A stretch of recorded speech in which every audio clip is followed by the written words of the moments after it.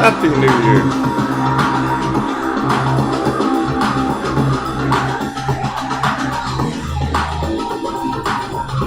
Let's get some sevens in the chat.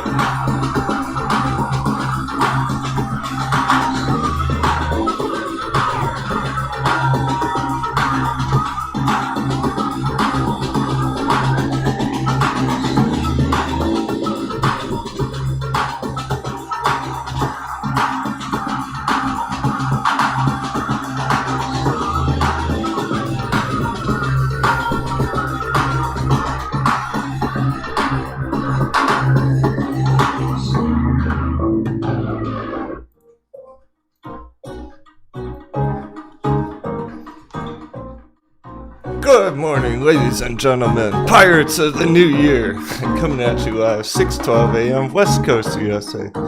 This is awesome. I can hardly wait, even if it's only the first day of the new year. It's still exciting. Because we did it. We made it through the year of the epic pillaging, 2021. What a ride. Thanks for joining me today, friends. Happy Monday. Got Elgin Cart, No Stock Wizard, Robert, Dopet, Perkman, Purser, Sea Dog, Cremata, Underwater, JP, Whiskey, Max Danza, Gizmo, I'll Stay Paper Hands, Mco, Swift Mischief, Johnny Cass, Spartan Fitness, Becky B NYC,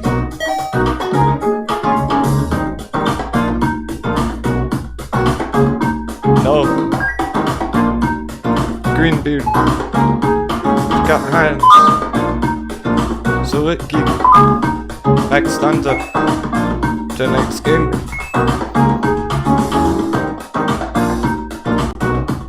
Gregory DeLas, Vitali, Swift Mischief, David Smith, Petterhound, Johnny Cass. Awesome. Let's dive into the pre-market. That's it.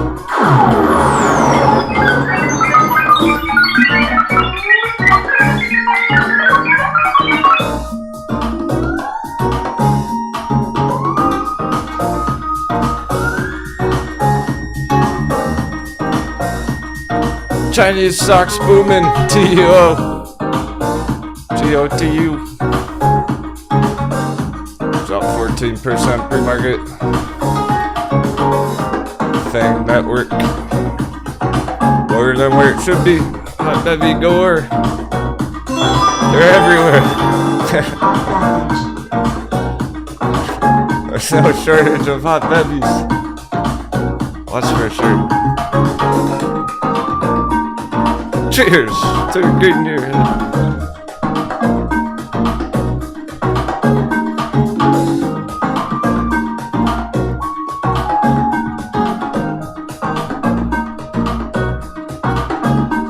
Alright, some all-time lows, cruising upwards and onwards.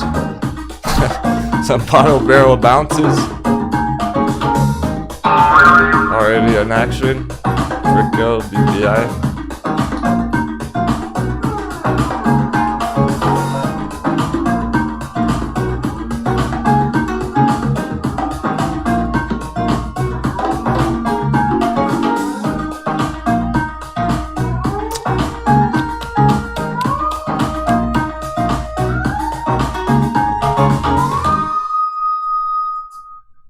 Check the dollar.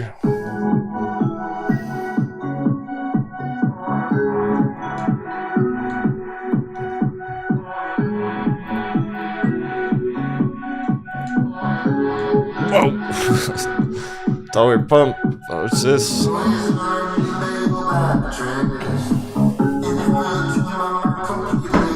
Good thing all our favorite stocks are undervalued, so they shouldn't care too much what the dollar's doing.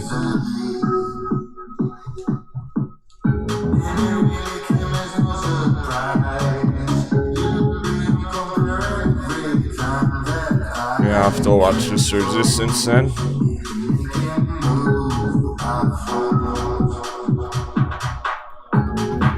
Maybe we'll get a dollar dip as soon as the market opens. It's going up right now, but as soon as the bell hits, come down.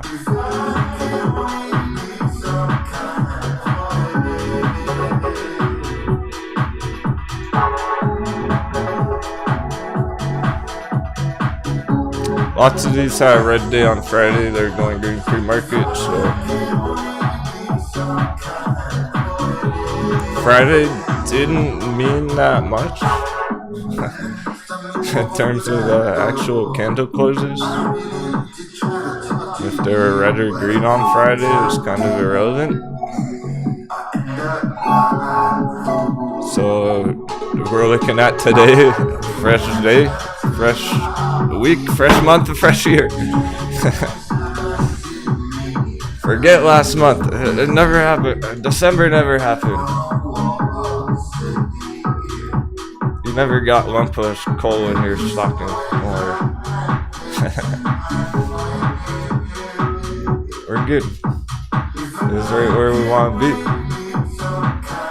Much better than last year. That's for damn sure. Much better than where we were entering all our favorite stocks last year.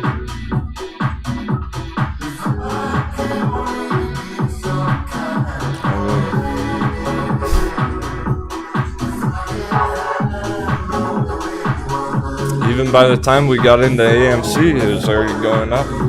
It wasn't at the very all-time low bottom we are right now. Let's have a laugh. On that. What? So that must be Did you hear the float came out? We got an update on the float. Quite literally. Wow. All in.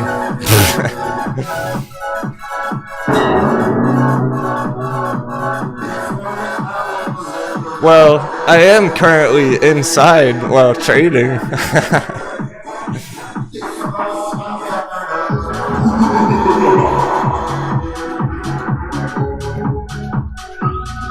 Me before knowing about day trading after 2 years of day.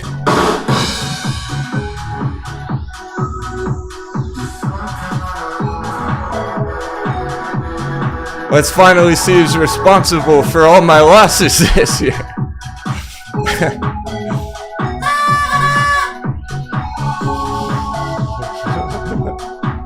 Is it?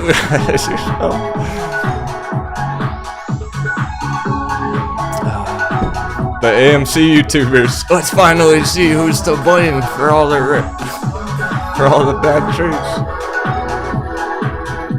Hedge fund performance 2021. 75% was the biggest performance out of a hedge fund. Average around 15-20% gains. Some of them didn't do too good. So look at that. If you made more than like 10% this year, you did better than a lot of hedge funds.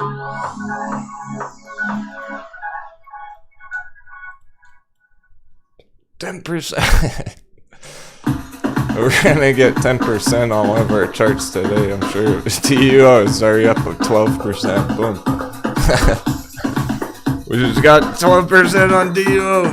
Why are you spilling coffee?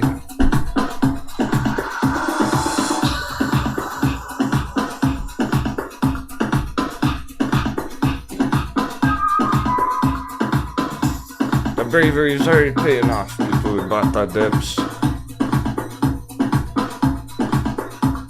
Congratulations. Nicely done. I don't mean just with this, not DUO, I mean the dips. You got any of the dips?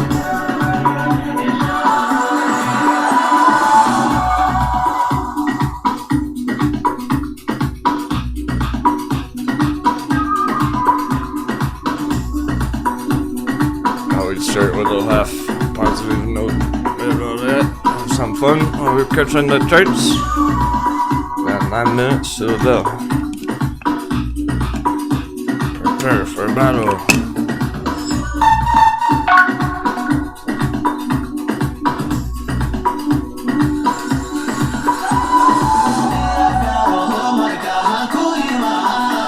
Bitcoin's doing just fine as well, by the way.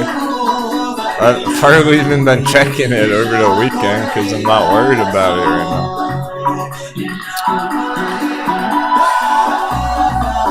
This tight price range.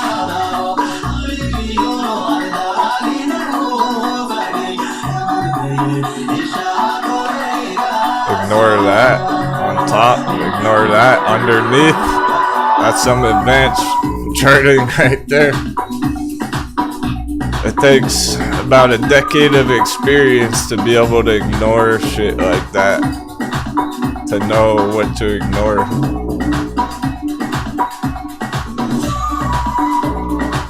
Otherwise, you'd be looking at it like this, which is inaccurate. It's more like this.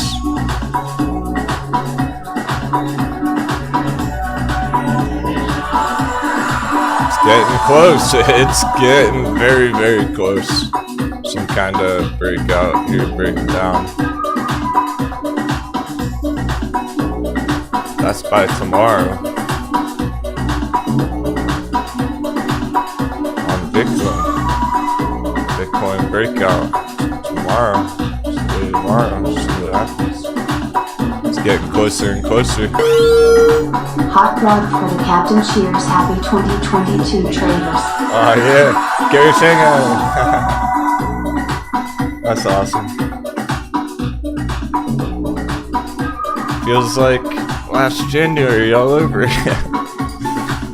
That'd be true.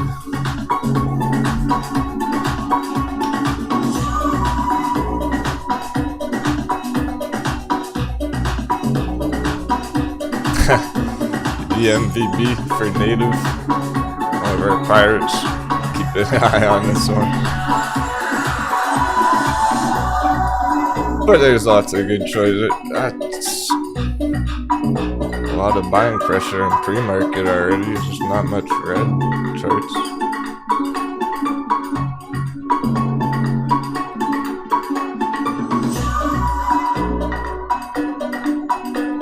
Quick peek at crypto. The altcoin fucking killing it. Who got...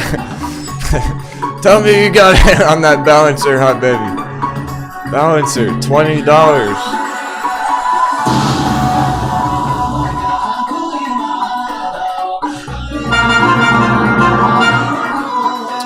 Trading view crashing. Error, the hedges are attacking. Come on, trading view.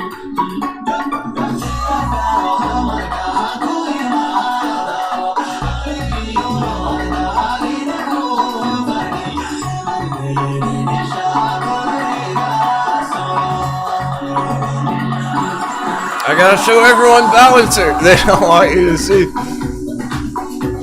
Arrgh. There it is. 777. I heard you were looking for some greenness. You're red.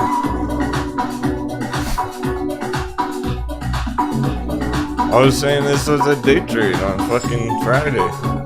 15 bucks. It's up 27%.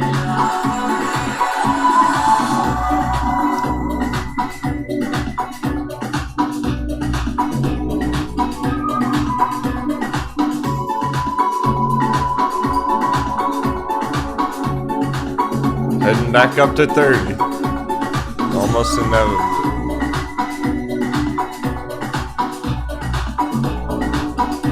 Slisky. He's riding ICP upwards. Yeah, he's look lit right now. Balancer's been developing so perfectly from the bear trap down here. Stop one. Pop back up into her bull box. Bounce right off the exact bottom. Straight up to 20. Right on track. That's our legit projection we've always had on it. Boom. 30 bucks. 28 bucks. Sure said. And then probably right on through. Probably right on through. Fasten those seatbelts, because train's leaving the station on our favorite altcoin. Knowledge are not waiting for nobody.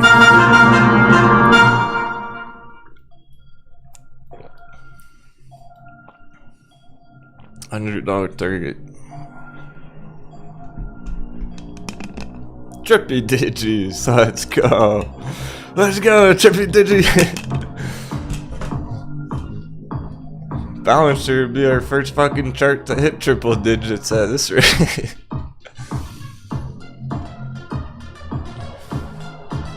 Jasmine's been under a lot of accumulation down here as well, in our green buy box, holding right on top. Oh, I'm getting excited. Yeah, 2 minutes. Crypto.com's been cooled off for a while. It's still long-term bullish. These are still long-term bullish here. Just cooled off after hitting a big target a couple months ago. Still looking at huge projections on most of these things.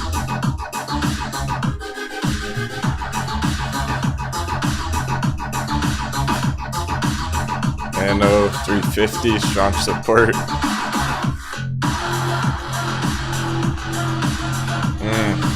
We would only be so lucky to get it down there. I don't expect that to happen. I just have it drawn on the chart here. Don't think we're gonna get that lucky on Nano down at $1. Because it's holding 350 too well. It's too strong here. We're right back up through 5.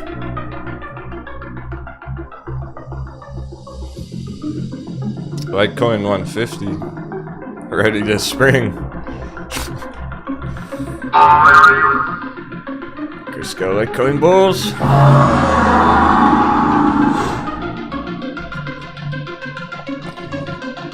Am I not bored enough? Captain Motorboat, he's on the life raft.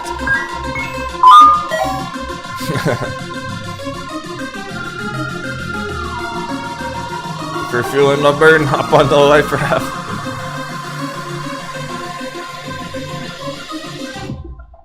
And ride the waves.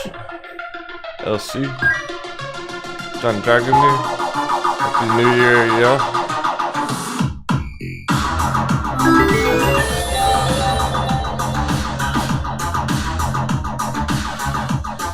Yeah, SCP's been cruising.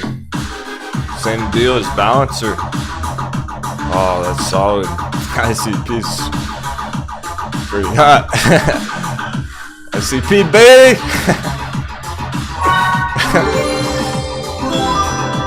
Not really, but maybe for some of you.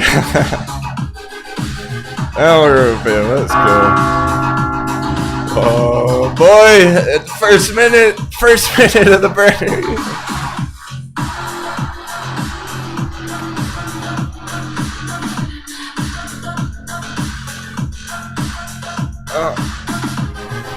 We gotta let them figure it out. They're shopping all over the place. That bell of volatility, DO holding 9% Cavo. Oh. Cavo's super hot too. Green alert. It's the first day of the year. We already got green alert on the radar.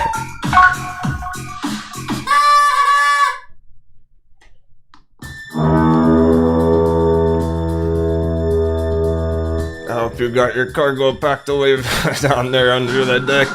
So we're heading to town. Let's go unload this fucking cargo. They want what you got. We're not gonna give it up easily. Pry it out of my diamond hands.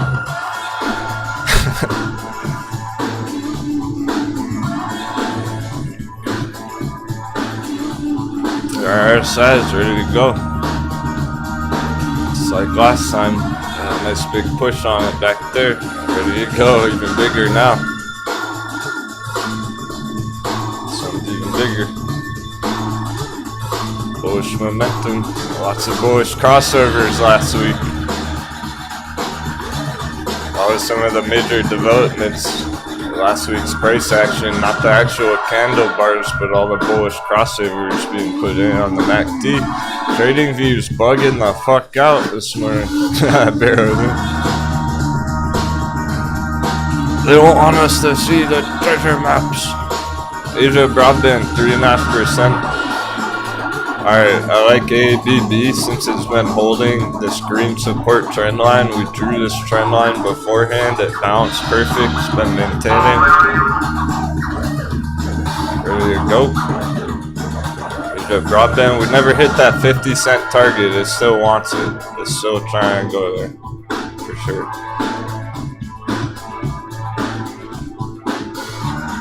Double dip. Alright, Swift Mission, we're on our way. We're gonna have to come pick you up on Cavo at $1. If you're holding these things at a higher cost average, we're on our way to pick you up.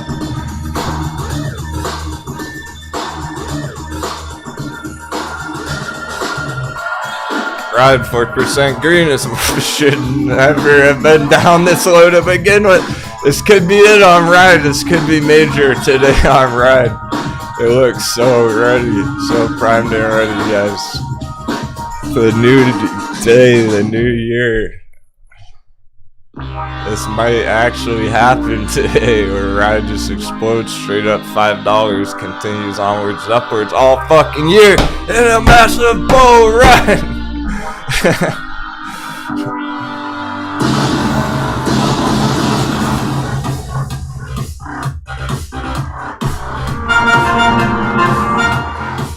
Fasten your seatbelts. We're gonna need them. We're gonna be full speed smashing into waves on Ride all year. Riding them up, not down. No more riding them down and riding them up now.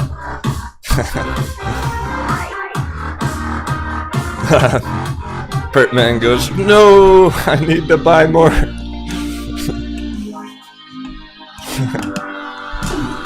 That's how I'm starting to feel about the altcoins. That's how TCAT holders are feeling as well. TCAT had an explosive day last week. That was awesome. Nice start.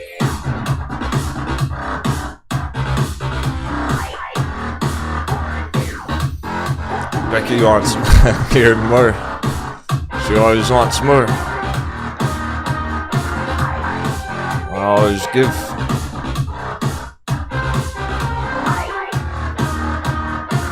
We can call this a short-term falling wedge. That may line up. all the way back here. It pretty much does. That's valid. That lines up good enough for using it. Alright, we're calling a falling wedge on ride as well. For the short-term breakout. Let's make 2022 the year to grow this channel. Don't forget to hit the like and share the stream on Twitter. Happy trading. 777. Hey, thanks, Bearish. I can talk. Thanks for the 7s. Crew gets stronger and stronger every day.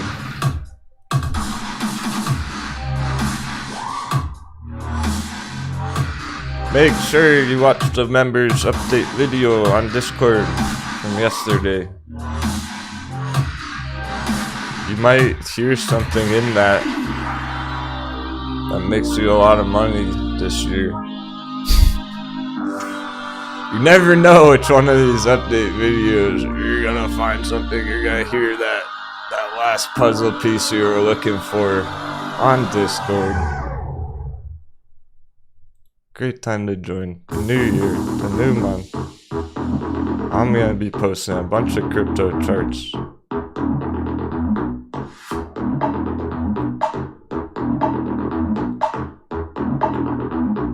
I'll see you there. If you want to crush it, I don't know, it's up to you. If you want to crush it, I will see you there.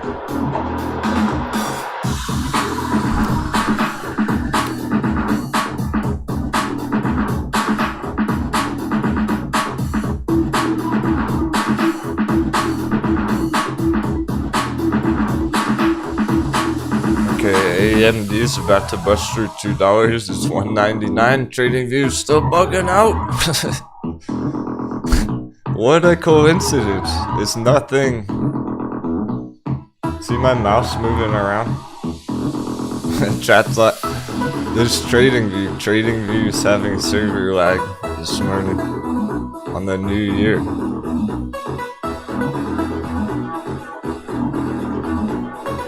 I'm not quite sure what to make of that. Are they doing it intentionally? Are they fucking with it? Or is there new excitement in the markets? Are new traders coming back? Coming back for a vengeance after closing out last year's trades? It's just getting flooded with all the traders looking at the charts. XL going green from the hot bevy as well. HT going green over $10. This is big. Yeah. Yeah, that cruise trading view's lagging too. It's only when I'm loading new charts, so it's annoying because I can't click around through them as fast as I want to right now. Not having the cash flow to buy the dips is increasing the temptation to overtrade. Just holding this and making peace with the idea I won't be making any entries till February. Yeah. I like that, Pertman. Well, you have a plan. There's your plan. So now you can actually stick to the plan.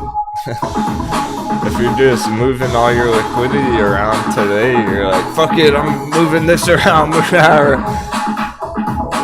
you're gonna be making a lot of split decisions with no strategy.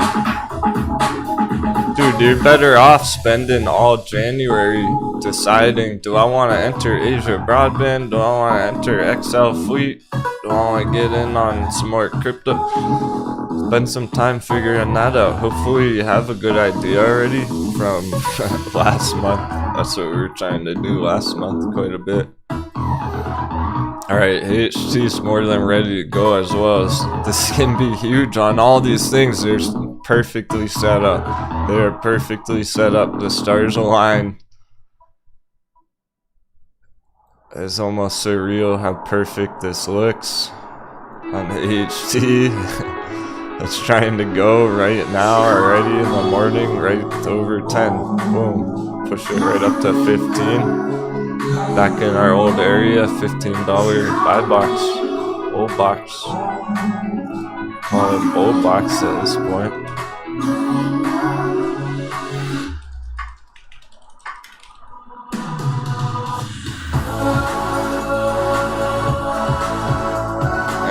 below it's the hot baby.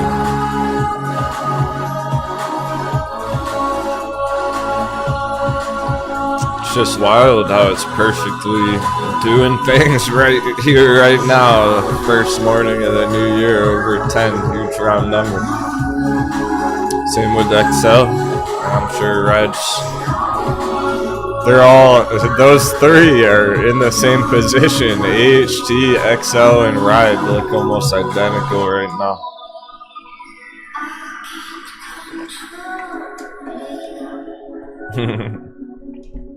Glad you enjoyed the weekend update, Elgin Kurt. It was pretty hype.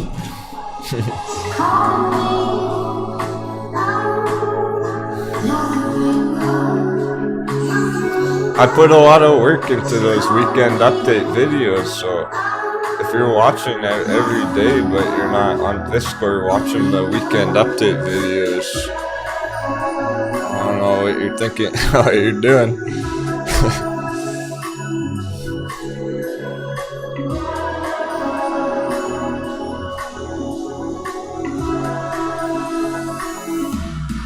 Weed maps.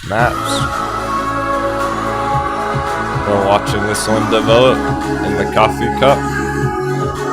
Having a strong opening. These are nice and steady. I like this. Nice and steady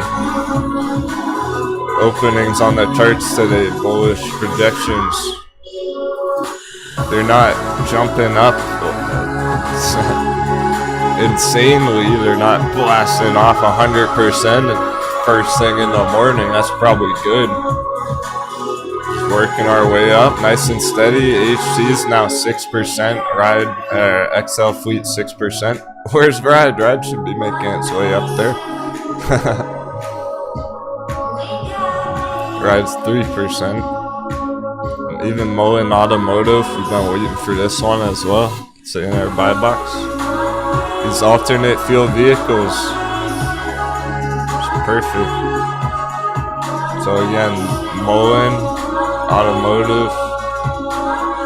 These ones, as long as they're hanging down here for a few days, whatever, they're trying to leave the buy box as soon as possible. So I want to make sure we give them their hot bevies while we can. They're currently hot bevies. Probably not for long. So that's Mullen. Ride.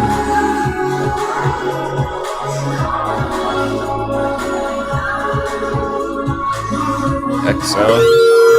I am liking all this green, except the $DXY. Moves like that make me angry. 777. Yeah. Great, not good enough. That was kind of whack. Surprise dollar pump today. So we gotta be looking at this with fresh eyes as well.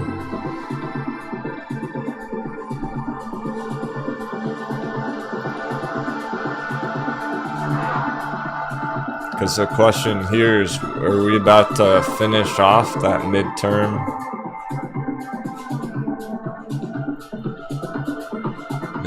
target up here? Is this what we're doing? First thing in the new year? It might be. Let's be aware of that. That's the long-term picture there. But with any luck, we'll get this first. If we're lucky, it's still on the table. We can get a dollar dip like so. Send all our stocks to the moon. Bitcoin can even hit an all-time high if this happens.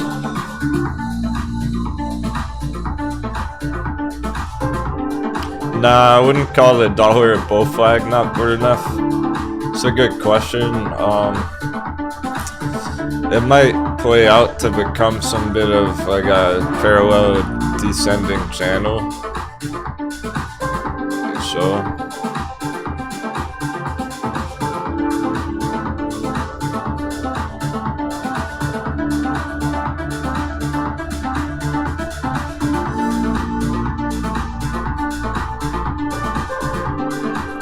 Or if it's super powerful, if it's very bullish, it'll just keep going right on up through these resistances, and then we'll know, oh man, it's going forward.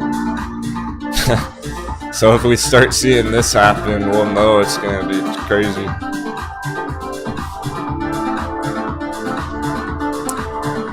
But one step at a time. It's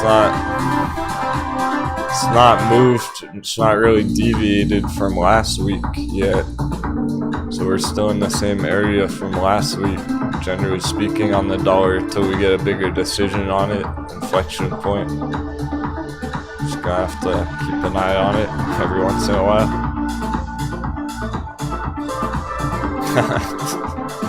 A voodoo doll.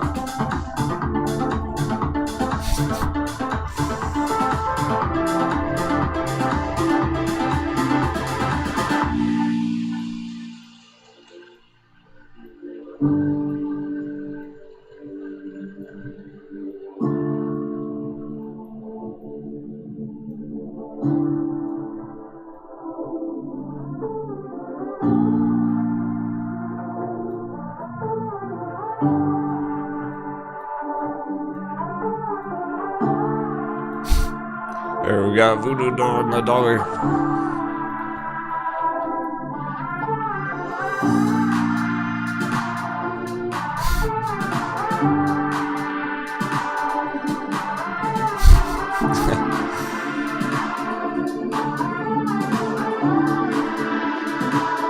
So they got pitchfork and a banana. Fork and a banana. Now we're good.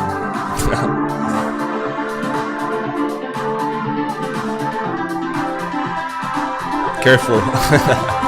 Careful of risky scalps on that side. Dollar pump means back off a little bit. When we see the dollar going straight up, it means hang on. Probably don't want to take a risky day trade right now.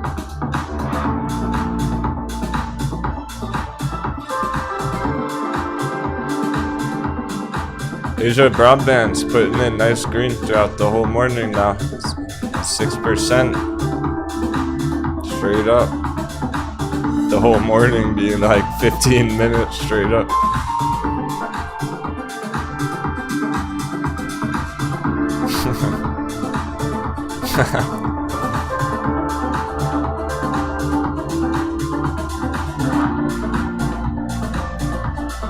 HT 7%. See, they're still going. They're not stopping at all. They're just going up, up, up, slowly but surely.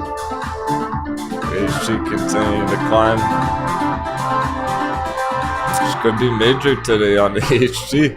If it's doing this right now and dollar's pumping, imagine when dollar finally does go down at some point this afternoon.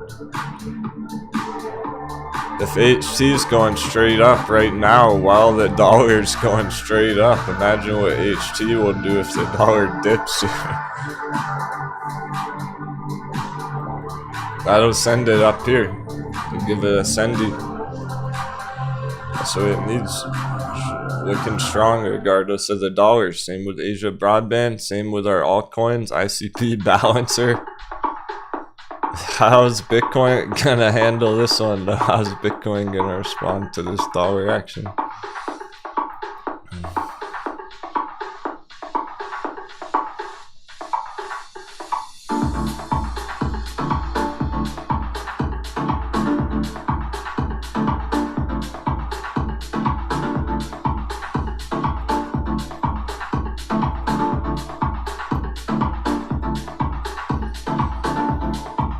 Okay, awesome. Those both start with the letter A, of course. Asia Broadband, HT.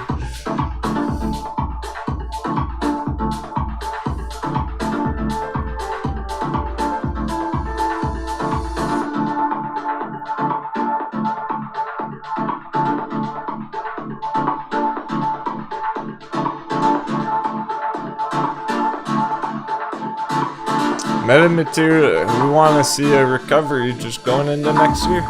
We don't need it to bounce up to $5 today on MMAT, but I think we all know it's undervalued at 250. So it's holding there perfectly. It's ready to go with everything else. We're just looking for starting a new uptrend on it. But with any luck, depending on later this afternoon and everything, when the dollar cools off, these things might go straight up. We'll see. We'll see. I'm half expecting these to go straight fucking up at this point. That goes for TCAT as well. TCAT might just start going straight up later today. When the dollar finally does slow down. Oh, the S&P's getting hammered, right? We gotta check that out. You know what that means for VXX traders. So if TCAT, first TCAT, I'm half expecting this to just go straight up to the major pumpage. Because look what happened last market day. Giant green candles coming in on TCAT, coming in hot, 30%. We might get another 30% day on TCAT, 40-50% day on TCAT if the dollar retraces.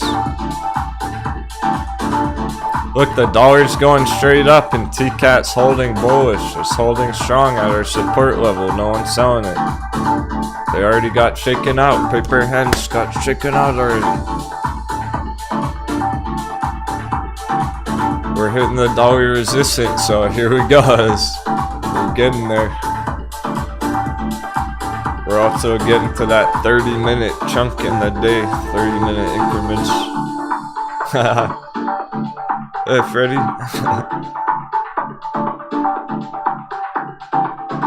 Tuning in from the gym. That sounds awesome. My body was wrecked this morning. I don't know why.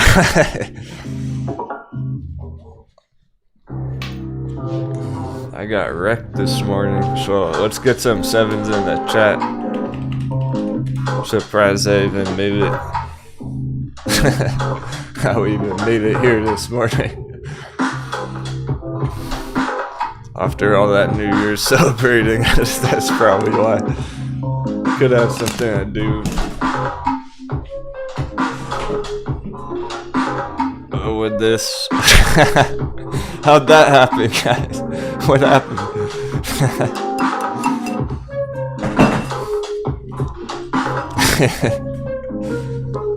I don't always drink, but when I do, it's on camera with my friends.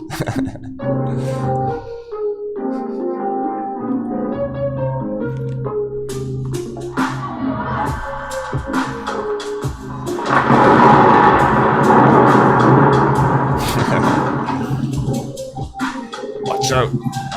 Lightning bolts.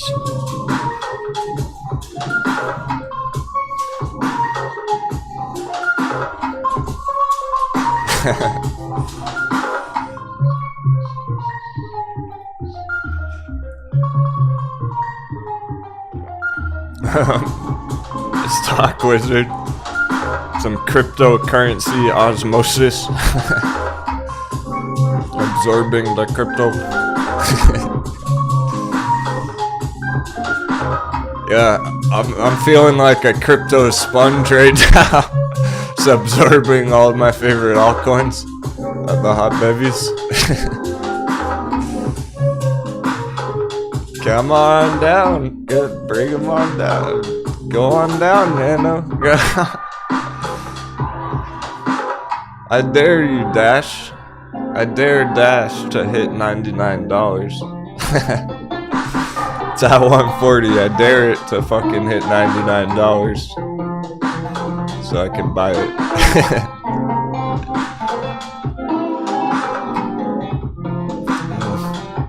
Alright, let's see if we can pull up S&P without crashing TradingView. TradingView's not cooperative today at all.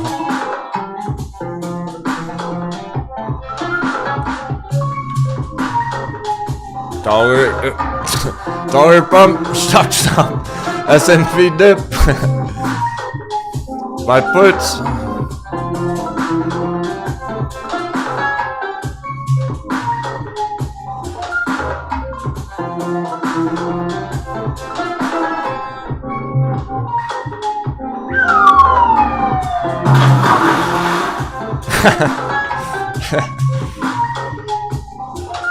It's like RoboCop, half robot, half man, half crypto, half man.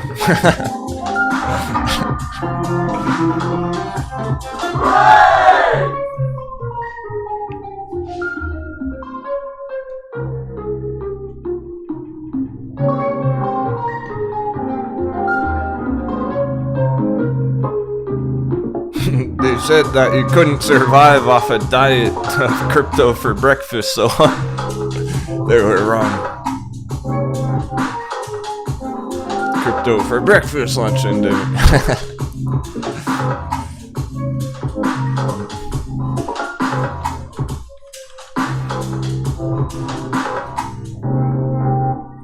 Alright, solid bounce, beginning, AHT. That's a good flash bounce. Don't blink, you might miss it. Just a quick stop hunt, insta bounce. We've all heard of Instagram, but have you heard of insta bounce?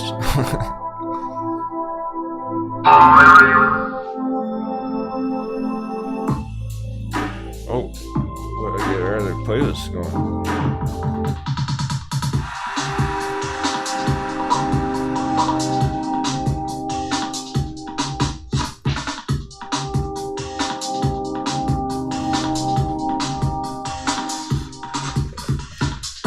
Hey, Kevin Smith.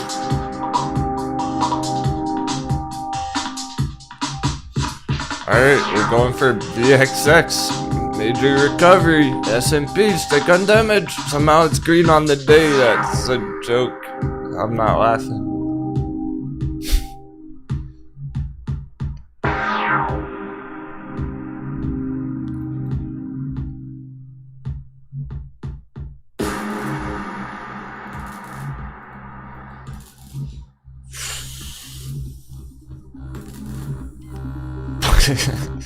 Alright, it's kind of funny. I'm laughing a little bit. It's kind of funny how bearish the chart is on S&P, but people are still bullish on it. Coconut's still mega bullish on it. They're asking for it. They might as well bend over right now.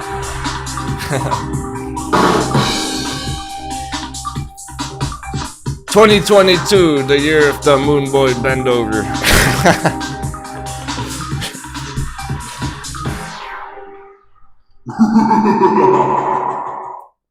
No, I'm joking about. I'm making it blunt. I'm just fucking around because it's no one else is gonna say it like that. I want to be very clear. The chart's as bearish as can be, but coconuts are still bullish on S&P.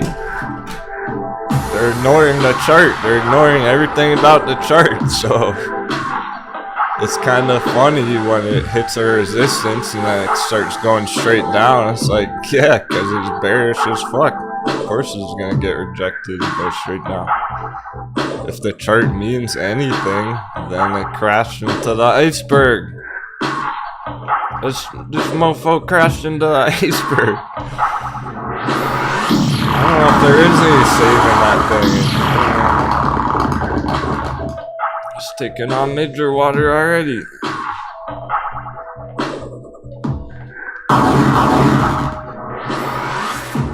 How do people not see that? Like, I don't even get it. How retail traders don't see that. They must not even look at the chart. That's why, because they don't even care about trips. So they deserve to get smacked around by that. Meanwhile, I hope y'all kill it on VXX. Because that's how you go win, by using that charts, knowing that VXX looks super bullish on the technicals and S&P is bearish as hell on the technicals. All the stars are aligned. Let's go VXX. Going green on the day. Here we go. S&P is going red on the day. What a way to start the new year. How it plays out today. Get back down here on the S&P. I'm I'm looking at potentially a 1% red day on it, which is a huge red day for the S&P.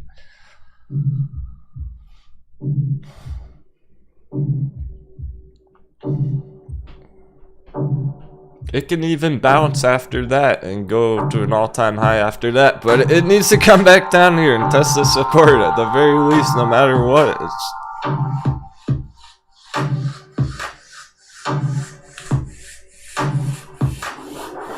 It's almost destiny at this point. That's where it can really get in trouble, because it comes down here, then we have a new resistance, gets rejected again from the whole bear box. I can kick off the real party.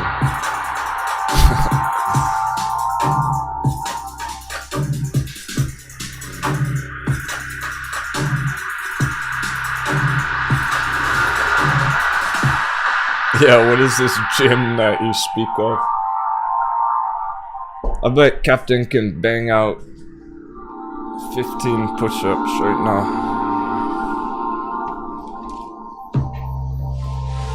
Probably 20, but I'm tired.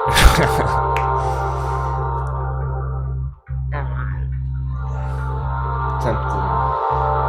I don't even really feel like it though. Fuck it, let's do it. Let's go for 20. I haven't even done push-ups in like 7 months. Let's do this.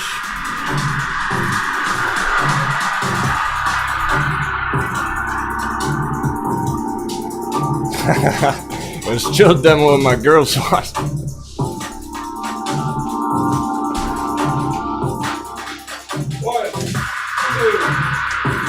3, 4, 5, 6, 7, 8, 9, 10, 11, 12, 13, 14, 15, 16, 17, 18, 19, 20. Let's get some savage in the chat. I remember the last time I did some push-ups. I'm just feeling hyped.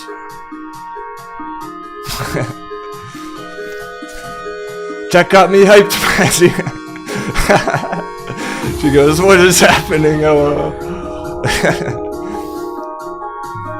We're crushing some New Year goals. I'm inspiring people. I sit on the computer all fucking day, every day, and I just banged out 20 push-ups.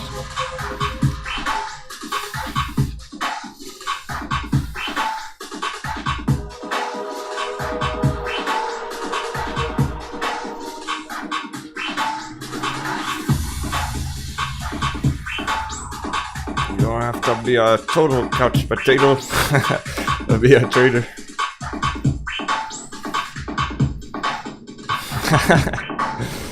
Kevin Smith goes, wish I could give this video 2 thumbs up now. Oh, this one. That's how we grow as a group. Cause look, I'm really here all day, every day, having a blast with you on the chat. We gotta have fun while we enjoy the journey.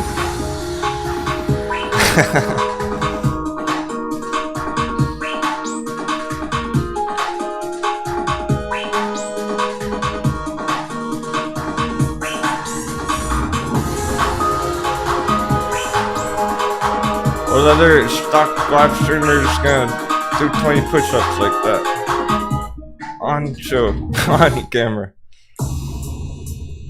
just for fun to get people motivated. Well, that's how excited y'all getting me. Metamaterial 10 fucking %. We called that bounce.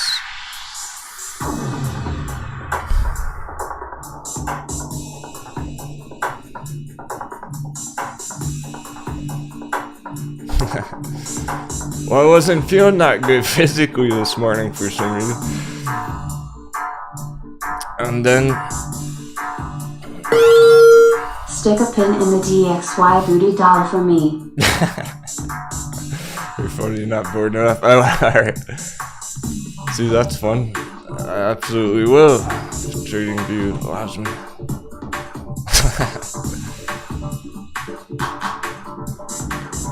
One pin stuck right on his side.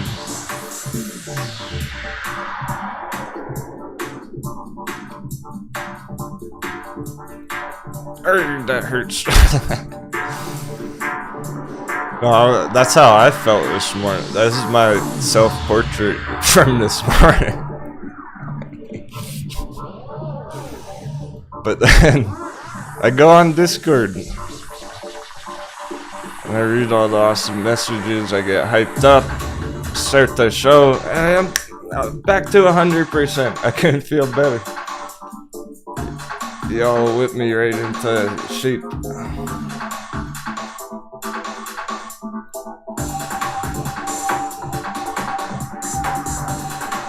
As soon as I'm in chat with my friends, I feel a lot better.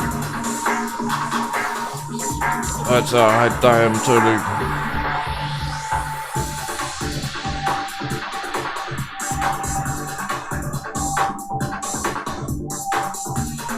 Giant candle metamaterials bounce.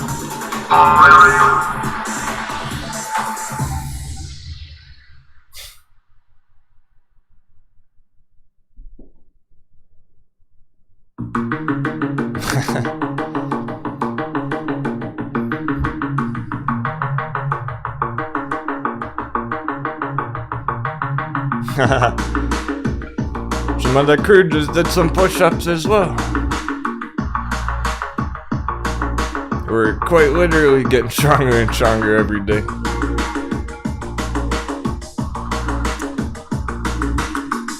Yeah, I'll have to take it easy on the charts on clicking through stuff right now. Every time I'm changing the time frame or the chart, it's lagging.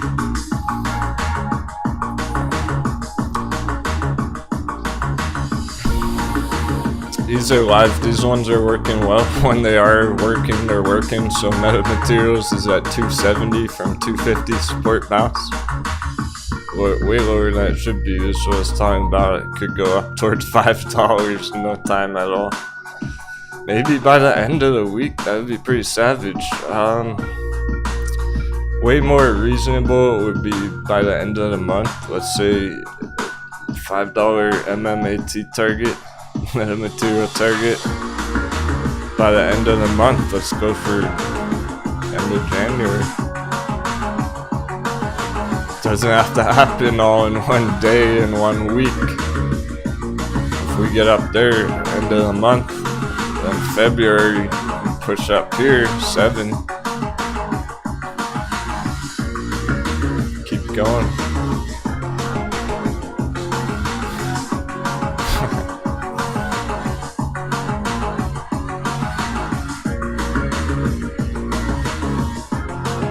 But these hot bevies are the best, because even if you had just gotten in metamaterials for the very first time last week at 250, well, our first real target's up at 5, so the first target's going to be 100% double your money.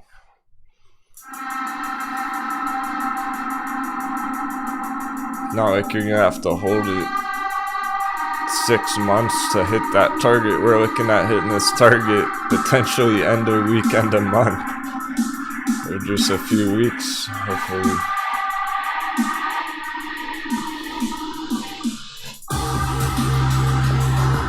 And take it from there. But we want to hit these 100% targets, because then people can take their initial investment out of the trade and can lock in some profits on your metamaterials. If you bought at 250, sell some at 5, and then hold the rest for later if you want.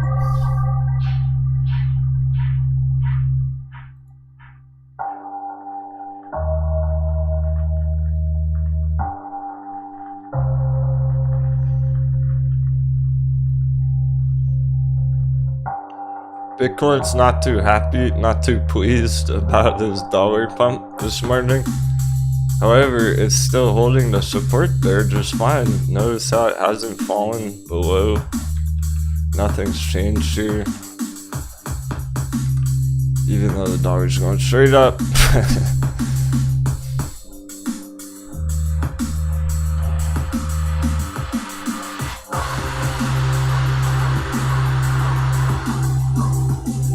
HT making its way to the top of the list. HT 9%. Caught up with metamaterials. Mine med's way lower than it should be. I know the mine med bulls sticking that plan. TCAT 5% on the morning. Holding up. In the right direction. Yeah, a whole bunch of green. Oh, wow, that is quite a lot. We're getting a lot of green charts this morning.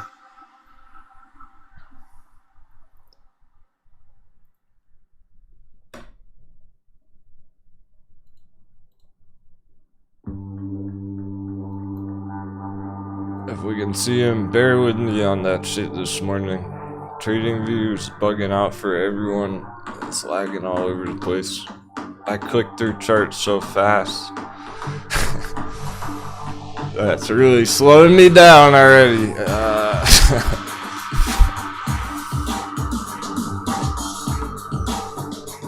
It is slowing me down.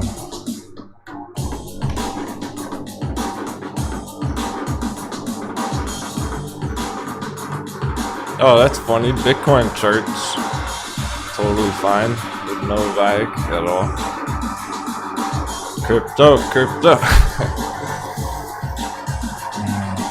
I know what's going on these, but I want to tell you about them.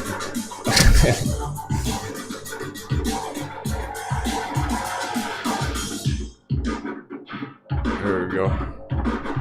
Alright, look, this is our buy box for on the HT. From like 950 to 1050. It's about to pop right through. Today, so today's looking pretty massive for the HT. A very important big day on it. I'm trying to tell you not more enough, but look at that candle. Look how giant that candle is on the opening, that 1 hour. That's a hell of a start.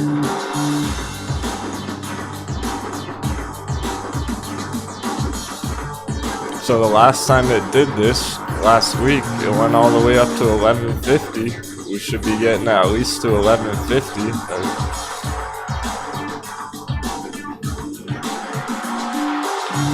I'm looking at it back up here. That's where I expected the HT to go in the short midterm here.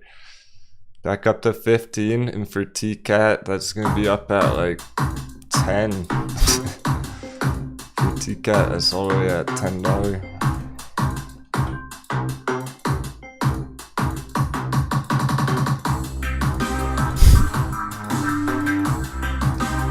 Basically the price area they're trying to get to is November. Wherever it is we're at in November. Up here. That's where they're trying to go right now, really fast. Trying to get back up there as soon as possible, and then potentially go on a huge bull run right after. Not bored enough. Said my dad's gonna be happy. He basically owns all the HT shares exist.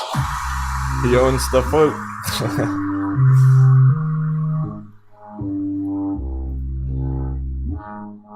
Yeah, it's wild because it's been down here for months, right? Since August. Now it's ready to just go absolutely insane with the new year. Put in huge variation from what we've seen in the past. I'm not expecting it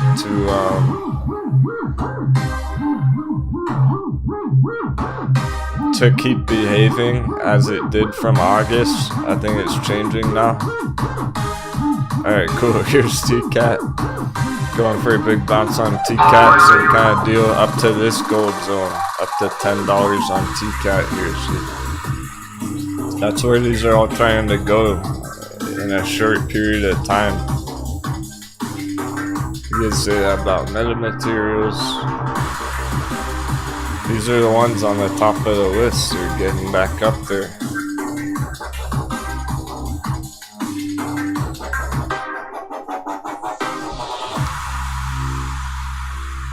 And this is all happening while the dollar was going straight up. So here we go. Dollar's getting resisted. Things are about to heat up by the looks of it. We get a big dollar dip right here. Oh boy. I'm gonna need some more coffee, so we'll have to take a short coffee break. Leave you on a cliffhanger. Prepare for some major action in just a few minutes. Happy trading, happy Monday, and happy New Year. A short coffee break before this all pops off. This dollar's about to potentially roll over here, and then we're gonna get HC continuing upwards and onwards. We're gonna get major bounces, breakouts, green candles.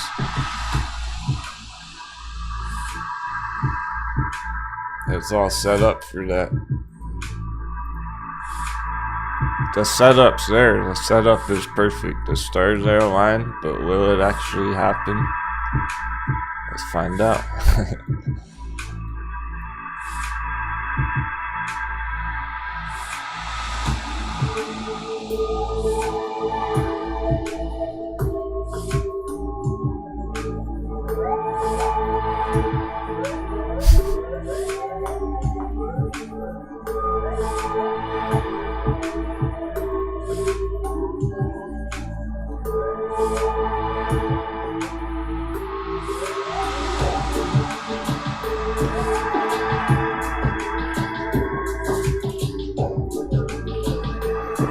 Alright, no wonder Sean Connery's so hyped about HC. Your name's on the hot bevy.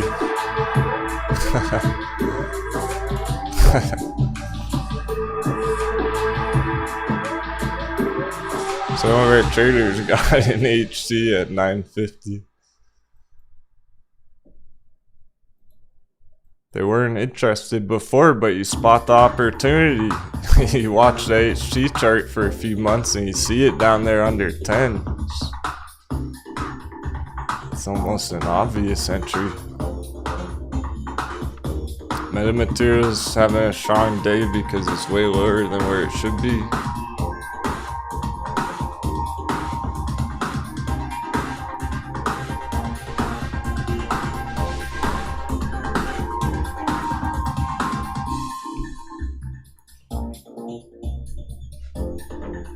And I'm expecting TCAT, Sphere 3D, all those other lit charts to continue throughout the rest of the day. Power Bridge going great. They're doing well regardless of the dollar. They're kicking ass already.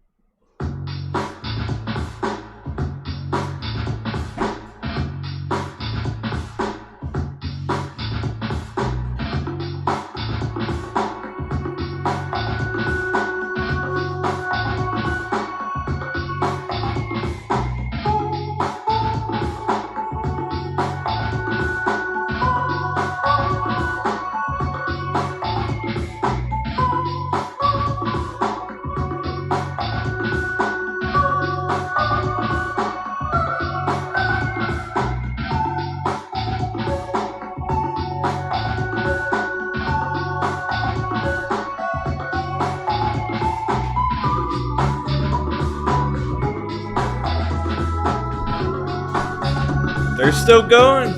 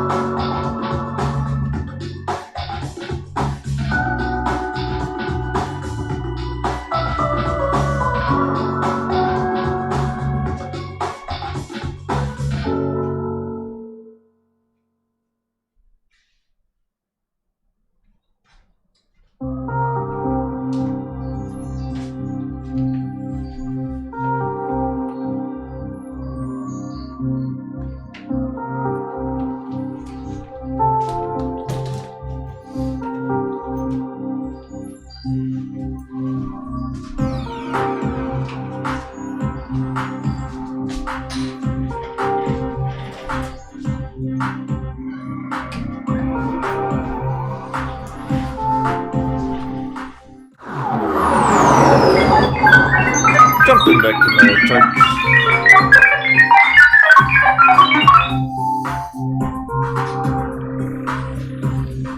No slowing these things down, just like your trading journey, just like your charting skills.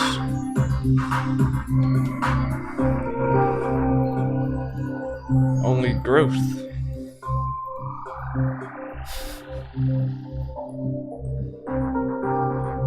Becky's got her boat shoes on. You're trading your moon boots for boat shoes. It's good because we got a lot of selling to do. When picking up in the sales.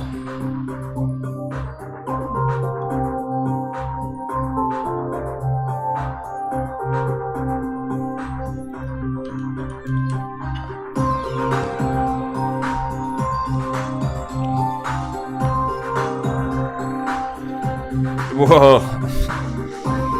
I doubt Caster Maritime's gonna go to 99 cents, so it's probably it. The new year. New recovery. New trend.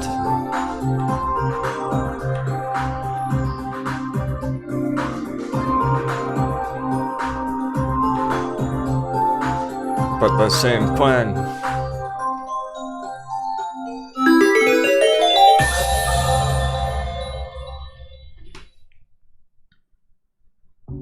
Same plan. We just happen to have all year long to accumulate it.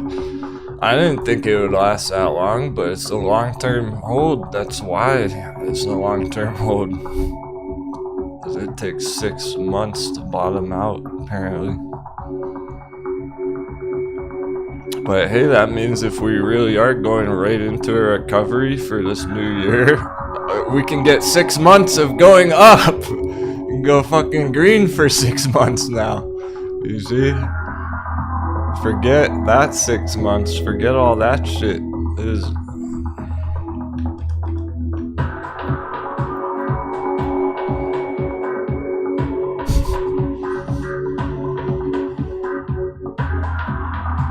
That's in the past. That's all over with. That's all said and done.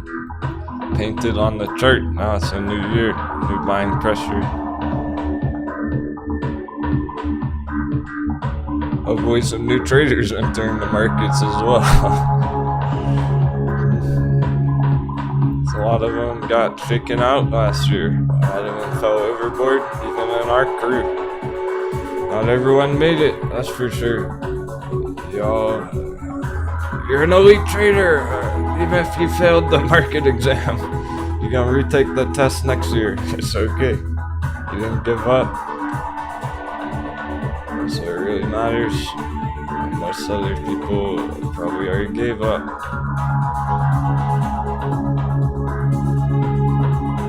I can only imagine being a new trader in these kind of market conditions.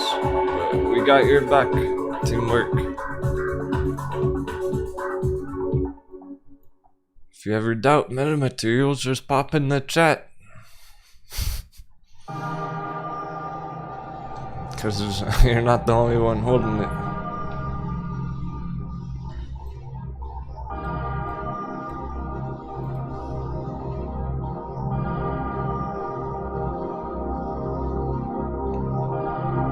We can clear up that doubt. Because I got no doubts on these. This is almost too perfect.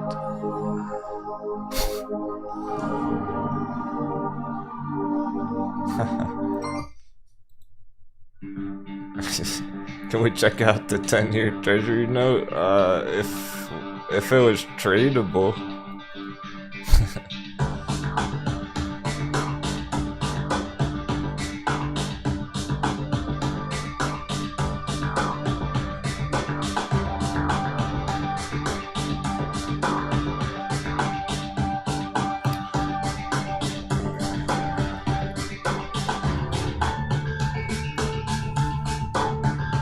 Kevin, the reason a lot of that stuff has been going up in value is because whales are exiting the S&P. I'm talking about people like Virgin Buffett. Whatever his stupid name is, Warren Buffett. Oh no, I'm name dropping billionaires. What have I done? I already broke my New Year's resolution.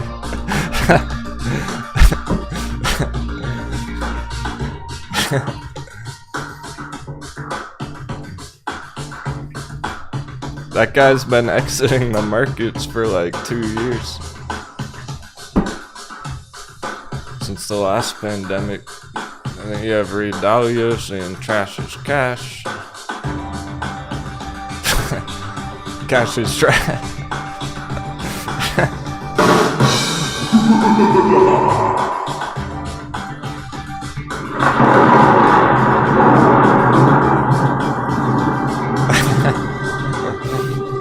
Alright.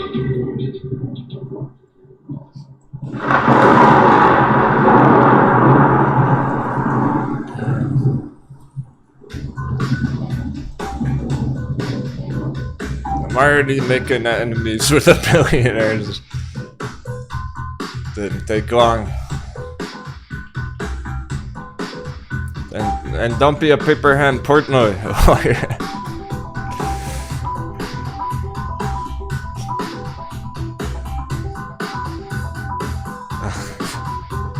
Interesting. These ones have been cooled off for a long time. Vine, HOFE, they're ready.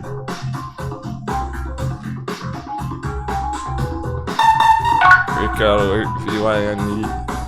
Vine Therapeutics. Oh shit. Oh my goodness, what a chart.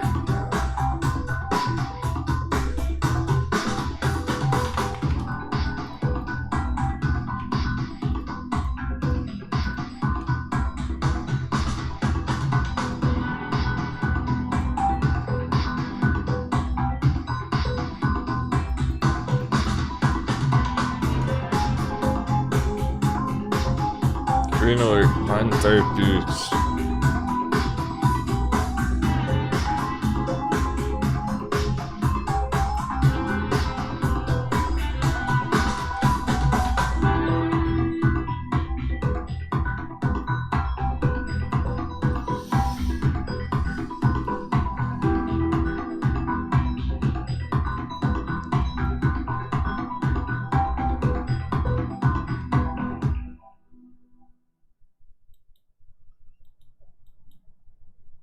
This looks very similar to one of our other charts that we crush. I wonder if anyone knows.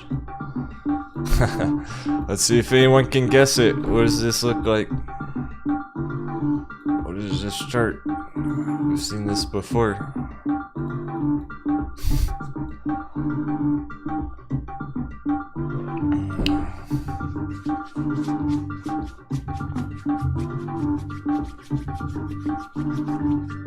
There's probably more than one correct answer.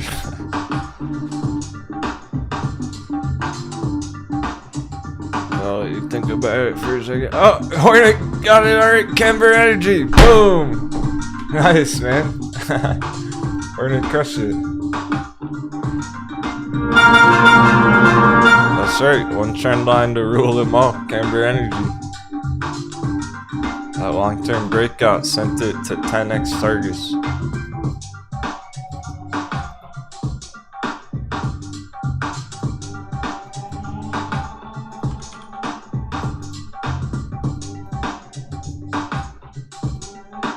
Camber Energy on the right. Green alert. And this happened.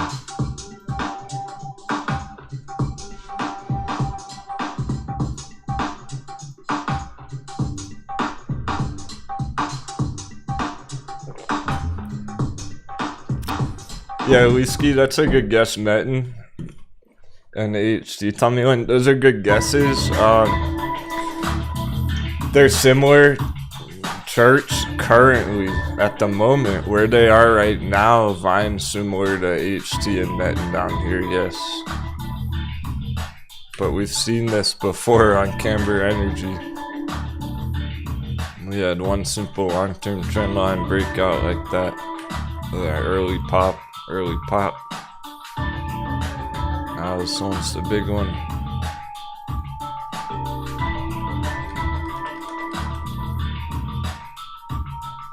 So Vine could be a nice big win there. $10 target from 1 to 10, roughly speaking.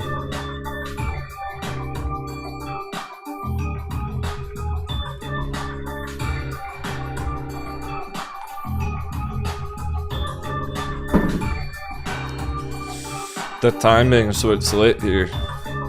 It's maybe not our biggest target ever. It's a pretty huge target nonetheless, but the timing is already a brand new year with what Camber Energy did there. Identical breakout pattern. And then Camber Energy crushed that target within like a month and a half. 2 months later, it's up here. So in just a couple months, if this all goes perfect, Vine can be up here, $10. Those long-term targets might not take that long to hit after all. Things are looking med material 15% on the day. Insta recovery, insta bounce. Hell yeah, this is a good start to January, my friend.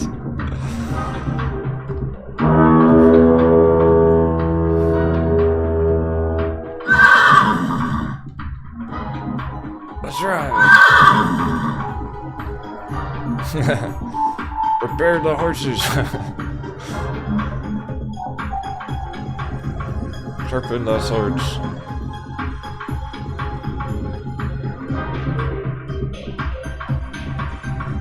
Yeah, even HOFB, Robert. I can't even remember the last time we had a 10% green day on HOFB. Even MindMed's been a while. Hope we all know MindMed's lower than it should be, so if I was accumulating MindMed right now, I'd be buying it right here, buying the fuck out of it. Or IDEX for that matter, if you're still a bullish IDEX long term. Talking about double downs. These are not pennies. MindMed and IDEX do not deserve to be a penny stock. They're practically a penny stock at this point. It's getting ridiculous.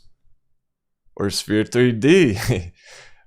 Sphere 3D was already nice and tasty under 5 for long-term holds. It's kind of like Metin under 50 cents at $5 mark on ANY. Anything under 5 and then Metin anything under 50 cents.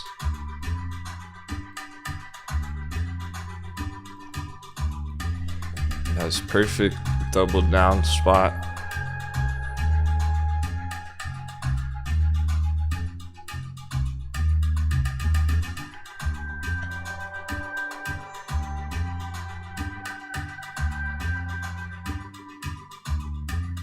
Get them while they're hot.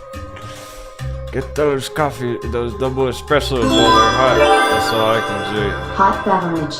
Because they're cooling down pretty quick. These insta bounces.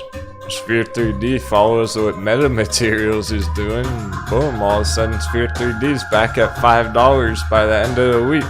So if you're trying to get in under 5, you probably only have like this week. Or this month, let's say. Be conservative about it.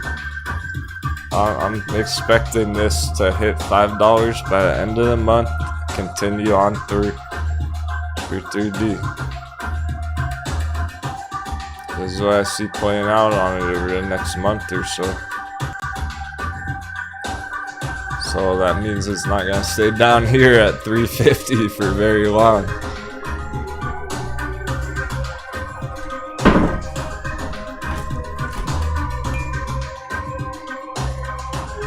I'm planning my next entry. I'm still firing cannons. No hesitation on accumulation.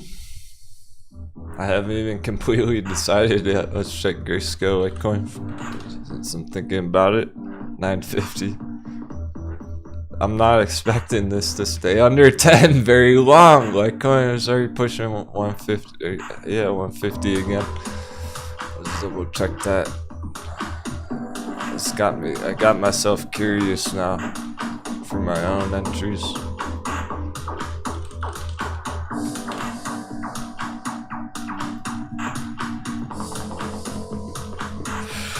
The way I see this is Litecoin is trying to bust through 150 any day.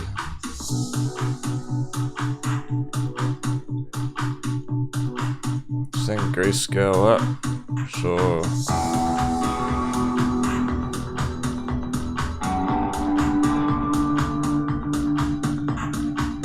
target all-time high 400.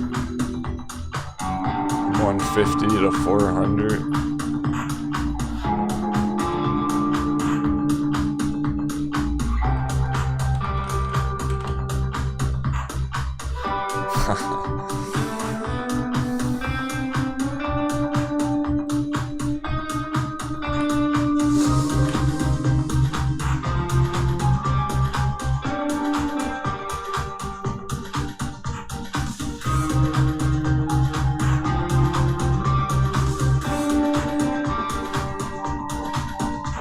Are we gonna get consolidation here?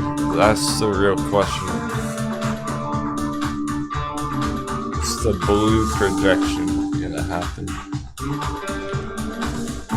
Where we have a couple months with not. It could even stay in this range for a whole year. It almost seems impossible though. Surely something bigger is gonna happen on crypto, either good or bad, before the end of the year. So I mean, I don't expect it to chop around here for a whole year, but it is possible. I think more likely we're gonna be busting through sooner rather than later, like so.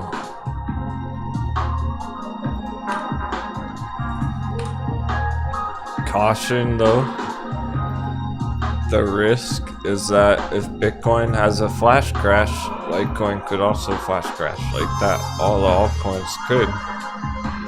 That's always possible. Something to be aware of. So I'm planning my next entries. If I'll wait, see if I can catch that, if I'll accumulate here. No hesitation on accumulation. 150 is good entry already, so that I'm thinking about grayscale when I'm saying all that. So grayscale under $10 is already fire entry, so no hesitation on accumulation there. But more so for the other altcoins, if I decide to take a shot on a different altcoin, potentially Dash.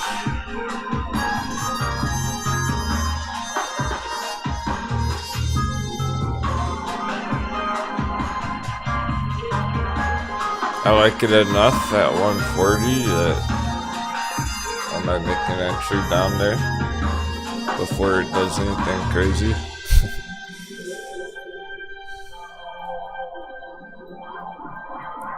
So just like last month when we were looking for the hottest beverages that existed, I'm still doing that.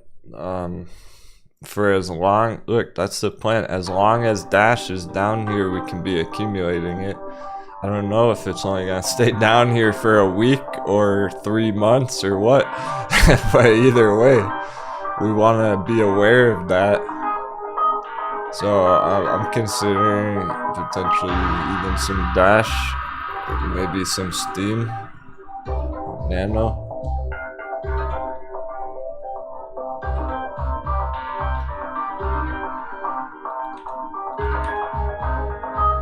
So yeah, we're holding the support. Steam, totally fine, no problems there.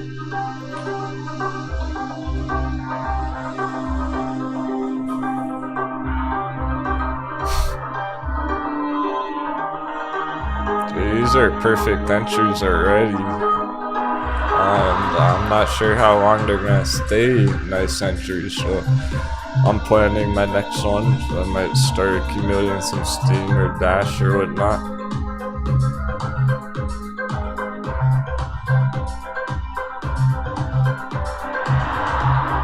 Double down on Grayscale.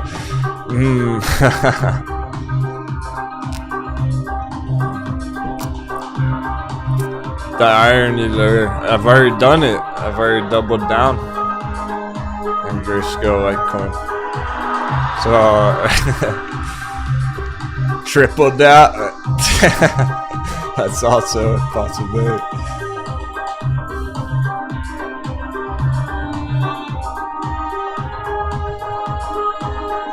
We got 29.77 discount on it this morning. I'm still liking that discount a lot. On Grayscale Litecoin, nice 30% discount. That's not really changed that much. We're still hot bevy on it.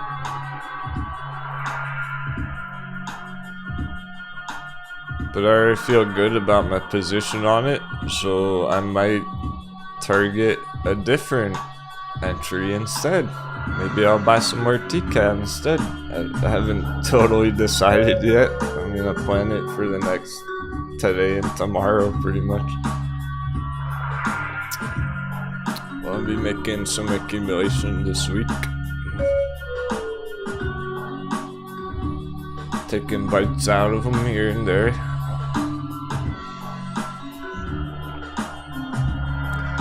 So I want everyone to realize that that is what accumulation is. I'm essentially dollar cost averaging into my favorite bottom entries right now.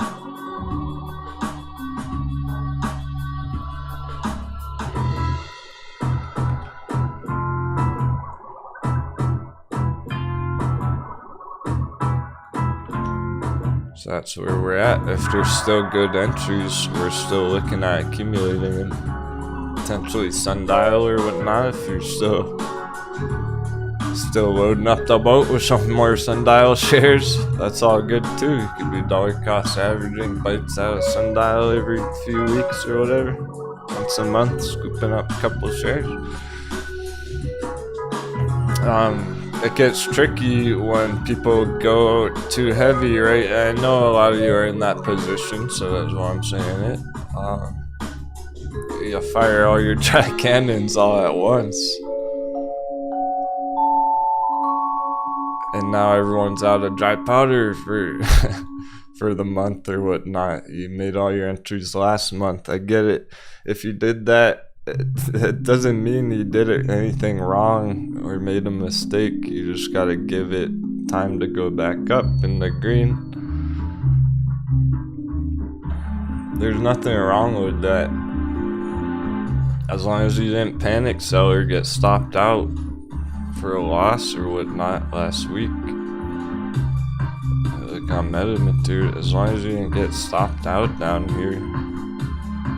Sell for a loss, it's recovering so quickly. Rapid recovery. yeah, you might have to keep holding them for a few more weeks till you get in the green. That's not that long. It's all good. At least they're heading up instead of down now. So we got through the worst of it by the looks of it there. So I know a lot of people probably bought, just for example, raw meta materials, so bought things like this back here last month and then held it red all December, and now they're just sitting there waiting. That's okay. Yeah, you might have to wait a little bit. It's happening quickly though. At least you're waiting for them to be bullish rather than hit the very bottom all-time low and whatnot. It appears we got through the worst of all that shit. We literally hit the all-time low on most of these charts last week. Most of our favorites. We're already getting them big openings on the new year. The HT line.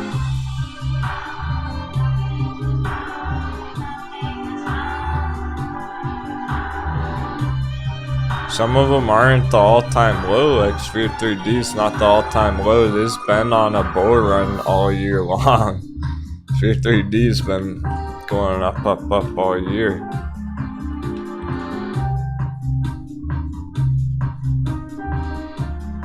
So those ones are in a different cycle. Just as good.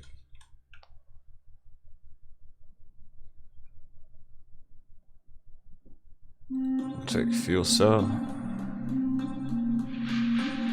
Oh, perfect bounce from our hot bevy, of course. Should've known.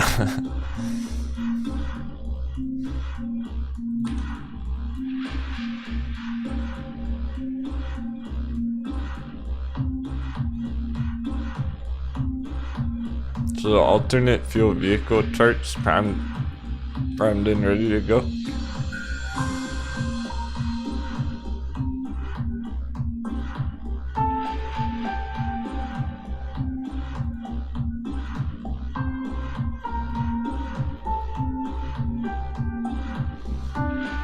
From the gold buy box.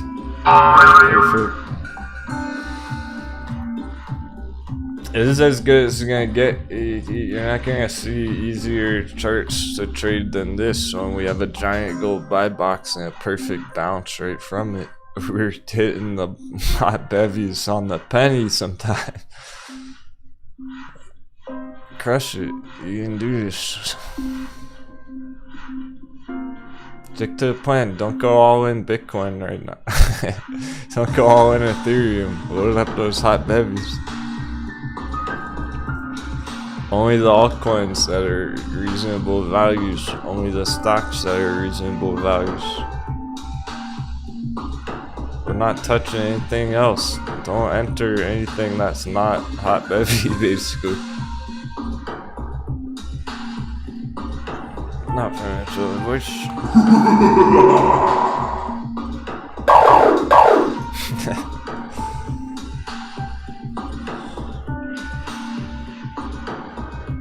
Captain's orders.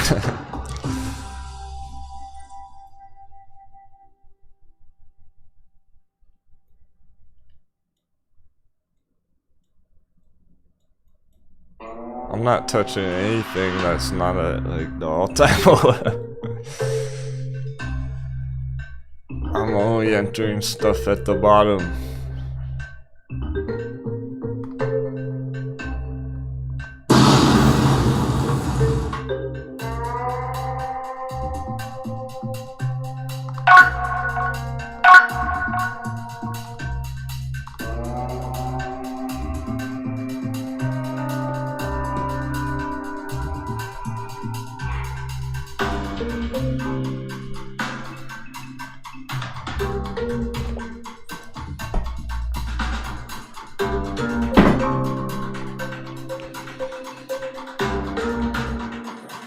I don't care who's to blame, if it's the hedgies, if it's the coconut paper handers. Somebody's responsible for panic selling all this shit to the bottom. And they're gonna pay for that. Whoever it was, whoever's selling all this stuff at the all-time low, they're gonna pay for that. We're looking to take advantage of that. We're taking advantage of their mistakes, you see.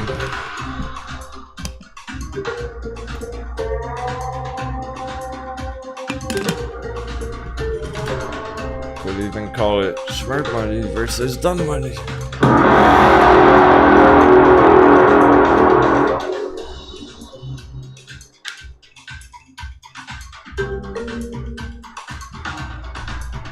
As long as none of my friends lost money on panic selling stuff, on panic selling metamaterials on Friday, then we Gucci. Stick to the plan, because we're getting through it. If that was the worst of it, December, I mean, damn, we've already been pretty much every day last week. We had 10 charts that were up 10% every day. We're getting so many 10% charts, guys.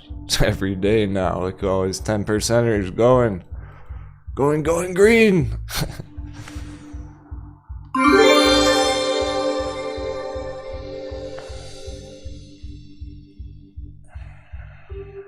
They're paying already.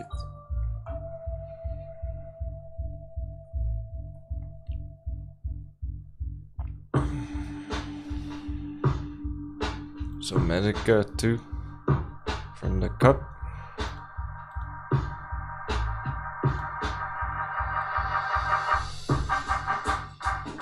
Double dip. Actually, this is the first one. We're waiting for this hot bevy. So Medica for a long time. It's going close to 10% on the morning already. Instant reversal.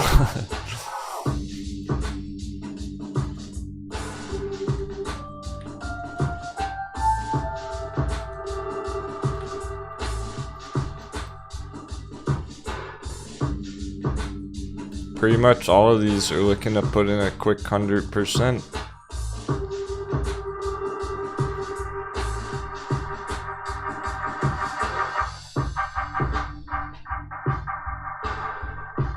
ACB Tilray. Medical marijuana company is looking pretty good. This is from the cup. Magic number Tilray.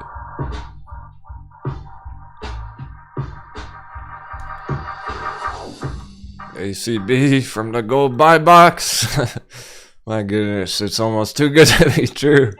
It's unreal how perfect they're set up.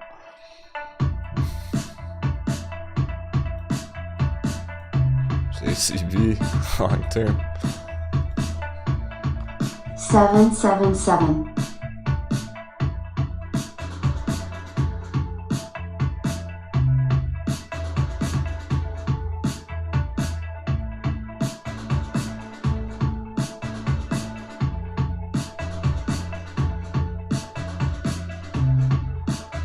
Hey JBig, try and not let that stuff get to you, it's only temporary.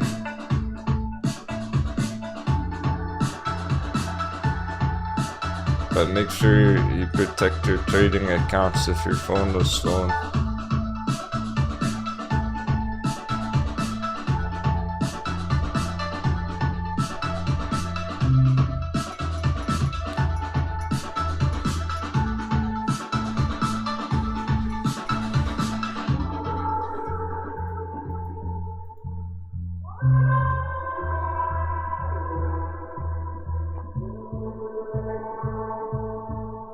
You gotta get out of that area though. Every month JBig's like, my car was stolen, my phone was stolen, my fucking t-shirt was stolen.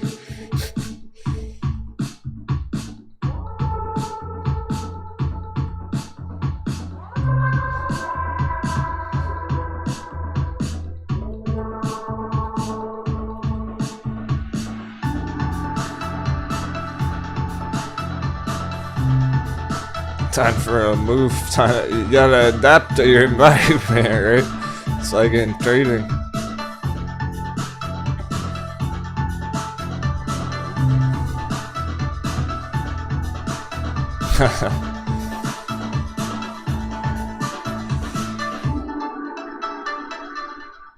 It's fun seeing him push 10% fuel cell HOFE. I didn't know anyone still cared about HOFE. No one's asked about it for months, but look at where it came down to.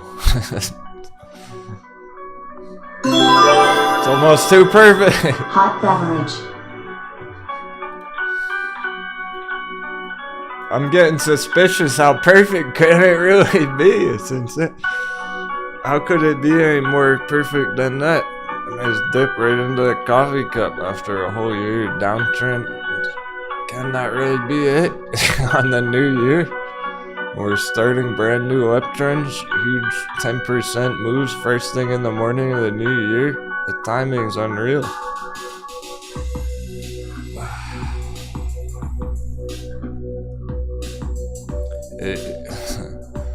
So, put it in perspective on HT. Now that sold in 1050.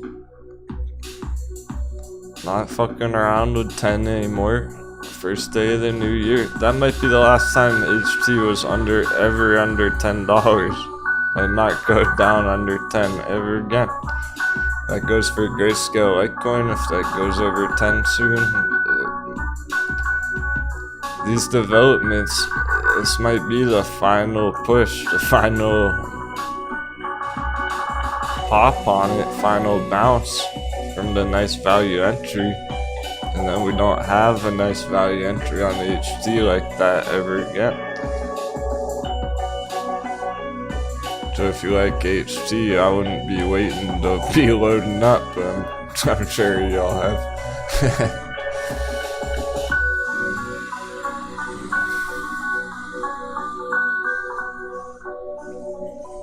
So if Tilray and ACB are turning green, just check sundial. Yep, nice green candle coming in sundial first thing.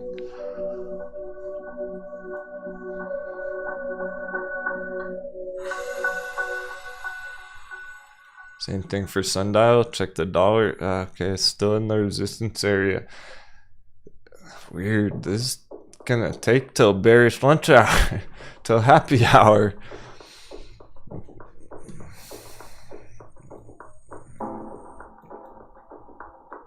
Dollar's taking its sweet time. But our charts are performing nonetheless. They're doing this all on their own.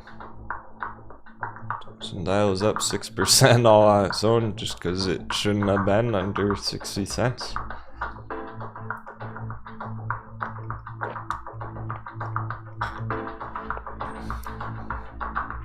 Air Microvision's up too. Okay, we better check some of our bearish charts. I'm worried for our bears now. How are bears doing? Oh, Tesla, I can fuck right out.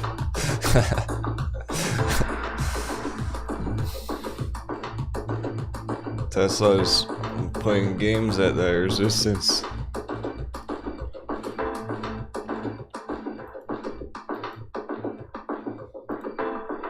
Remember the S&P is weak today. They haven't really moved yet, but man, something big's cooking. Look at all the choppiness, volatility there this morning. Something big's brewing.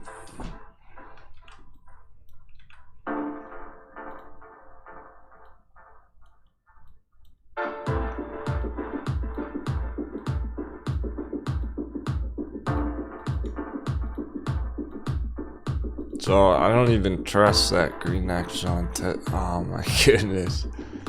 People are really FOMOing into that shit? You gotta be kidding me.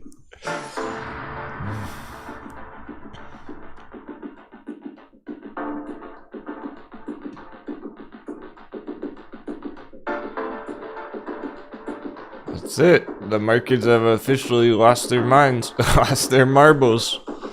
And that's probably gonna be the coconuts portfolio soon, because they don't even realize how risky entering Tesla right here is.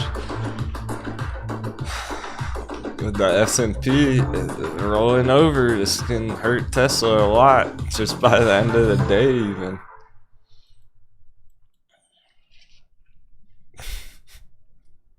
There's nothing attractive about it. It's a pump. They're FOMOing into a pump breakout. That's dangerous as hell. I'd be holding my puts on that.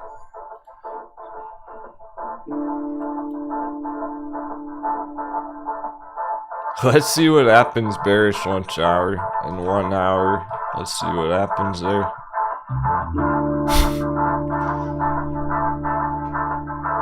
Right? Even a short-term gap fill target, Robert. It's a good eye for the bearish right here.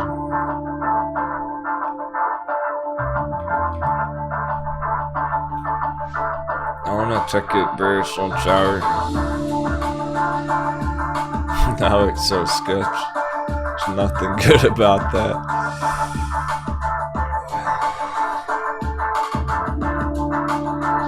Should be a fake out breakout, cause major damage. A lot of people are FOMO'd in.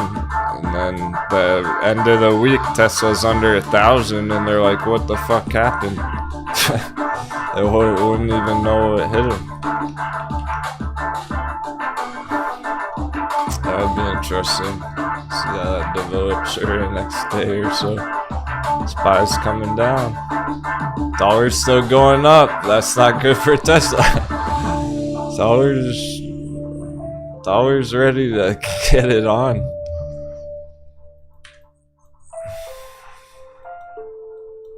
We might need some more pins in the voodoo doll.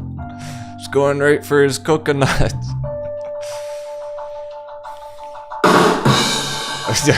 Show me where the hedges touched you.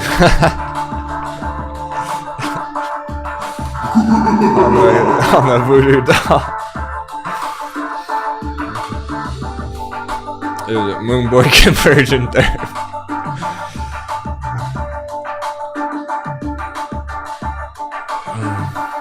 I shouldn't joke about that. Apologies.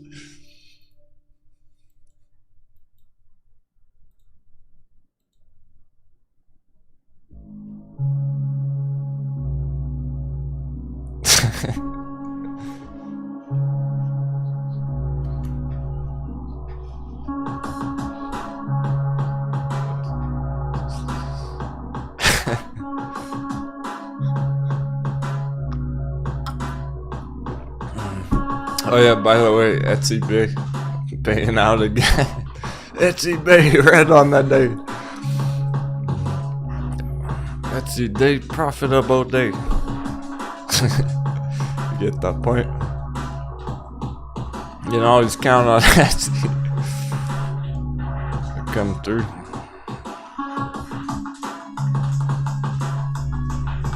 Here's a weekly candle for me.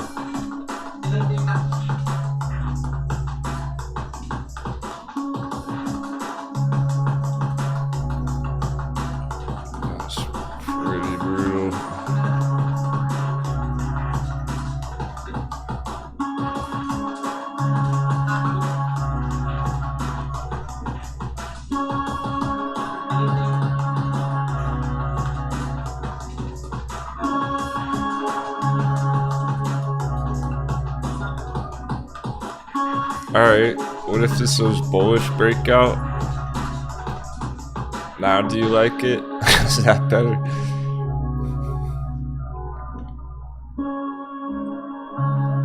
Baby, all-time low bounce. Bear trap. Huge targets. How about now?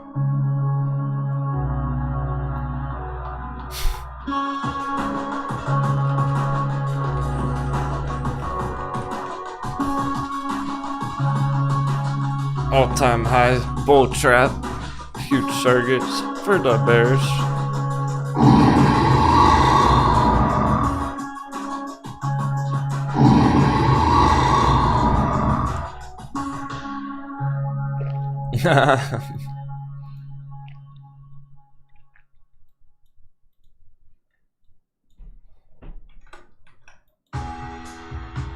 I vibe off the hype in the chat.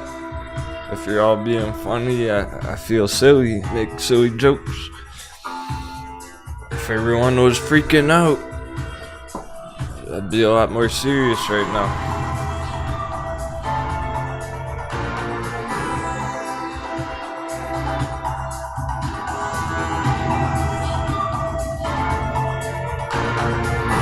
That's for when we hit our targets. When we crush our targets, then we'll be more serious.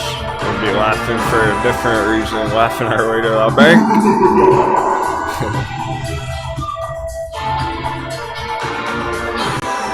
Hey David, good to see Giant, 43, Native. Native, you're coming back around on the NBB.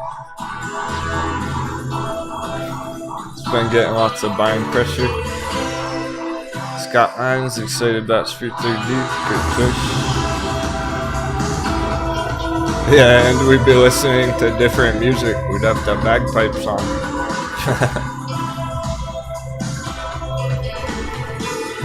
That's all part of the learning process. Part of my teaching style.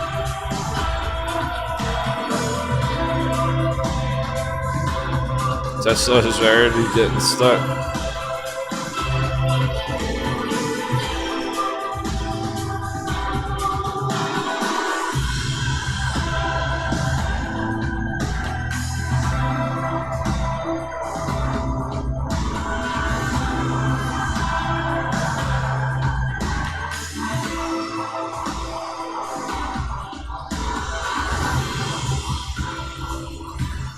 Alright.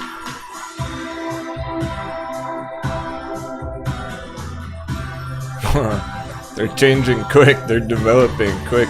Metamaterials, top of the list.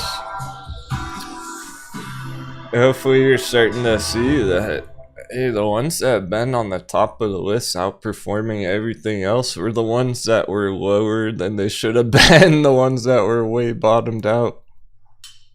Never should have been at 250, so it's not just like that. Now it's not.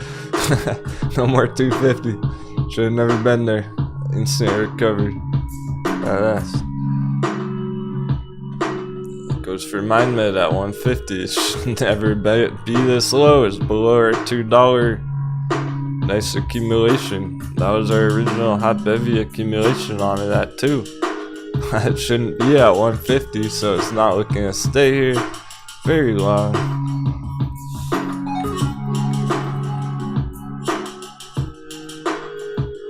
All of a sudden, MindMed can push up to $3, quick 100% from where we're at right now. I hope you're ready for some 100% bounces. These are no small bounces being put in right now. Think about how red some of these fucking things have been every day for a whole month or two, and now they're putting in 15% bounces first thing in the morning of the new year. It's epic.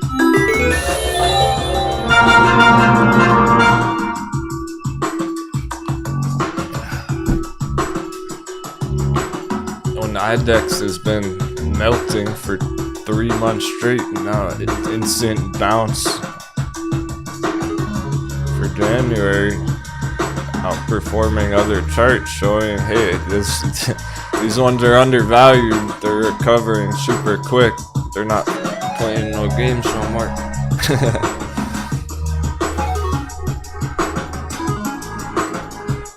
They shook out the paper hands. Now it's on.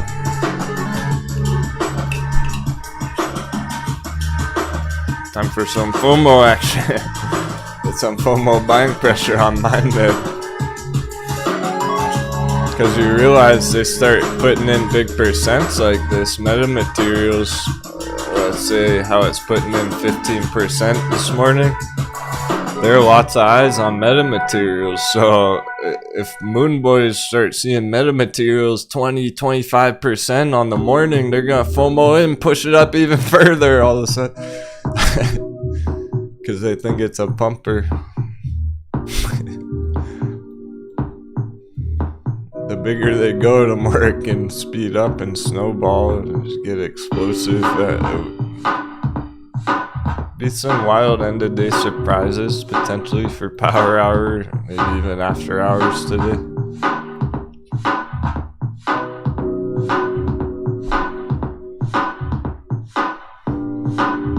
Because these are all, at the moment, all these are looking to continue. I don't see any of these that are looking to go back down right now. I expect materials to keep going up today.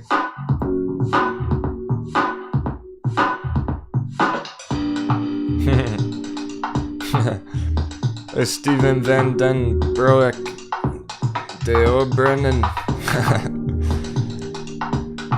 Happy New Year.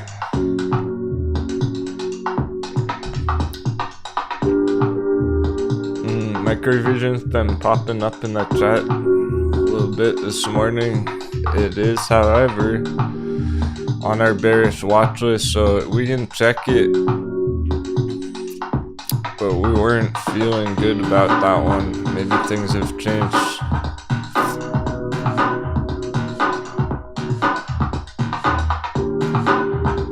It's kind of like Tesla there. Let's take a peek at it.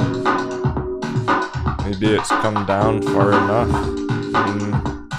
It's early there. If Microvision holds 550 area, if it can hold this box, then it's probably ready to go. But if Microvision starts melting, getting down to like 525, I don't like it. You have to watch it in this area since it's developing right now. It can go here, but it's too early to call that reversal on it, because this one's different from some of our other hot heavy entries. It is not at the all-time low. If it was down here doing this right now, yeah, hell yeah. There's still a risk here that this is a fake out and can come back down and then go up after. So I would still be cautious of Microvision for a bit here, but watch if it holds 550. At minimum, you gotta hold above 5. If it closes the day like 499, it's in trouble.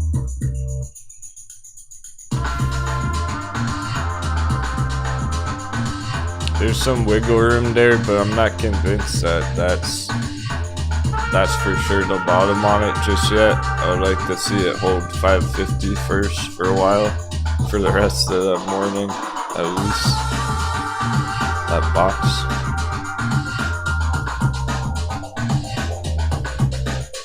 So if it closes the day 550, stays there tomorrow, good to go.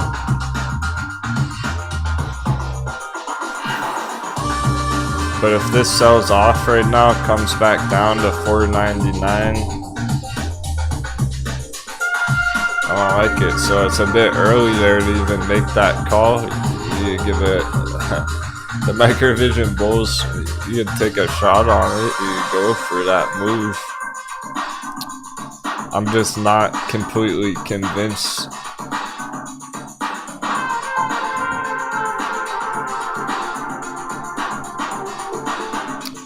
Although, I mean, yeah, we could see at least a nice relief bounce anyway. Even if it is still bearish here, you could get a nice relief bounce. So, yeah, I could see it going bullish here. I wouldn't enter it yet though. I'm not convinced. If he did, well, if he did, you need a stop loss, because you're taking a long shot on it. Just be careful, because it's still risky right now on Microvision. I don't love it. It's not enough for the bulls.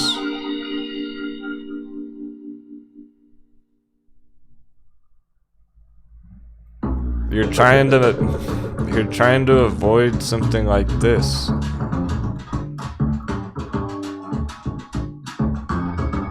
Where it's going green and you're thinking, alright, this is it. It's gonna go to the moon, and then you buy in and it still goes down after. So I'd be cautious of that one still.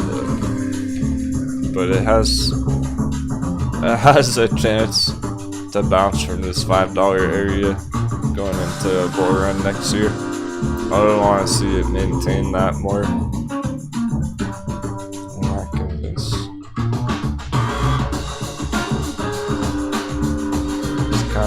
Tesla with that bounce today.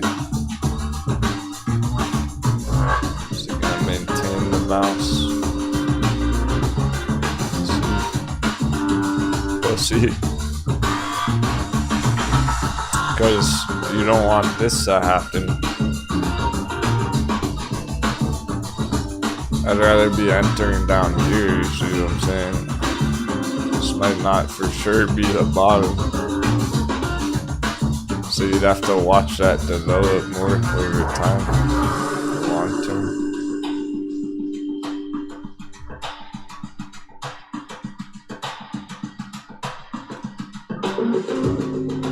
If it was down at a hot bevy, I would love it. I'd be all over microvision. I don't like it as much at this area.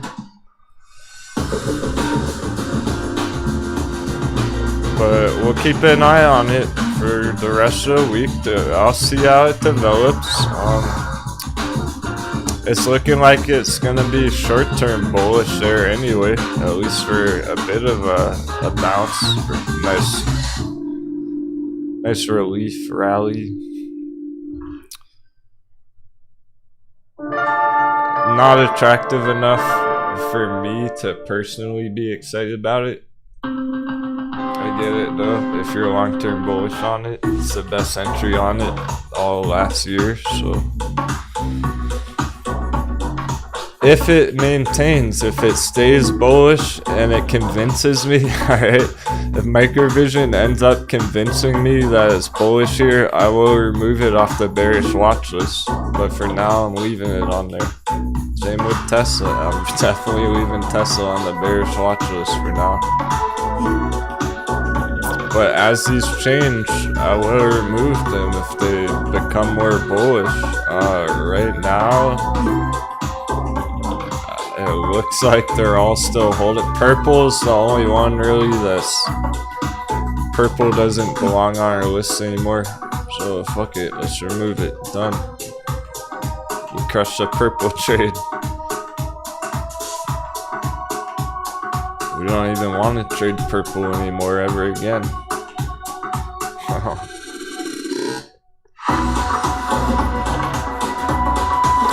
They look...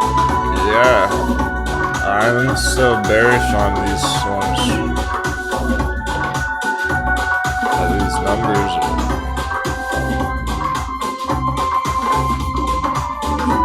Every single one of them. Chipotle Mexican grills under 1700. Chipotle's getting a smackdown.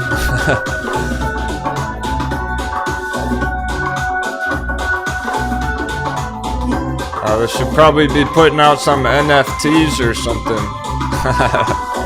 Maybe if Chipotle Mexican Grill put out some Spider-Man NFTs, it would save everything, but look out below.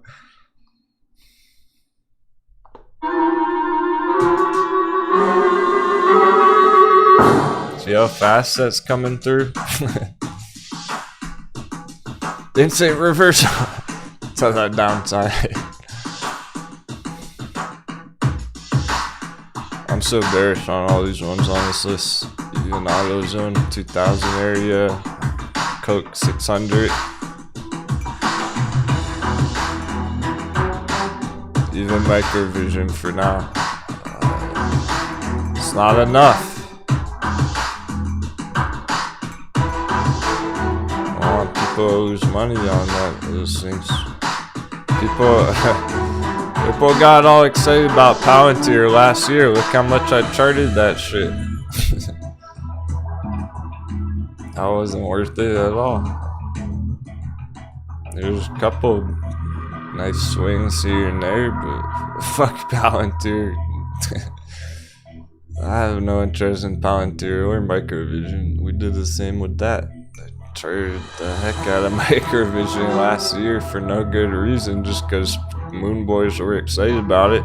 Guess what? They all fell overboard. None of those people are even in the chat anymore nowadays. They all got smacked on microvision, lost money on it. They fell overboard. They're not here no more. So you can have fun playing microvision and Palantir if you want, but I saw people fucking fall overboard into the salty ocean and get eaten by sharks on those ones. Better off Etsy Bay. Etsy Bay all the way. I don't get it why no one's hyped about Etsy Bay. Alright, I'm getting heated. Etsy Bay's where it's at. There needs to be more hype on Etsy Bay. You see how profitable it is every fucking week.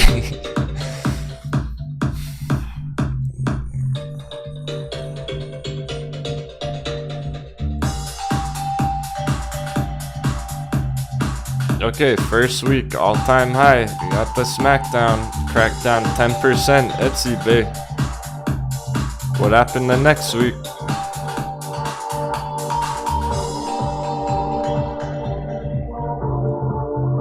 Crackdown 23%. What happened since then? Still been melting, down another 10%. And we're talking about options. You could already be up double your money on that potentially. You could potentially already be up hundreds of percents on those Etsy puts.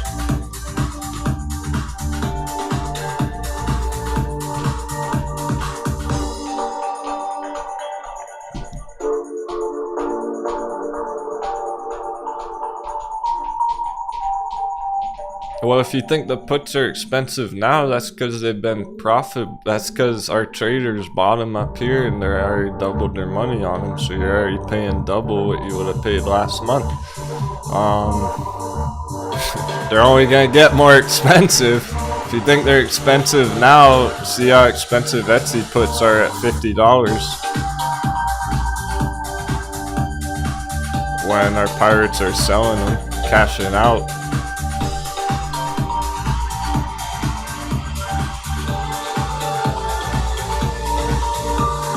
We're going for 77% target. Dub 7. 777. Why not? That's a big target. It's been perfectly on track every day, really. We've never doubted it. It's never even been a question. It's just been straight shot the whole fucking way from the very minute we looked at it. Like the day we saw it at the all-time high, it's been on. Making money every week. Etsy Bay, all the way. What's wrong with that? I hear you're trying to make money. Forget microvisions. It's not even moving right now. Etsy Bay. 2.5% now on the day. Another 2.5% in the right direction. I want to see more Etsy hype.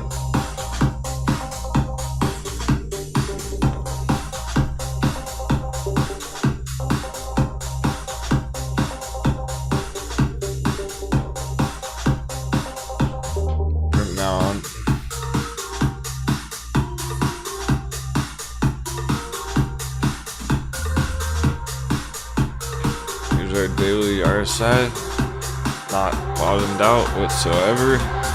It's fresh bearish crossover.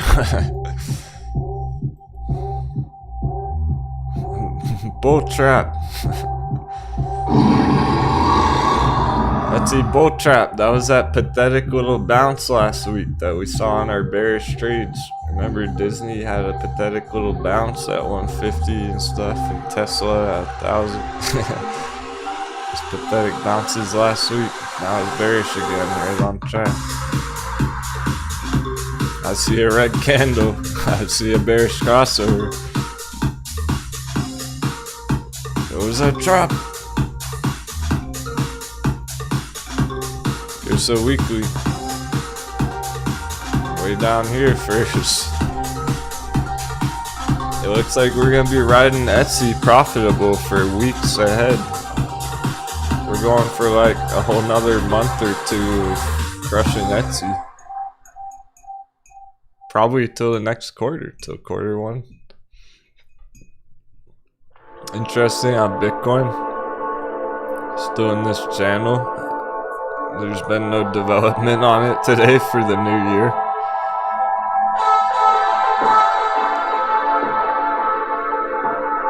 But the altcoins have been holding up regardless, so I don't even care at this point if Bitcoin goes up or down right now. I just want to see it do something.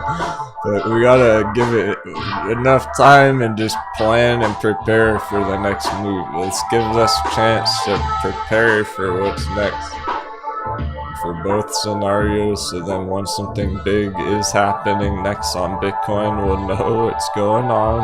We'll be on the same page. We'll know what to expect. But Bitcoin's actually, if I had to pin it on anything, I would say that Bitcoin's respecting the dollar.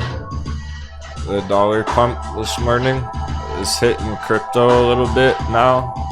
It usually takes 30 minutes, an hour for that to play out on the chart. So that's probably what's causing this short-term dip on BTC, but interesting how S&P is not respecting the dollar. S&P is still green on the day. It is, but it's not. It's playing mind games with people, you see. It's pretending to be green on the day. It shouldn't be. It's taking damage. It looks like it's about to get the hammer. And the S&P. Bitcoin had that short-term dip. Dollar's still pumped. Like, S&P should be coming down. Mind games. No reason for it to be green on the day right there. It's tricking moon boys into FOMOing into Tesla and stuff. One more pin for that damn DXY. Screwing with my crypto. Green pumping looking ass up. Yeah, careful of those crypto scalps right now, not boarding them. That's funny, man. By the end of the day, he's gonna have like 10 in him.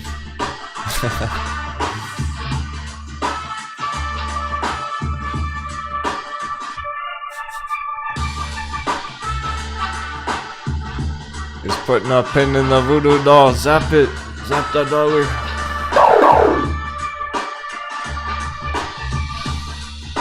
I'm still expecting that. I'm anticipating a short-term dollar dip.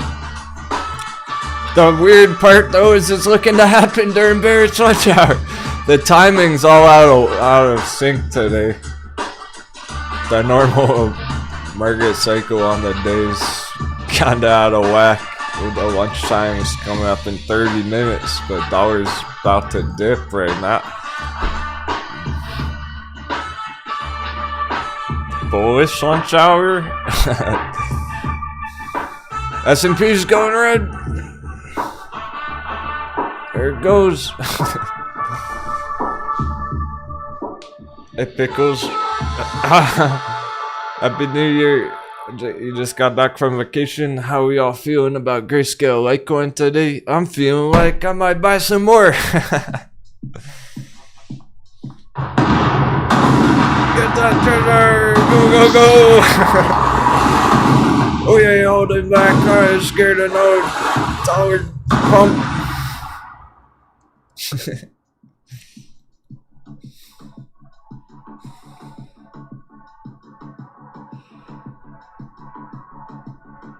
I'm feeling more confident and brave than ever. We made it. We made it through the worst of it. We're in the new year. Starting new trends. New growth cycles on our favorite long-term holds. It is perfect. I'll tell you what, Grayscale Litecoin's not... Well, we're losing the discount. That's one thing happening right now, by the way. The discount keeps melting. So it's been cooling off. I like the 30% discount or under 29. So that's not been staying at 30% discount. It's been under 30.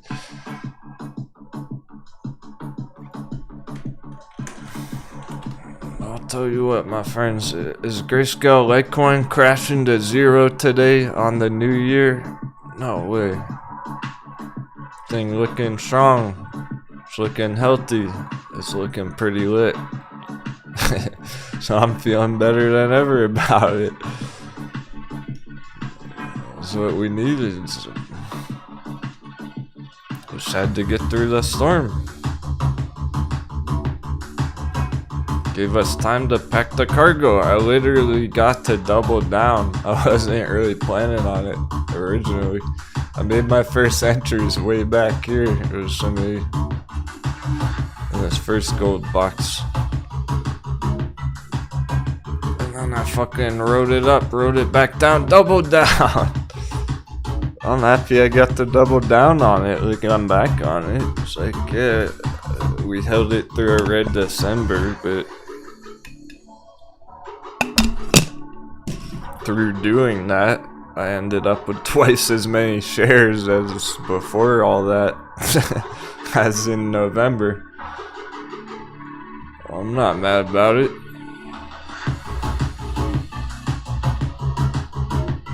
In fact, I still hope it flash crashes to the magic number, just 777, but it's so unlikely. There's no reason for it to go that low.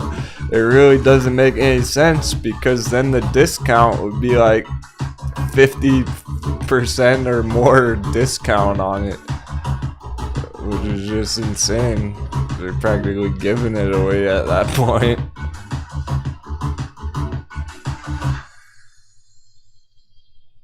Think of walking into a crypto retail store and there's a bunch of altcoins hanging up on the shelf. Oh, those altcoins look pretty. I want some of those. Nice shiny altcoin. Whoa, Litecoin has a 30% discount on it. I'll take that one. Litecoin liquidation sale, 50% discount. Like, that's almost impossible. It seems almost impossible. Could it really get as low as that kind of a discount? I don't think it can. I really don't. The only way it could really hit that low is if Bitcoin has a flash crash.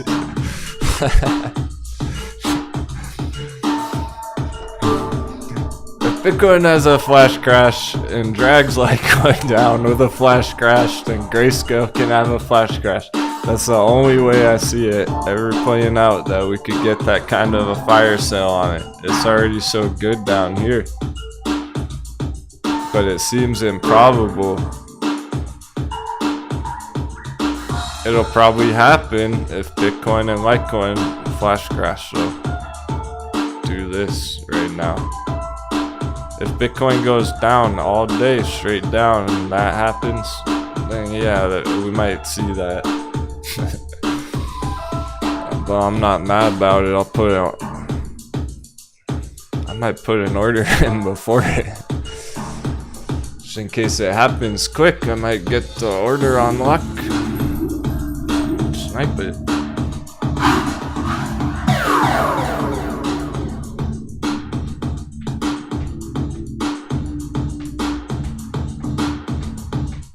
Yeah, underwater. There you go, man. You're learning well. He said he hope it doesn't pop for another week or two so he can buy more. Yeah, I feel you. So I wasn't really planning on buying as much as I did down here or accumulating any more of it. But while it's down here, it's almost irresistible. Damn straight, if it hits the magic number, I'll buy some more. So I'm planning for all that. I'm not gonna YOLO into fucking microvision today. You know what I'm saying? Nah, I'll wait for my nice Grayscale Litecoin magic number entry. Get more bang for your buck. Supernova girl.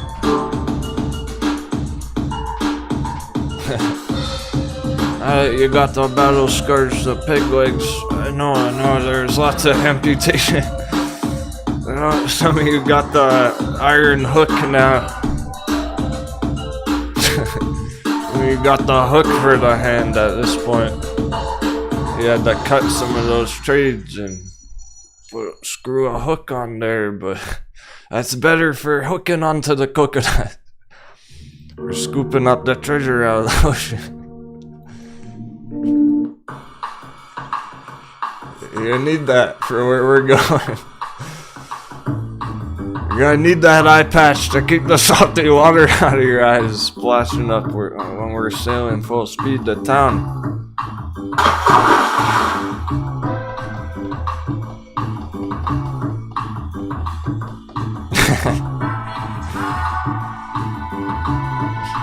Yeah, Bert, man.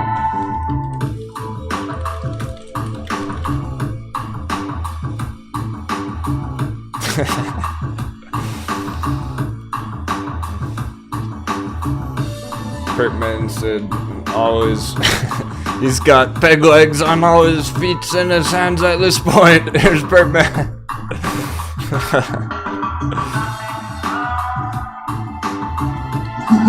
Ready for battle. I was good for cracking the coconut, karate chopping open the coconut. Good to go.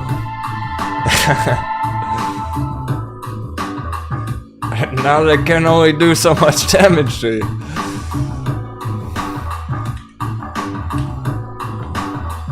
Yeah, and block their swords. It's always gone wild. It's always unleashed. Oh man. Today of all days and the dollar's going. Are they on TV or something? Is Federal Reserve on TV? Or is everyone, or all the rich people dumping their S&P? Or is all the big whales just exiting the stock market, entering the dollar? They're selling their stocks for the dollar. It's been happening for a long time. Not Wall Street debt traders. Virgin Buffett.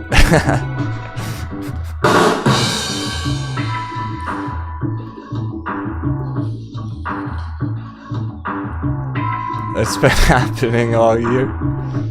I keep up with that sentiment. I've been charting that dollar for years and years. I don't know what's going on the long term here. It bottomed out last year. January 2021 was the fucking bottom on the dollar right there. And going up the whole time, which whales been selling their stocks, putting it in the dollar and other investments. Buying properties and stuff.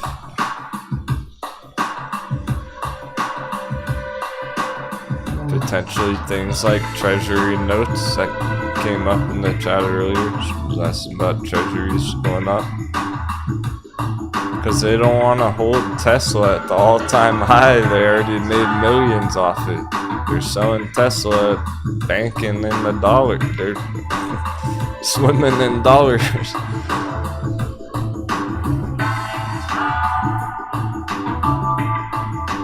So did people get rich off Tesla last year? Yes, they did. Are you gonna get rich off Tesla this year? Probably not. That's nice and simple. Pretty straightforward.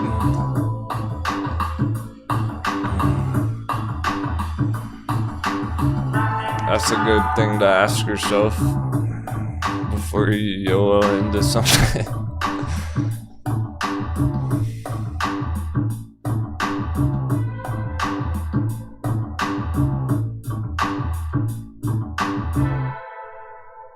People get rich off metin last year. Not even close. They got smoked on metin last year.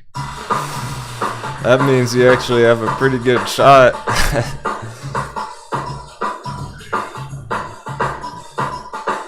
At a new run. The next run.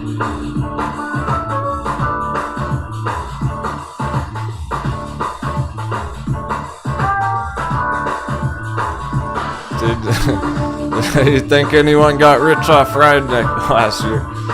Not unless they were options traders. Nope, they got smoked.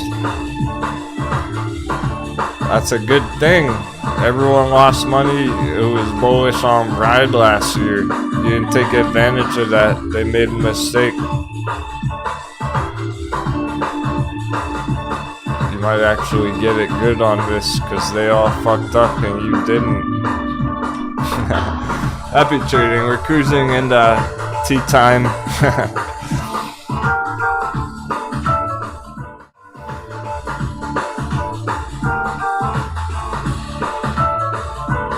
Took a mental reset. Let's have a mental reset before happy hour for tea time.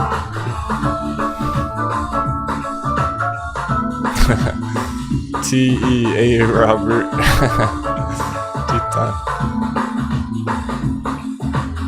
Cheers. It sounds nicer than bearish lunch hour.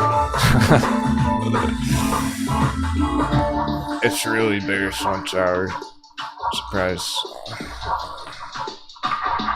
Oh, I'm ready for some kind of developments there. It's weird timing, very strange timing on the day with the dollar about to roll over right into tea time. That's unusual. And our charts are continuing bullish anyway, unusual. Things are feeling different already. It's already feeling different than last year. Yeah.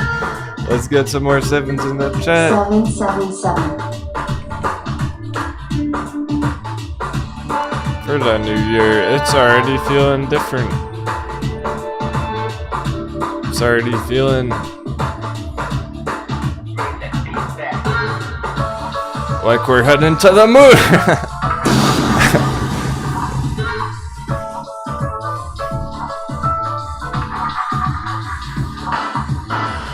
It's like nothing's green on the day. Yeah, just way more positive price action on our charts today already after nice developments last week. Essentially just continuing from last week.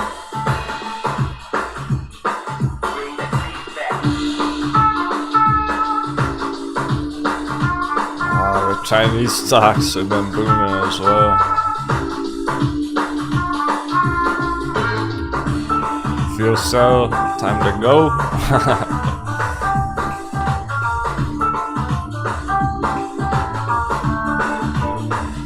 Fuel cell from the gold buy box.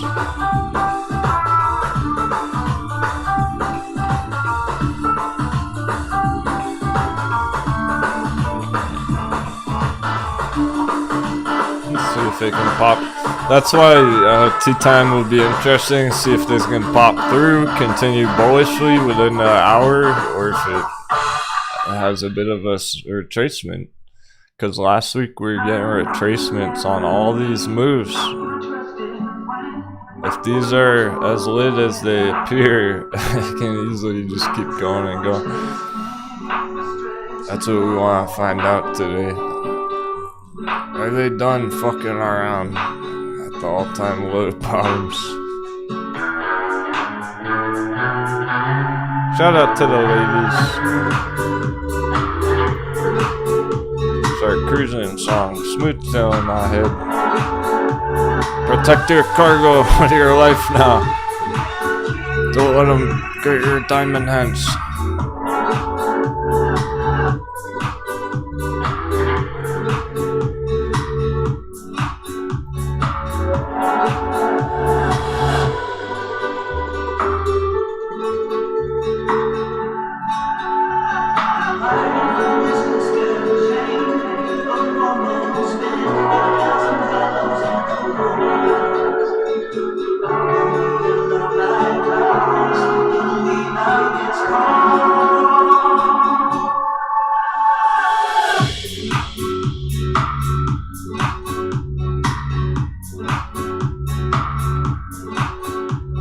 Oh, crypto panic. The world's lost its mind.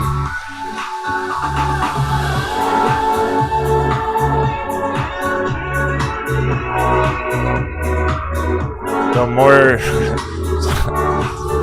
the more I witness it, the more I enjoy it this year. It's pretty lit. All these mistakes people are making, giving us the best entries ever.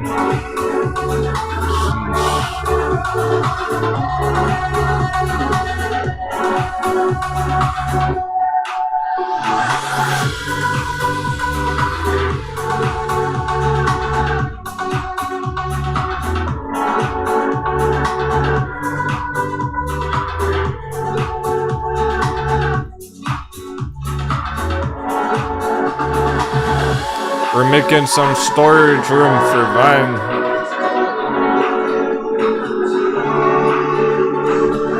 3-minute break.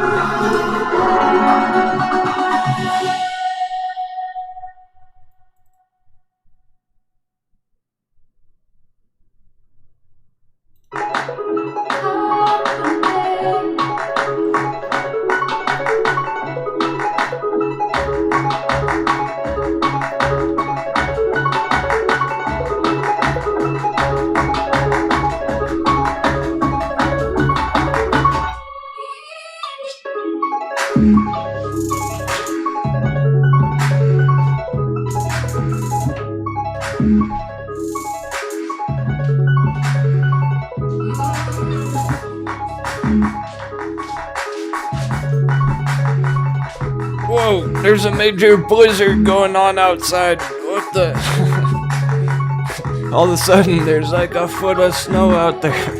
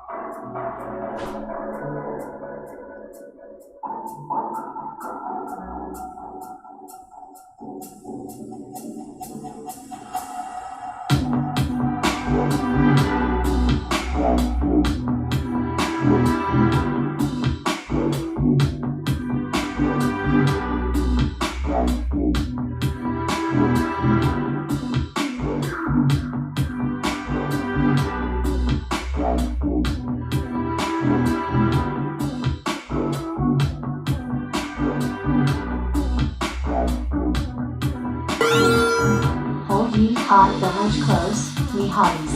We are sailing through Glacier Island, don't hit an iceberg. Money backs, pirate flags, Denwo trading 777.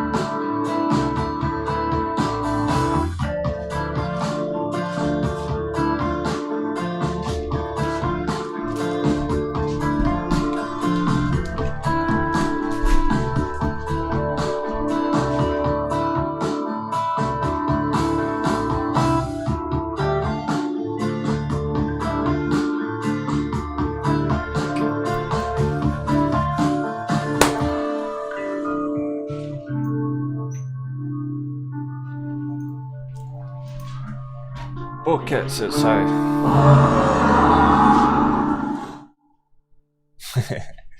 I'm officially snowed in. Wow, there's that blizzard out there. Good thing we got all our supplies. Look at that biggest snowflakes I've ever seen.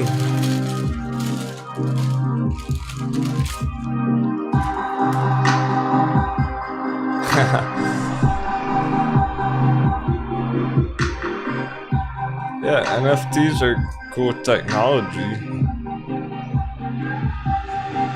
That's why we like TCAT. Ride 7% now. That 2% on the morning turned into 7% pretty quick on ride.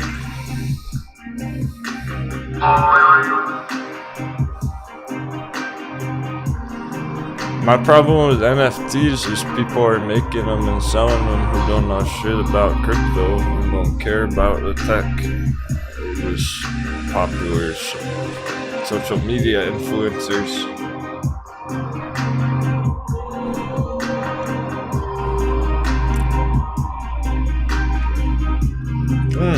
Yeah. Thanks so much, Brickman. I got it. I forgot to address it.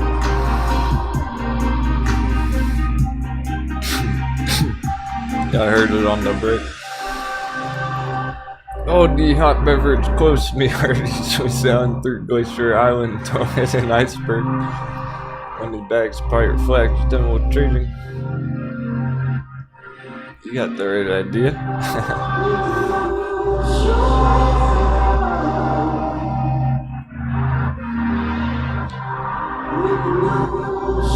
Ride caught my attention. Just moving.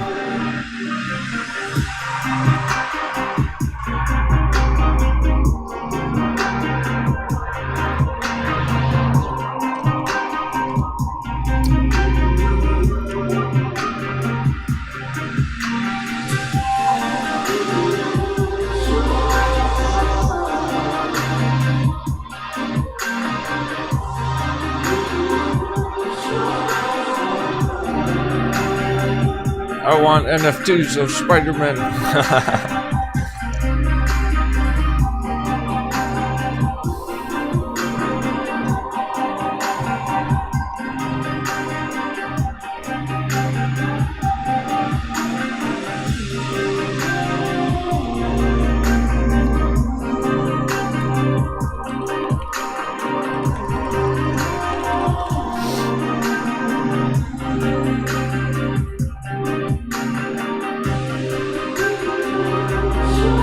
Here's Melania Trump's NFT, if anyone's interested in buying that NFT. She'll sell it to you.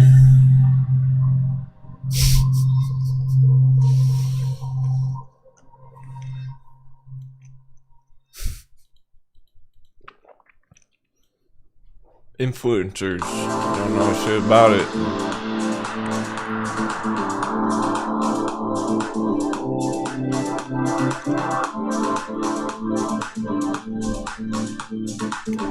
And don't care about the tech. They just want to make a buck.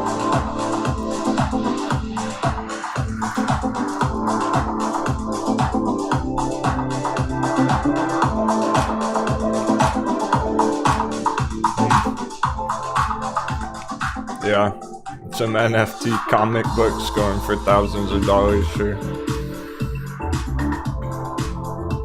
Well, that's the benefit of the tech. Is if you digitalize an entire comic book or something.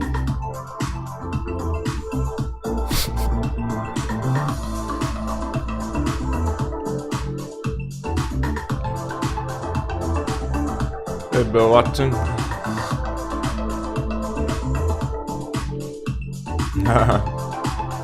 Tommy Lane is taking a shot on short-term ride calls. How short-term? Like end of week? It's looking good. It's ready to keep going higher and higher all day. All week. I expect it to. I think we'll be having a very green week on ride here.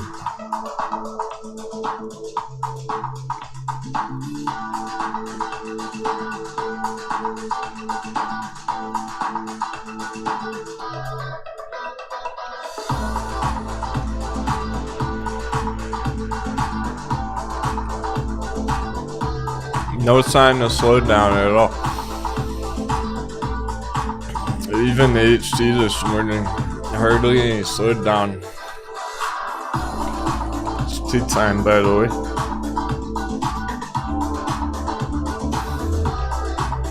If you want to call that a slowdown.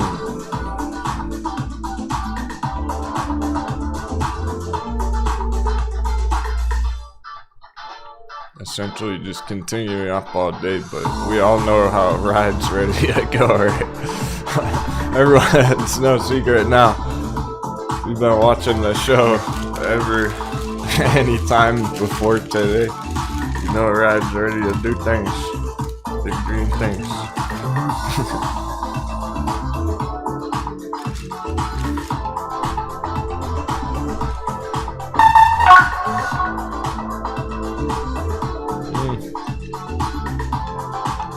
And that meta material's still cruising 17% now. You know what I mean? That's hardly a slowdown whatsoever this morning. That's not slowed down, it's still ripping. Dollar hasn't moved. Dollar hasn't moved, but guess what? Etsy Bay down another %.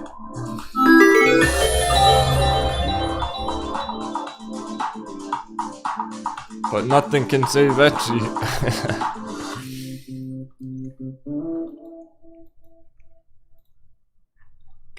Here the 1 hour candles. So this morning on Etsy, pretty ugly. Pretty gorgeous at the same time.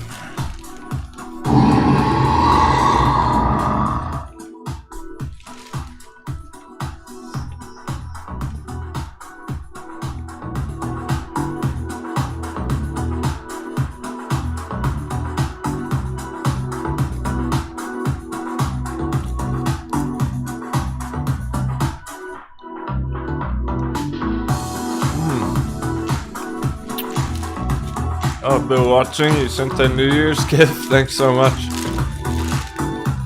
I'll have to go check as soon as possible. I'm snowed in today.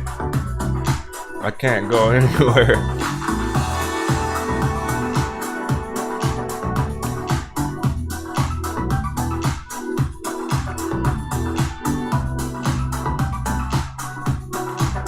Totally worth it. Good day to be stuck inside on the church. I'll do it anyway. Sea change. Surprise bounce on sea change. Hello.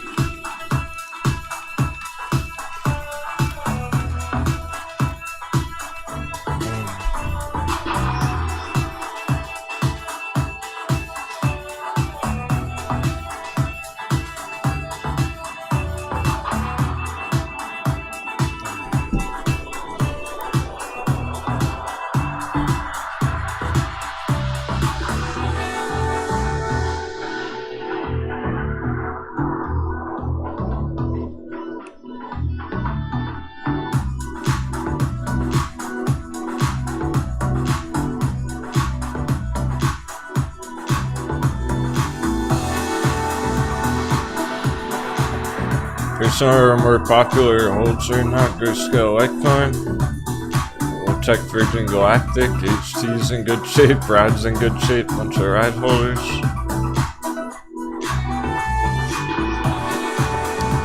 Batten. Sphere 3D's in good shape. Blackberry, let's check Blackberry and Virgin Galactic.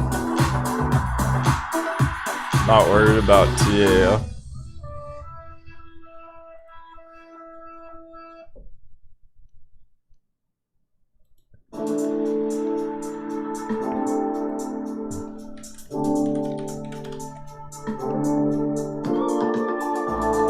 on $13 support.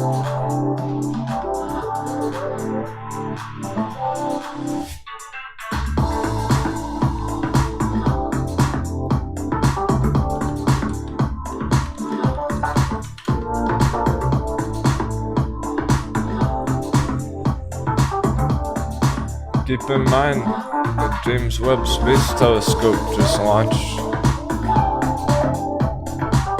It launched on December 24th last week.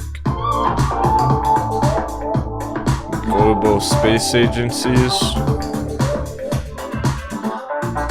And it's exceeding the Hubble Space Telescope. $10 billion telescope just blasted up into orbit last week. That's the first major event, major news story about the space race in quite some time. I suspect we'll be hearing a lot more news like that throughout this year.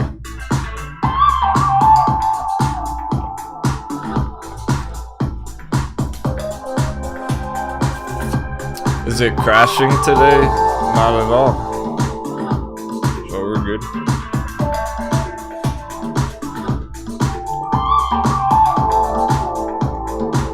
BlackBerry's still working its way up for blast off. We got our dip. This is our long-term buy box.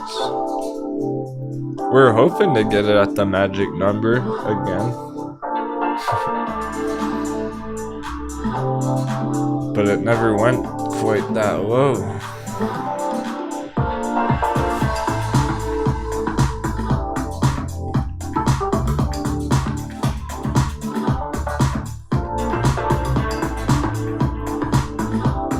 I'm so liking BlackBerry here as well.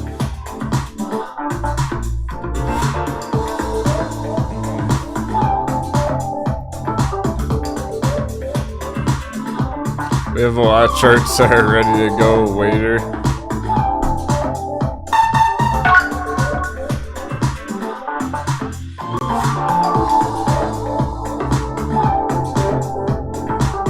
The reason I keep holding these, holding later.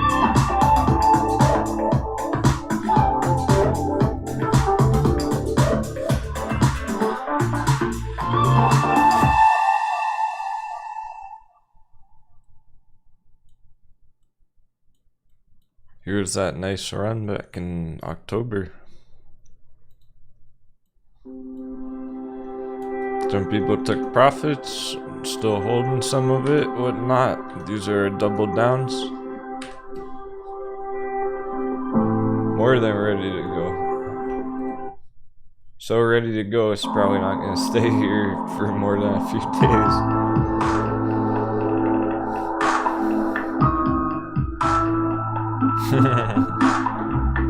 LC, yeah, can't wait to load the boat with our treasure this year.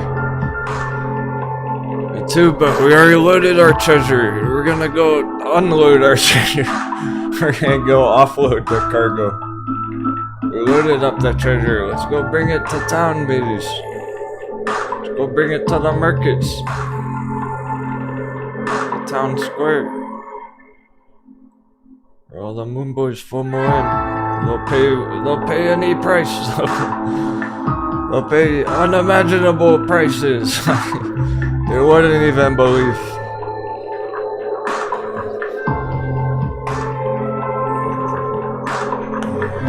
Cause they're not brave enough to go out there and fight the goddamn Krakens at the all-time low.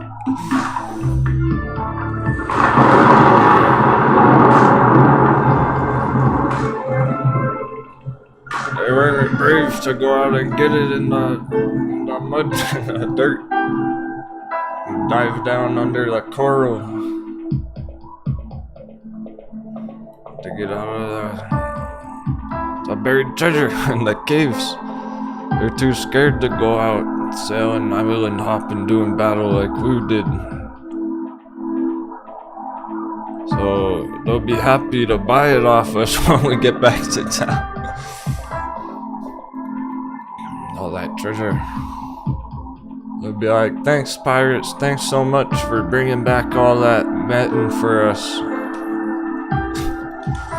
Thanks for risking your wife on bringing that metin treasure back to down. I'll pay $1 for it.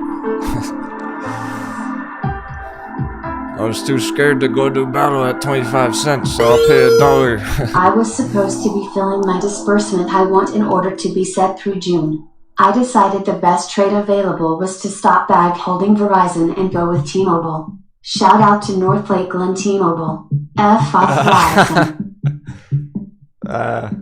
That's funny. Thanks, J-Big. Shout out to North Lakeland T-Mobile putting Verizon to shame. So I've heard.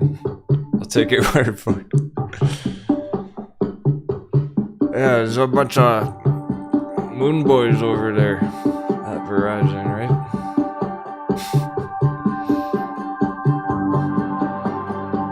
Glad you're feeling better, man. Somebody stole his phone this morning.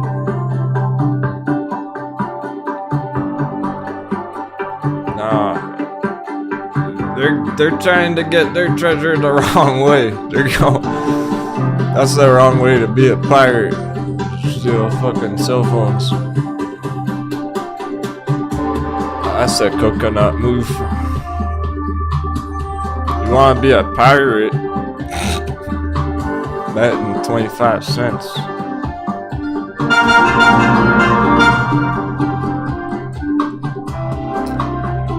Kelly's taking her treasure to work. Alright, Kelly, let's go.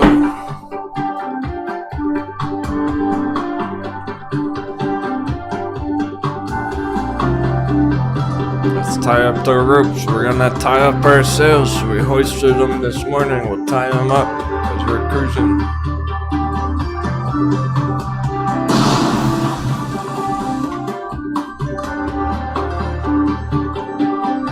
We're not gonna lower the sails until next month. Till next year. Metacrine recovering perfectly. I see you, Metacrine. Pulling that quick one.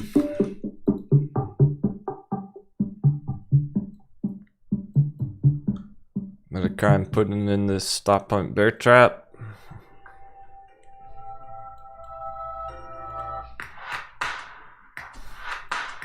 I was as bullish as on it as ever right down here as I am right here. That red was almost a joke. It never should have been that low, so it's not staying down here. Yeah, Chrissy John. Whoa, so you wanna be a pirate? Erg. One does not choose to be a pirate, one simply is or is not.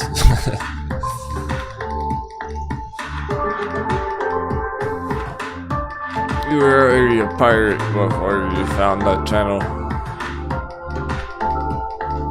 Before you found our crew.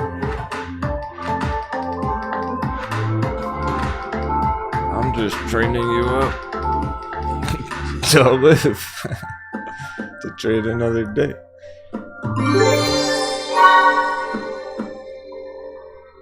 Most pirates fall overboard, get eaten by the kraken.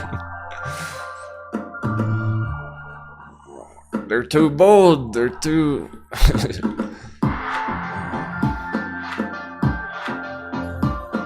They're too brave for their own good. They don't know when to hold back. And when to go in for a right pillaging.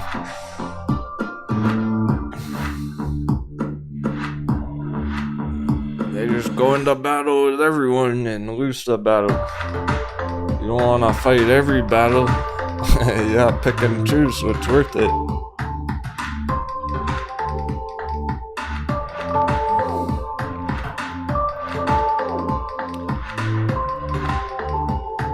The question comes up frequently of how do I resist FOMOing into all these things?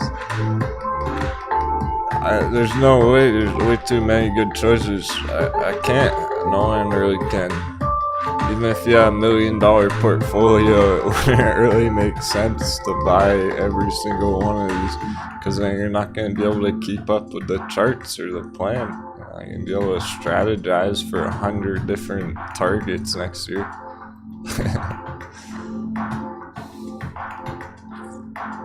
Accurately or effectively.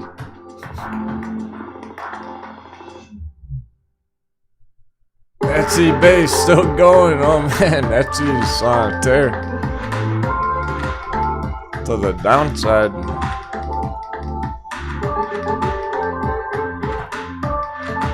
Look at Etsy go.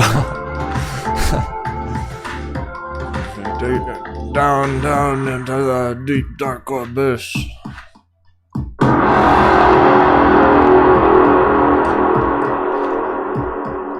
It's really picking up speed.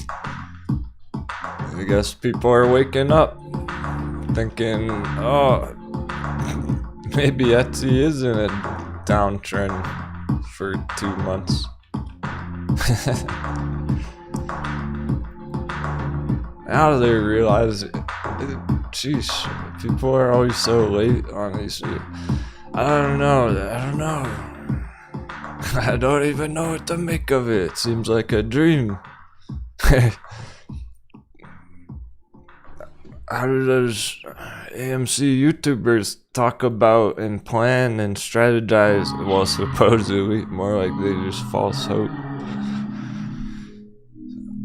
How do they talk about it every day for a whole year and still not have any idea what the fuck is going on? That part I don't get.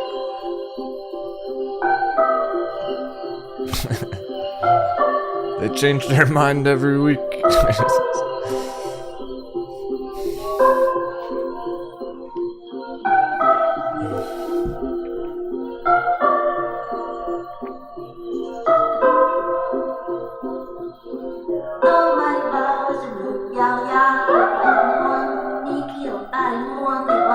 Etsy is consistent, doesn't change its mind.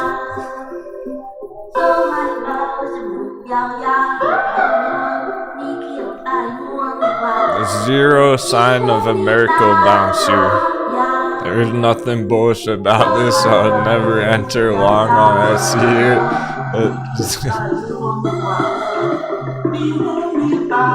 There's zero sign of a miracle bounce there. Happy New Year, Caps. Great to see Happy New Year. Still melting. Pirate flag. Bear. 7. Evo Toro, thanks, man. Yeah, there we go. There's the Etsy hype. Thank you. Someone has to crush it.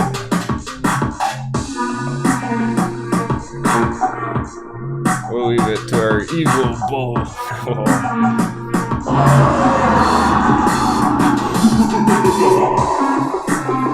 Leave it to the evil bull. Been on vacation. Yeah, great to have you back.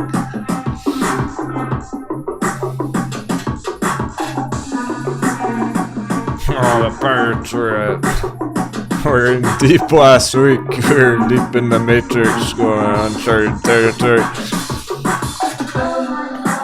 We miss you. We need backup. We're going in backup. 10-4, need backup.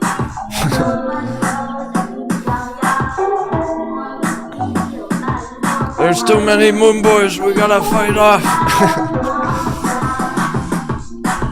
We need more pirates to go in. Some damage.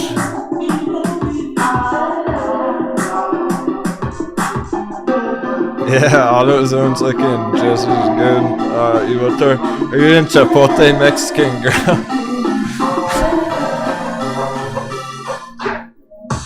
Item materials hitting 3.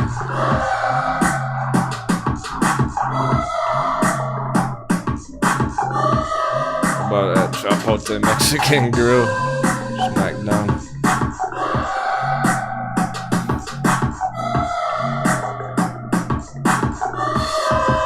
Magic number. Can't make that shit up.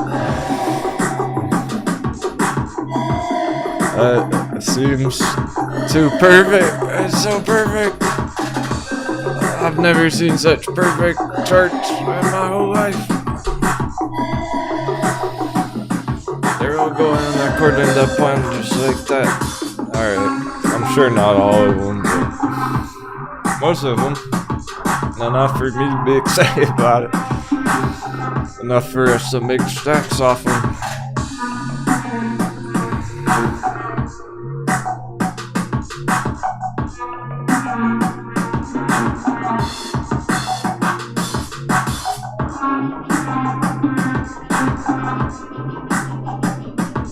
These are very much still on. I was looking at all of them this morning, the bearish ones. I don't trust any of these small bounces. Microvision coming back down. Tesla coming back down on the morning. I don't trust these small bounces on Tesla and Microvision.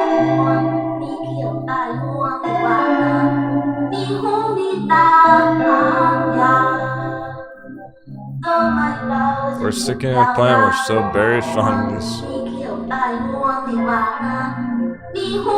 I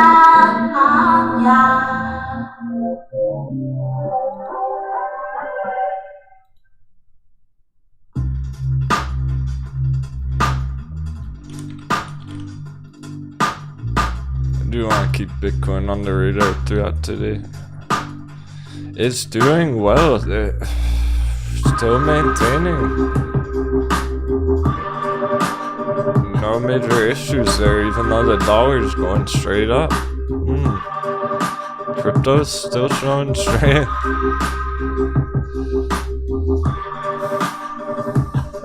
I can't say as much about the S&P right now.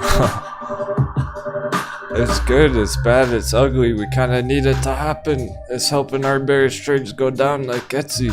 It's helping crypto look strong regardless. Crypto's kind of diverging, being fairly stable, even though the dollar's straight up today. So that's not bad. And then every time the dollar does slow down or dip, we get things like this on metamaterials. Now it's up near 20%. Let the FOMO begin. This is exactly what we were talking about earlier. I was saying, alright, metamaterials is up 5% or whatever on the morning. Just can turn it 10% easy. And then that can go 15, and then people start FOMOing in, pushing it up 20, 25, 30% all in one day. Now the FOMO kicks in because they think it's a pump. So this is about, now that it's up 20% on the day, now the coconuts are gonna buy it. We're gonna FOMO in rather than getting in this morning at 250 or last week at 250. We're gonna push it over 3. So you know you're on the right side of the trade if you were brave loading up on those dips last week. If you liked metamaterials, you had the entries. If you like Sweet 3D, TCAT, it's all good, right? They got those fire entries as well, and this is what we're going for on all of them.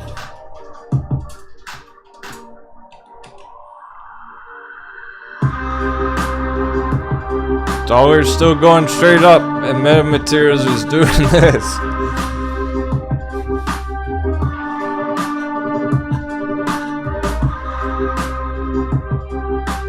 It's like we're going to the next resistance. All the way up there, and metamaterials still killing it. Because it's simply undervalued. It's so undervalued it has nowhere to go but up. Epic, epic, epic, epic. I posted my ride wedge update daily and weekly. Backfill further out at 5.37. Your opinion? 777. Cool, Kurt, man. I'm happy to look at it. What channel did you post that in?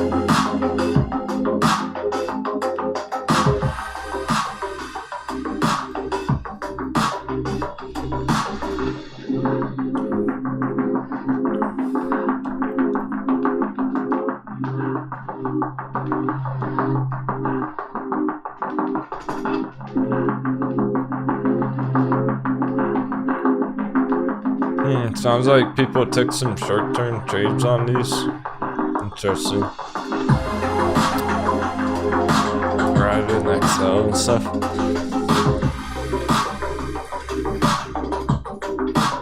I hope you crush it.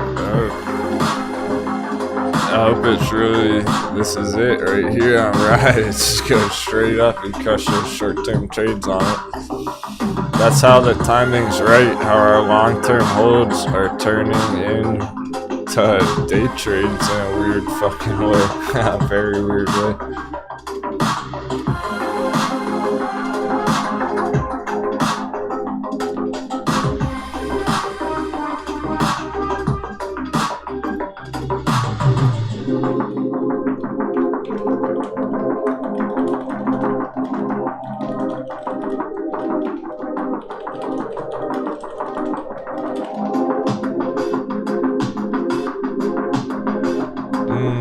Yeah, we did put a falling wedge on it here.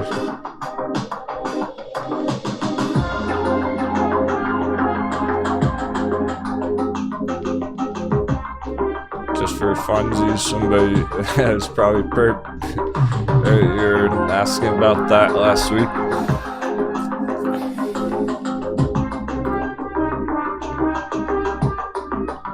Check it out.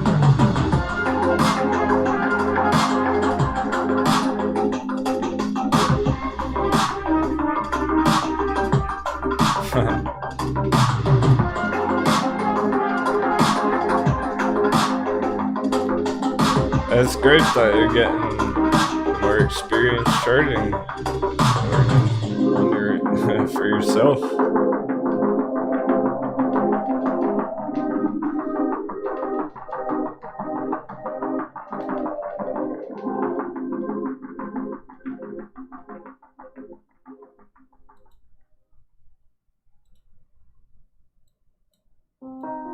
Here's Pertman's chart on red.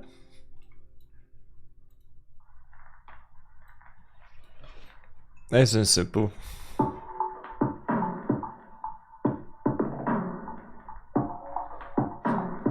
That 530 line, yeah, technically it's a resistance,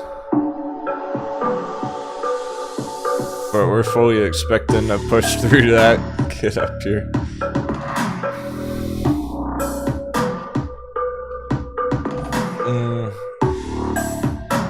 So about the falling wedge, very good question. Just okay, he just posted an update on it. Just wants my opinion on it.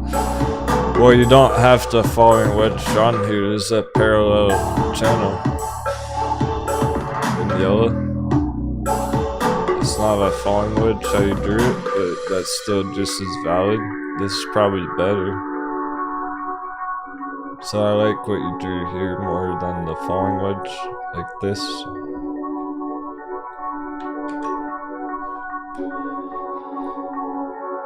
None of that's super relevant. It's valid, but it's not that important.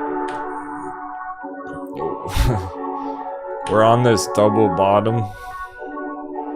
Remember the double bottom?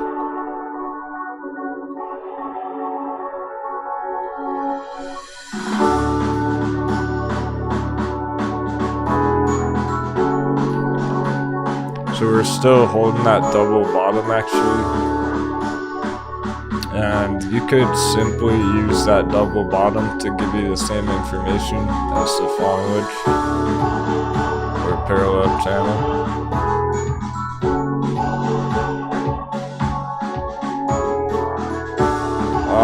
Alright, here we go.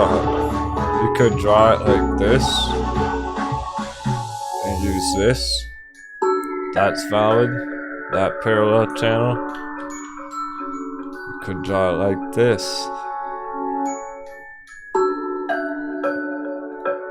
This one's also valid. Ideally, you would have both. Why not? If you're unable to understand all that.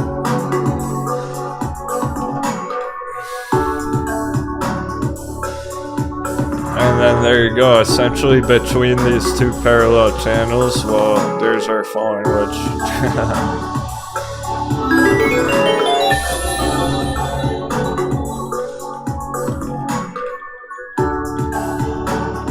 So there are multiple things and ways you could paint that out on the chart that are all valid.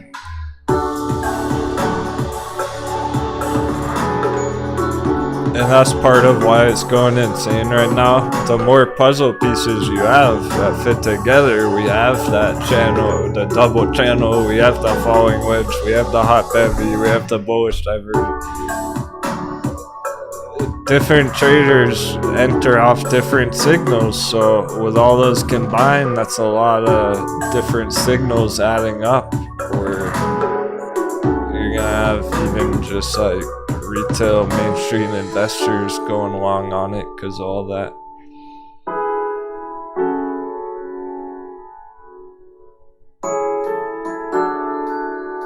Hence the FOMO. Time for FOMO kicking on ride here. Like what metamaterials just did, we're anticipating this all morning, following metamaterials fuel cell as well. Ride's more like ready to go.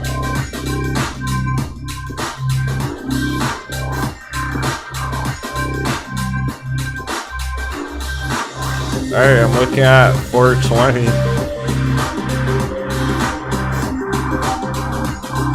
420 end of day target, alright. End of day.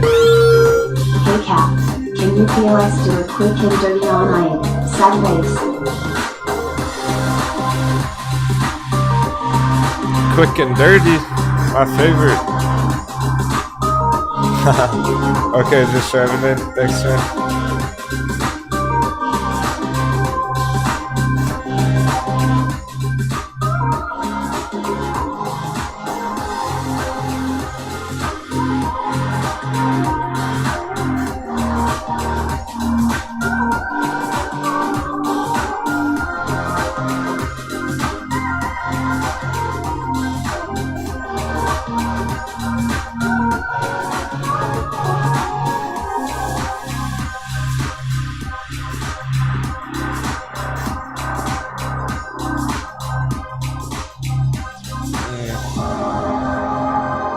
Yeah, just Revenant had said that he tried to make fire entries on Caster Maritime. They won't let you buy under $1 stocks. You should be able to get approval for that.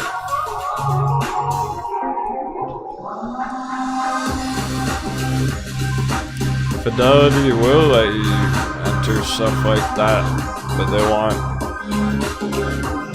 your approval and everything. They want to warn you that's risky first. Make sure you understand the risk.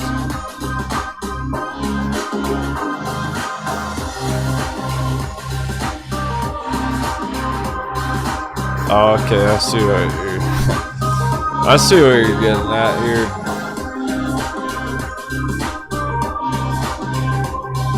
You're thinking it's ready to rock. Can you take a look at DKNG 777? Okay, J-Vic, yeah. We're giving this quick and dirty first.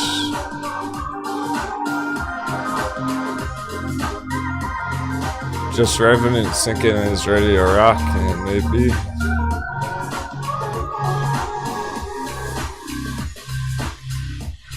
Nice bullish crossover.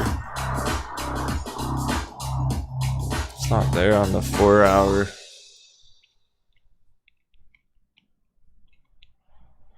The RSI looks steady though. Steady RSI uptrend. The 4 hour here. That's solid.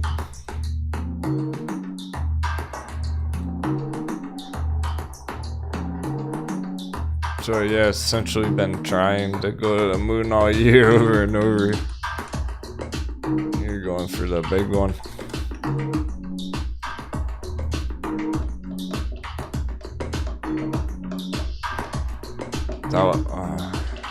Darn, I was hoping that was the all-time low. Nope. lower in 2020. So we have an uptrend going back 2 years.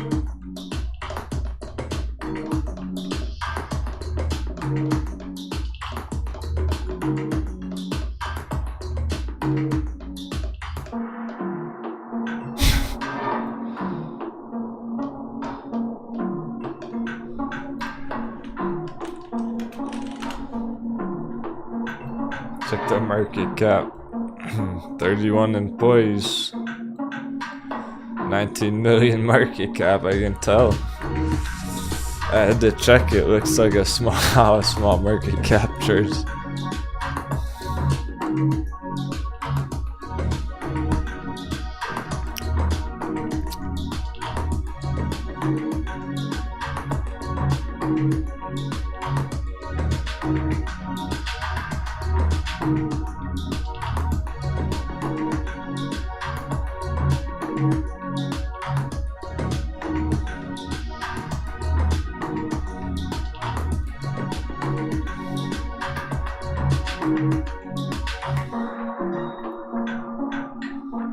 There's no way you can do it quick and dirty on this. It's too complicated.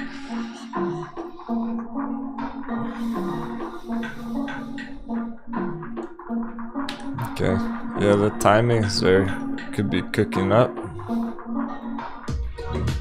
The weekly's got bullish momentum holding.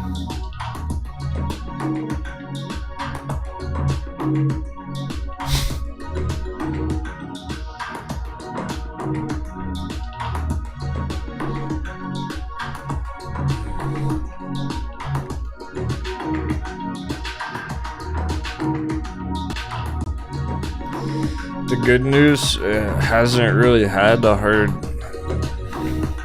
crash sell-off. I mean, it has overall throughout the past year, but there hasn't been too many brutal stop punts like this. It's really only been breaking out for 2 years.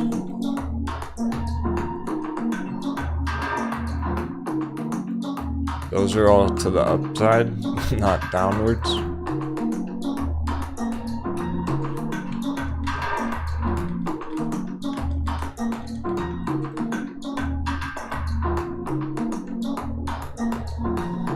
Yeah, you could take a shot at it. It could just be the perfect fucking timing. It might be that perfect timing. We're keeping it kind of quick and dirty. Is bullish there on the short term, mid-term? Would this trend line break out? The indicators of MACD, RSI have bullish momentum behind pressure. The timing of this cycle, where they just break out every like 6 months, that's about to happen. The end of the month here.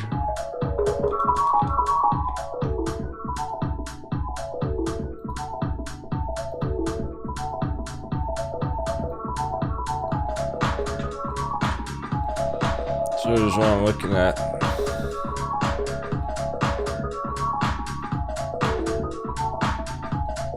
Up 1337.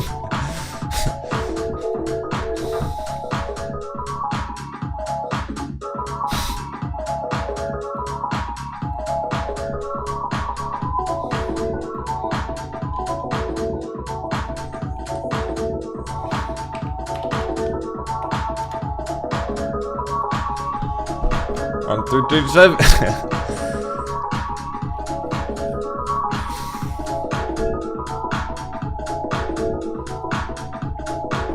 Nearly 10x.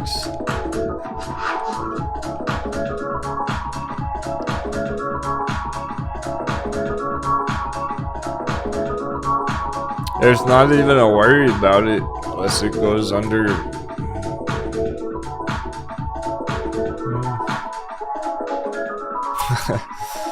I wouldn't worry about it unless it starts trending down more. If you get multiple red days in a row, like if it's every day this week is a red day, then forget it. But if it's holding up how it is right now, then yeah, this could spring like that. fairly quickly because the timing's looking ripe to at least take a shot at. If you're gonna enter this thing long, now's the time. Not all year, not here, not here, not here, but right here, right now. That looks pretty decent. It's probably the best shot you have on this thing after that all year. It is up 11%, so yeah, it is getting that short-term pop there, short-term breakout, trend reversal on the day. So that could develop into a real trend there. Have another 10% day tomorrow, then it's off to the races.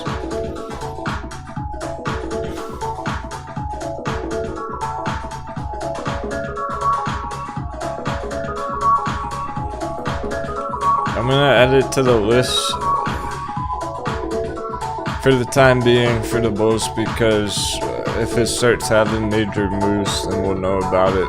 We can keep it on the radar. Now HOFE's top of the list. And J-Big, I got you, man. I'm sure you're still hanging in there. I was asking about DraftKings. I was planning to do a quick and dirty on that one, but it turned out to be way more complex than a typical chart. It wasn't enough to do a quick and dirty on that last one. That was pretty quick and dirty.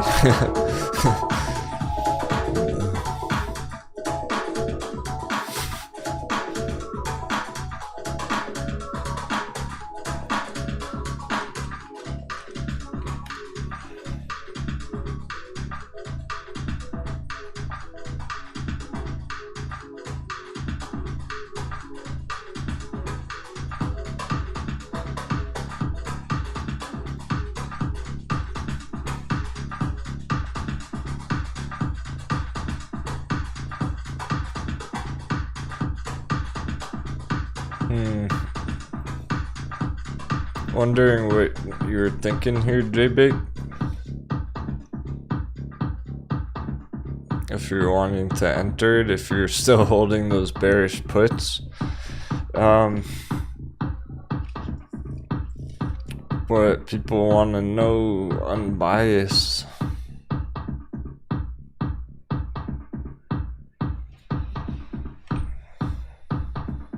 I guess all the unbiased AMC and GME technical analysis paid off.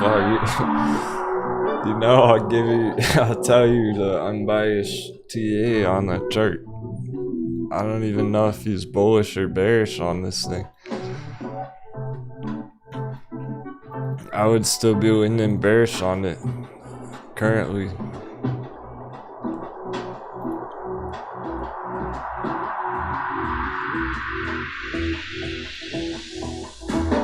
Yeah, I don't trust this daily candle at all. It didn't make it very far, at least not yet, and it can close the day lower than where it is now and still be bearish. Close the day red again, so hopefully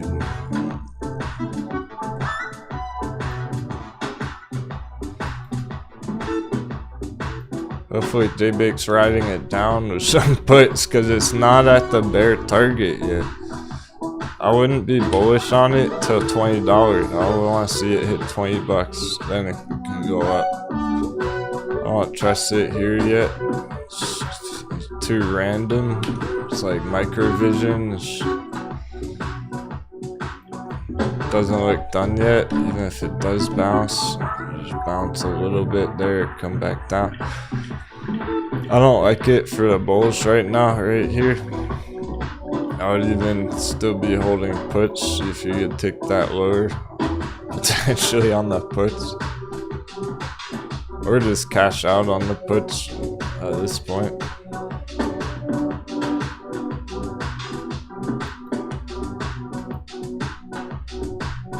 But I wouldn't go long on it there, not yet. There, this next earnings coming up. February 25th. This thing can easily keep trending down till February 25th, the earnings, and then get the major reversal. Remember how the earnings are usually catalysts to the chart, so if it's trending down, it's gonna keep trending down.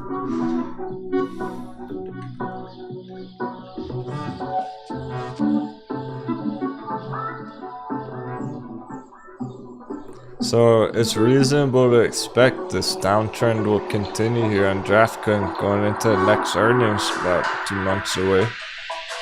And then you'd have an entry right there. That's your golden entry. I'll put a coffee cup on it.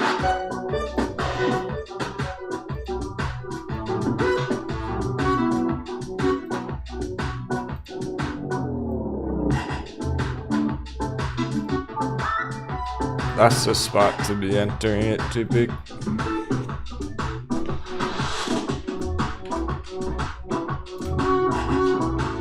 Yeah, it looks like it may be ready to turn around, but that's not enough to make a trade based off of. Alright, then. Tough love from the captain. Just because it looks like it may be ready to turn around soon doesn't mean YOLO fucking risk your money on a trade on it.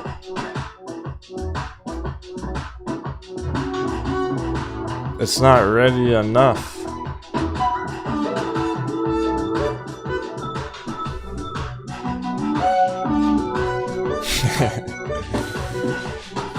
It goes for everyone. He's just tough enough to hear the truth. It brings up a good point. I know, it's true. You see these things, it's like, well, it looks like it's almost ready to maybe turn around. That's not enough. It's not actionable right here, right now. At this point, the more logical thing to expect would be to hold this downtrend resistance, because that's what's been going on. So at the moment, it's stuck under this green line. And it's reasonable to expect it'll stay under that green line until it doesn't. It's not ready yet.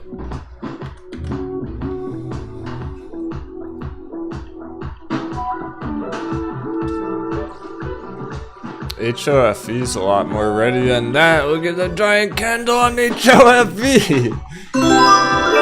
Damn. There you go.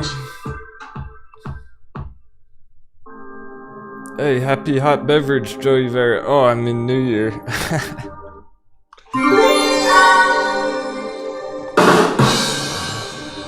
Ah, nice Hornet's gonna take a gamble.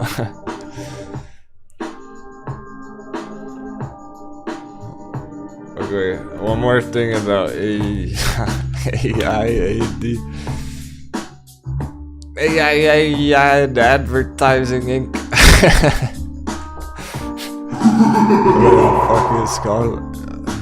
AI Advertising. Too many A's in the name. Anyway, if you are taking a shot on this one, set your target. Set it now. 1337, that's pretty elite.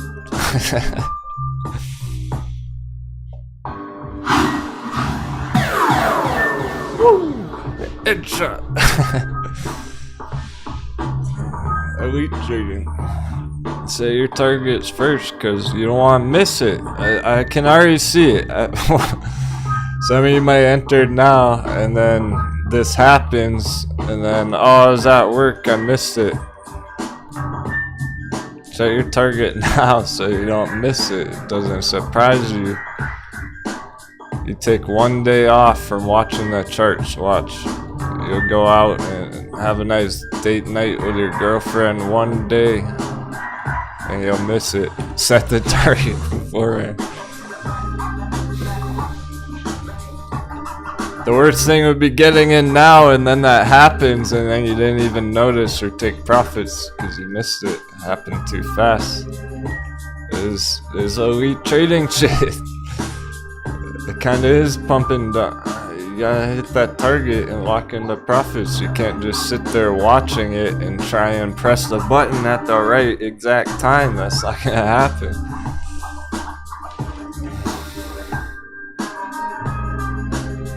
You're, roughly speaking, you're shooting for over 10 cents target.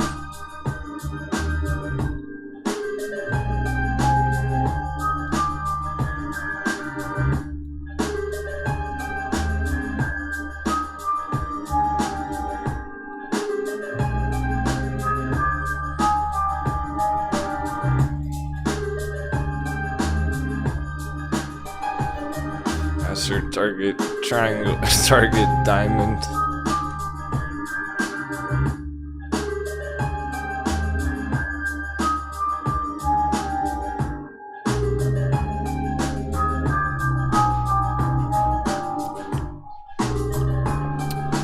It might not hit the target by that time frame. That's when the breakouts usually start. But damn, look at how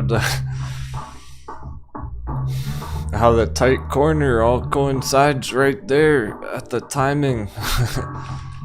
The vertical yellow lines are time frame projection for the breakout. That's the exact end of that pattern, that resistance.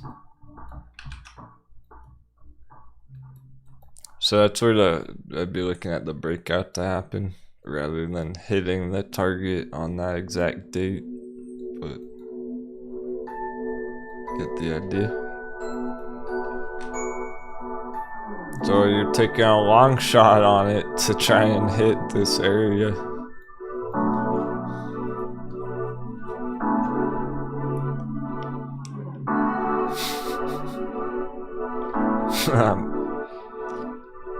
You're welcome. Yeah, Gregory DeLossi goes, well, that's 10 more days to accumulate then. Potentially. I mean, look how solid the support trend line is, so as long as it's holding above that line, it's nothing to even worry about at all.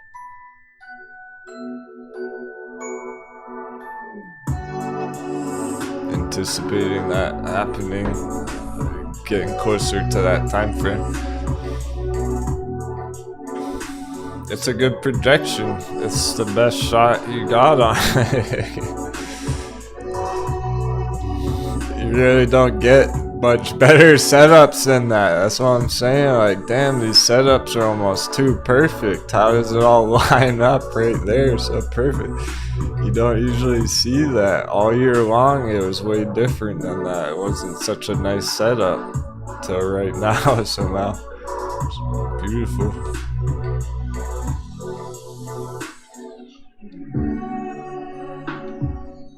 Yeah, JB, clip that hopes, man.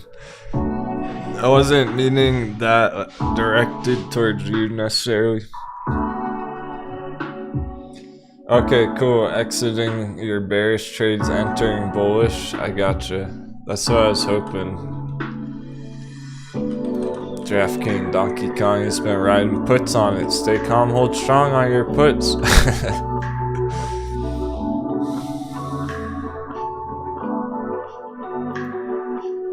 Remind me about it end of the day. We look at it again. Remind me about it tomorrow. It's not looking like it's gonna get a miracle bounce all of a sudden, start blasting off, surprise you. It's still following our plan. So if it comes down to $20, yeah, there you go, without hesitation. Exit your bear trades, enter bullish, sure. But right here, it's not ready yet. You could make a mistake and you go bullish on it and then you lose money on it going down after it. Give it some more time, dude. But if you were looking for one of those more bullish ones, that HOFE is actually, apparently it's time. All-time low area. This hadn't been down here since 2020, retracing the whole year of price action. hard bottom zone. Hot bevy, ready to go. For the sports fans or whatnot. It's the most ready it's been to go all year. I hope you see that. It's pretty much now or never on these things. Some of these. And of course we always got Virgin Galactic. It's hard to believe that shit's even still down there. If I had $10 million, I'd all in YOLO Virgin Galactic 10 mil. Let's go.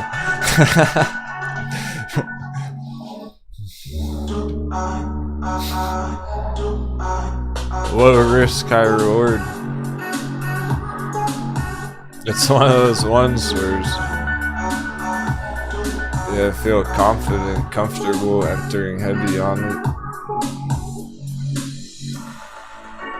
at those prices.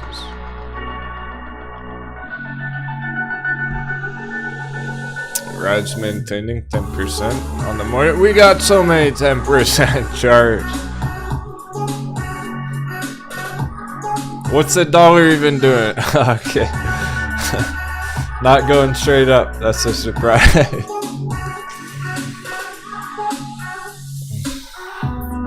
S&P's still melting. Nothing's.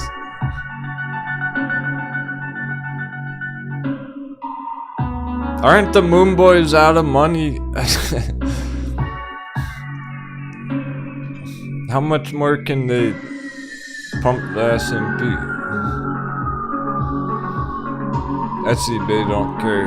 Getting completely hammered. Bitcoin holding steady.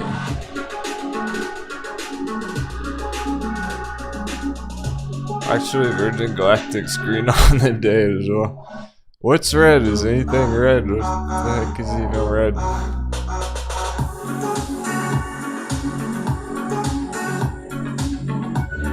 Puxin, that went huge. Puxin already mooned last week. Went 100% in one day. Puxin was the last chart we had that went 100% in one single day. That was fun. And it's lower than where it should be right now.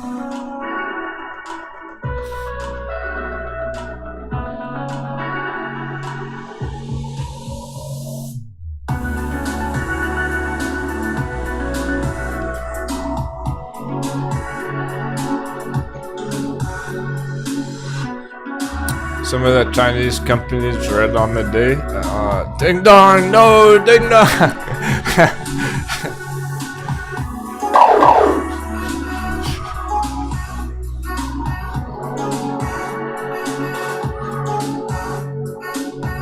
They all went big green last week.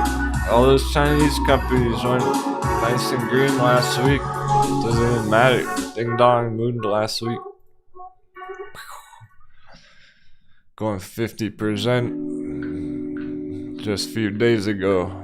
So okay, it's 2% red on the day, big deal. That doesn't set us back hardly at all.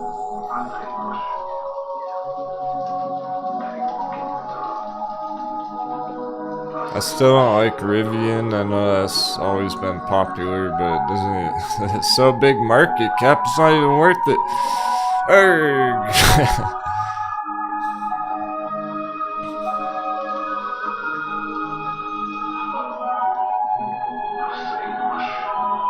Pick wisely. Get yourself ready. Y'all situated with your favorite holds. Because you're all going green. That in a couple percent can turn into a lot more percent by the end of the week. I'm expecting Metin to hit 30 cents again this week at some point. Probably close the week over 30 cents. Shouldn't be much problem to do that on it. Which is a huge short-term trade, even if a day trader was just riding Metin up 25% this week. Pretty badass.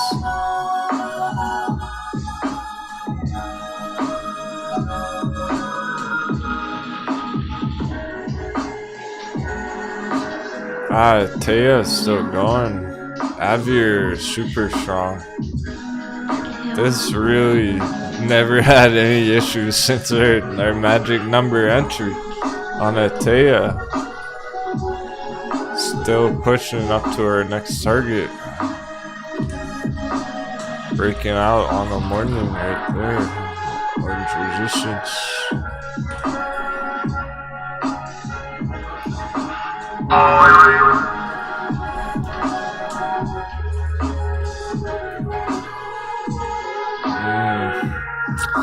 I know why, because it's going for this gap fill target. No, it's not. It's going for this gap fill target.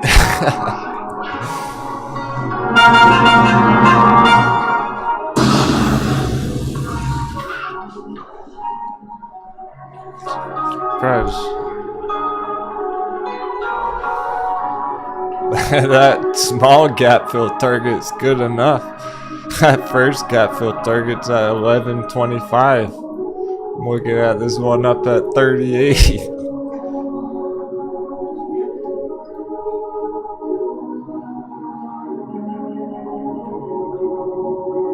So short term there, we're making our way up to a 40% target, $11 gap fill. But we're really going for this one. Nice 400%. Great start.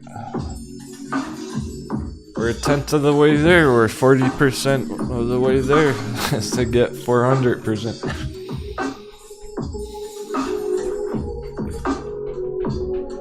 Nathan. No, Nathan. Hold the phone.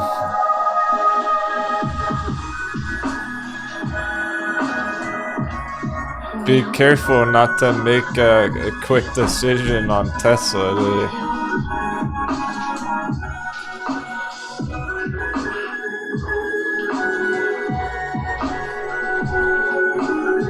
I don't trust it.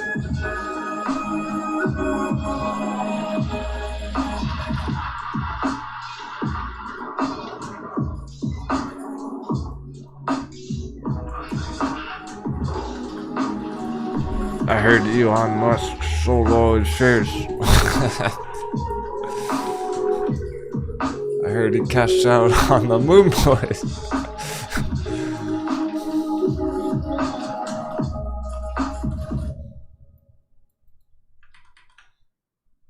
Just because it's going up a lot right now in the morning doesn't mean this is happening.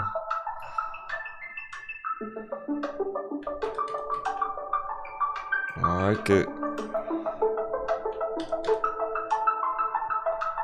S&P's weak too. It's 0.1% green on the day. It's so fake.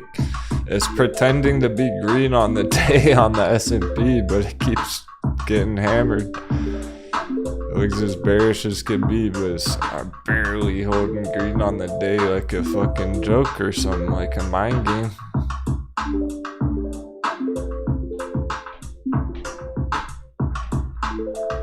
See, dollar's not moving and all that's still happening.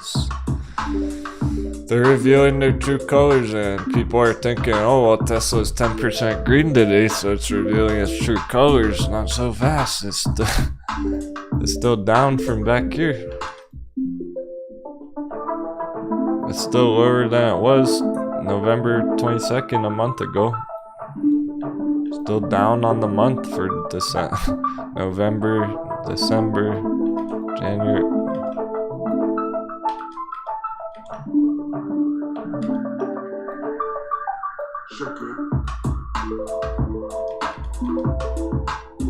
That is still a downtrend.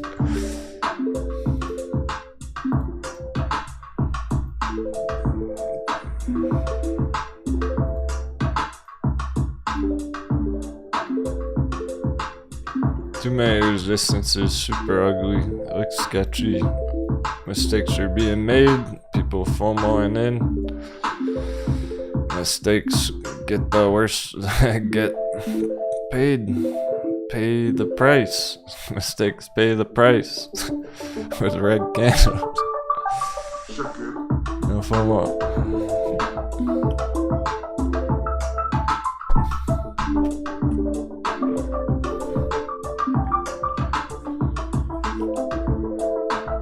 these are the mind games with Tesla, S&P, dollar. Don't let that fool you today. Stick to the plan last week. With all these things.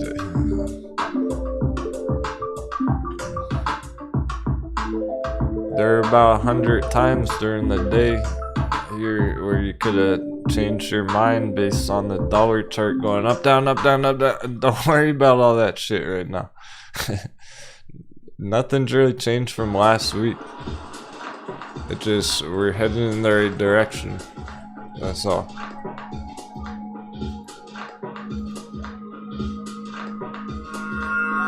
But in terms of the plan, in terms of being bearish on Tesla, well, I'm not gonna be bullish on it up here, that's for sure. I'm certainly not gonna be bullish on it up here. There's only one thing I can be on it.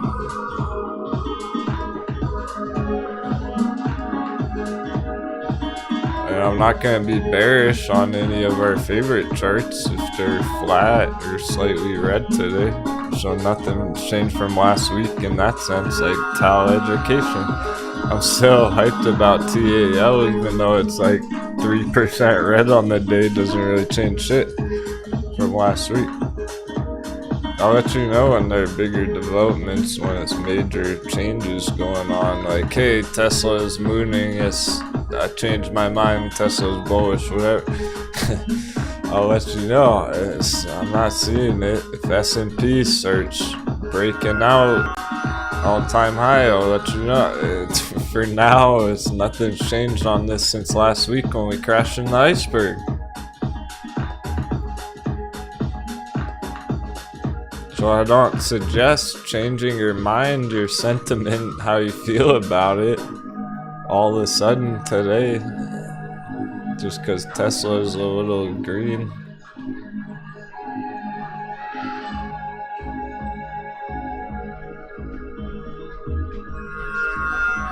And I don't recommend panic selling your crypto just because Bitcoin's a little bit red.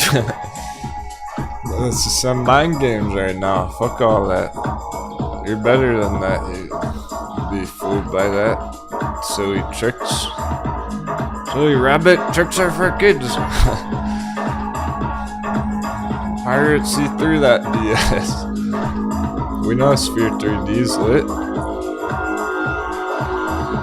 We know fuel cells bottomed out. And materials undervalued, ready to go green. Stick to the plan. Ride. I love ride down here. We'll make all the cargo room we need for a ride. We'll make plenty of room. But move over some of those metin boxes over there. Push all the metin to the back of that ship. We need to pile up some more ride cargo. On deck. Make some more all the room we need for a ride. Even nickel. And Virgin Galactic. Save some room for Nikola because it's $9.99 like a joke. How is this all so perfect right now? Coffee break. Happy trading. Happy New Year. Awesome. Hey, we're through tea time. We're through Bearish Sunshine.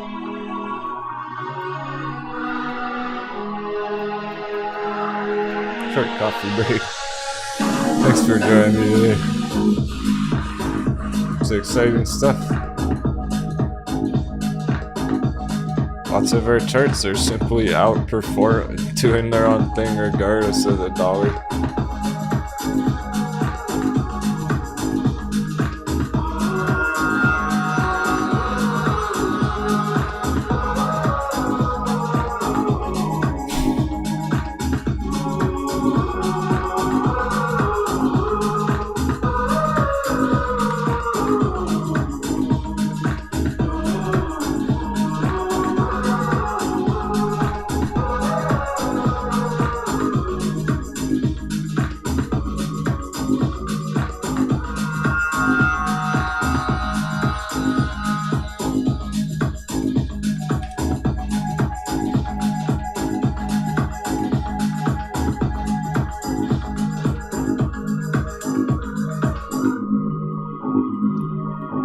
Elliottician very strong today from the hot beverage.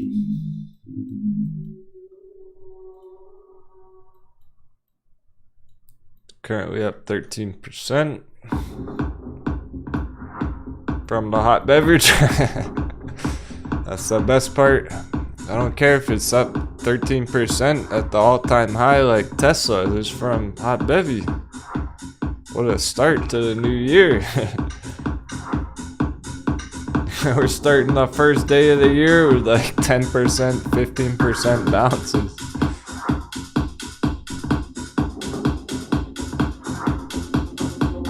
Meta materials chilling.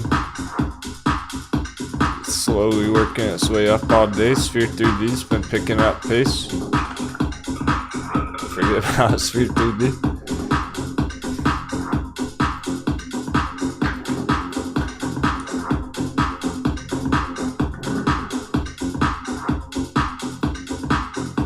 Bitcoin mining.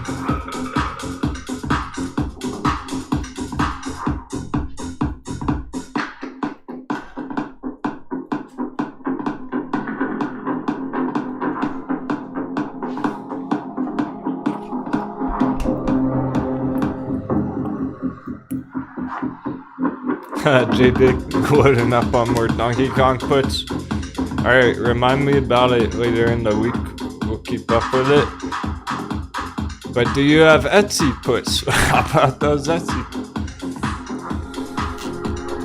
I'm gonna have to just start putting up Etsy Bay on the AFK screen now.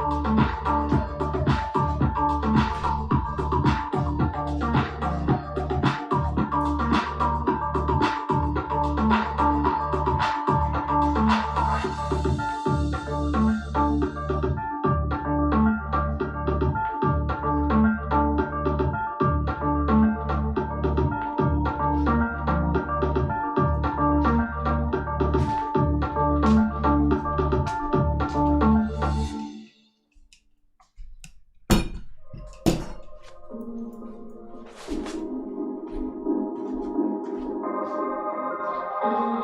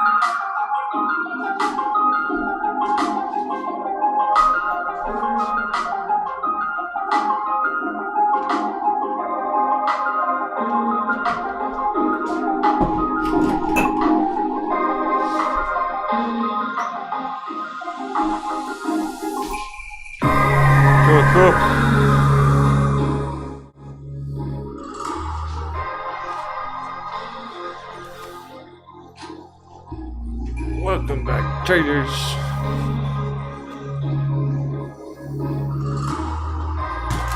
Only traders left.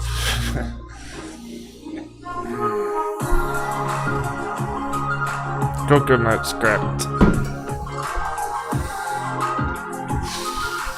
I remember all that forever. That's for it. All that epic pillaging, take no prisoners. I remember all those hot babies. That was insane. And Mrs. T.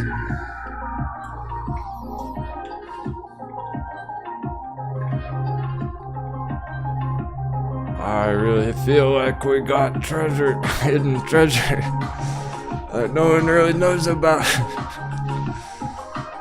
Not yet. They're gonna be talking about all these things next year. I'm always early. I enter shit late. Only early for the crowd.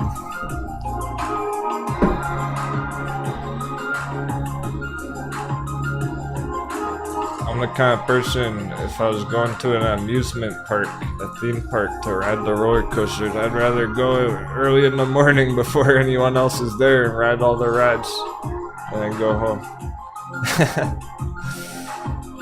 Long before anyone else shows up.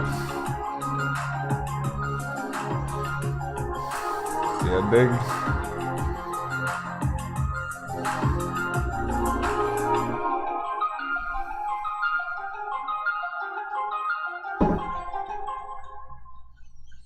We'll be on the top of the Ferris wheel looking down.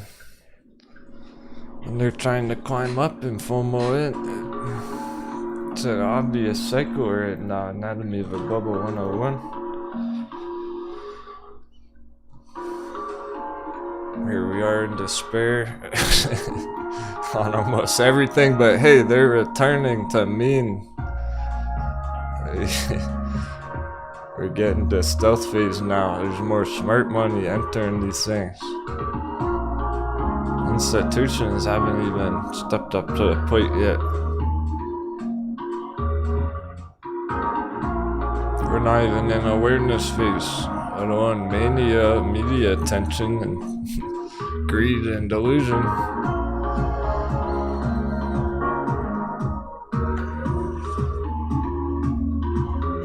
I'm feeling greedy on these things. Oh, it's time to be greedy. Maybe not in the way you first think with common sense. Throw your common sense off the deck.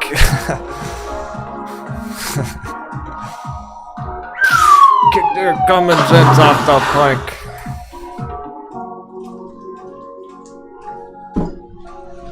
Markets are off hype right now.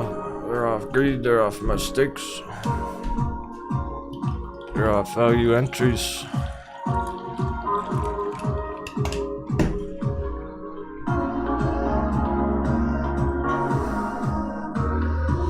Feels good to have a bunch of 10% charts up today. hardly any going hard on our watch list. Even the ones that are only a few percent, couple percent. Well, that's a damn good start to today. Green Pro flashing about Power Bridge. Oh, it's on pop. It's on pop.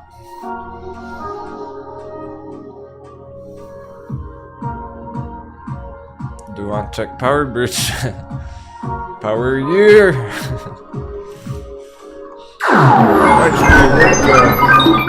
Power Year.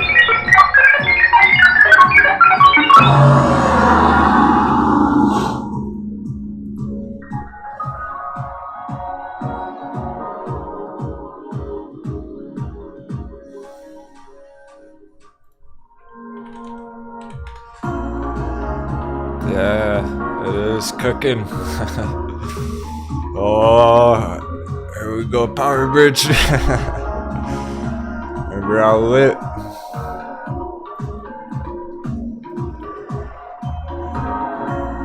Always fun.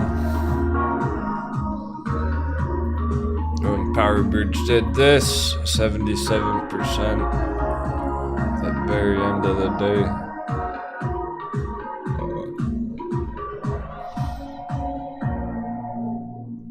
That was just last week. That was on December 27th. And then December 28th, we had it again. Very end of the day. Next day, it's 25%. Last 10 minutes of the day. Now it's down here for some reason. Not for long. Not for long. Green alert. Power Bridge. What's off?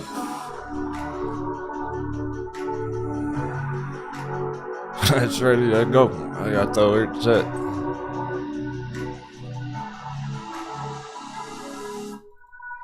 Strong bullish momentum. Active crossover. RSI. Parabolic.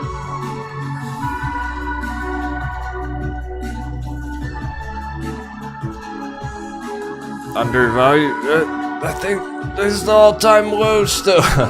It's currently still at the all-time low. God damn. Hot beverage. Lower than it should be.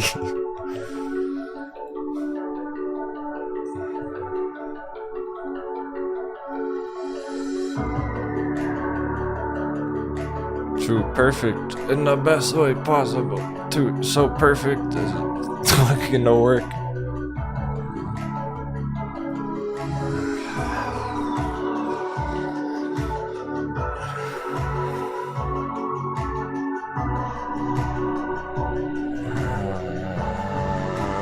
Potentially even a day trade. It's just hitting 55 right now, so it's a round number. Closer to 55.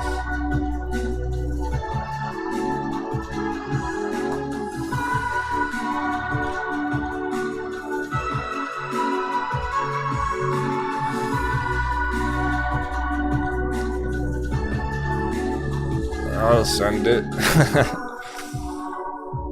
Here's our last pumps, way up there. Way up here.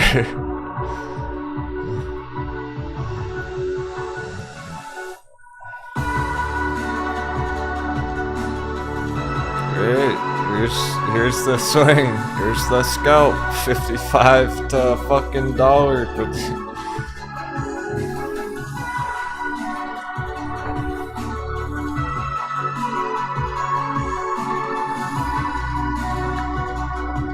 Yeah, that is a candle in the future, Robert. That's a candle about to happen.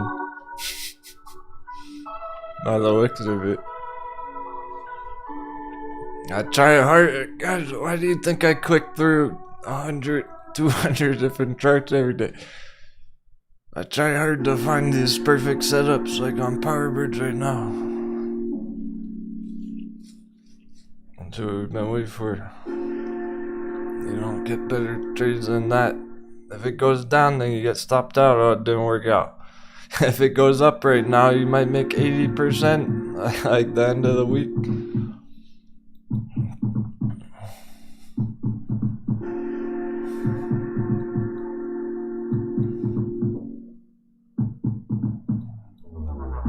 It's day traders paradise all over again. What's going on? Our day traders, the lights are coming back.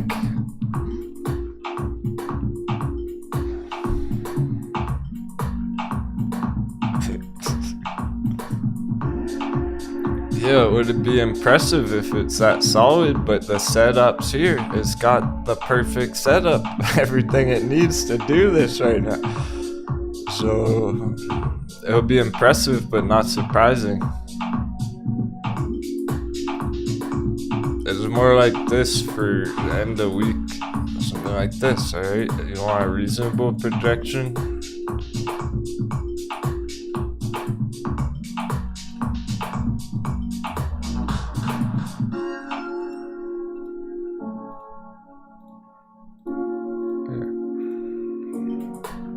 There's your power bridge projection.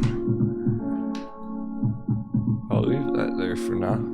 See how it develops.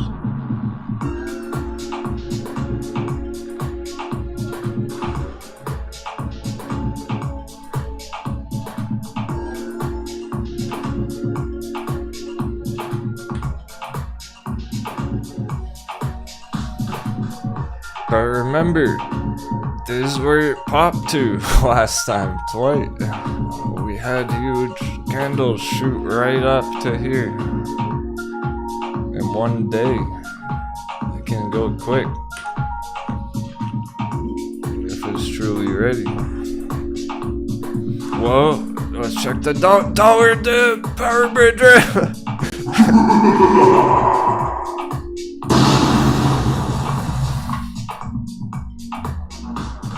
How's that for timing?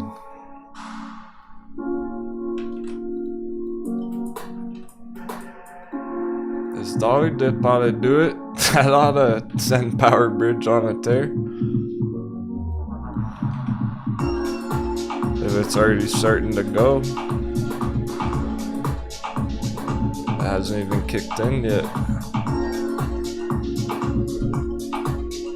Johnny Cass said, well, it's perfect timing for me. Nice, Johnny Cass.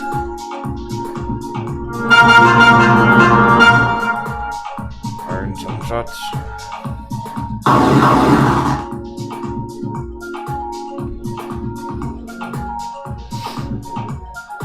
Here can be intimate. Just get closer.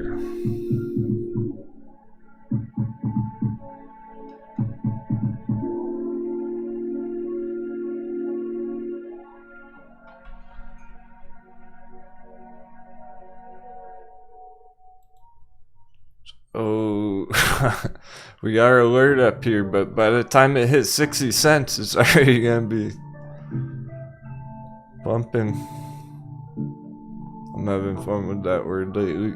We're gonna lower the alert. 57, because that's where it'll really kick off. 6% on the morning. Remember how metamaterials started slow and steady like this, 6%. Now metamaterials is like 20%. It's going. It's doing it. It's pushing up. Little by little there, a breakout. Oh boy. Power surprised today. I looked at it. Dollar gonna really give us justice here. Or is dollar gonna be lame and go straight up all day? If it's reasonable, it should come down here. It's gone too far too fast on the dollar.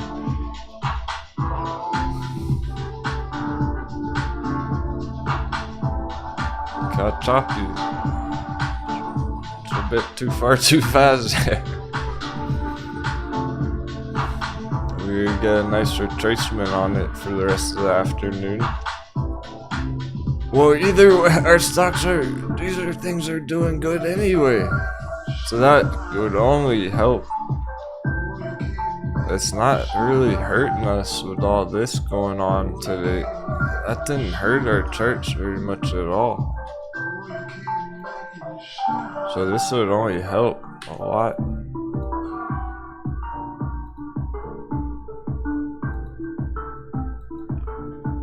It is, that dollar pump did hurt S&P and other bigger market cap charts though. Some of the bearish charts.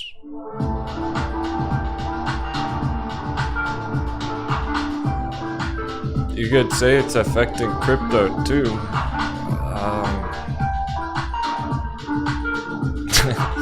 But Bitcoin's in good enough health that it's not even to worry about for now. It's just playing around this channel. Remember that we did crush 50,000 resistance pretty recently, just last week? That was the biggest development lately on Bitcoin there. After the bounce. After all that. So that's the latest news on the Bitcoin chart really. Besides that, nothing's changed down here.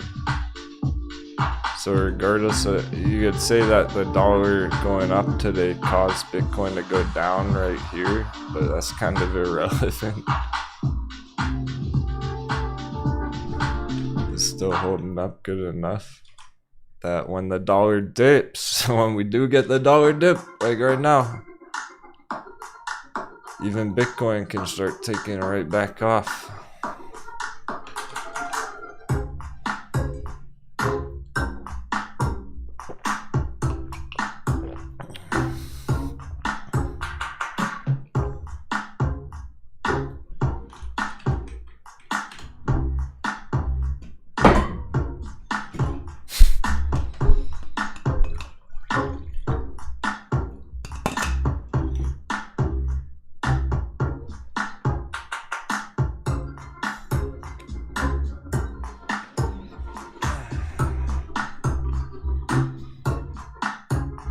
Oh, we got a bunch of 10%.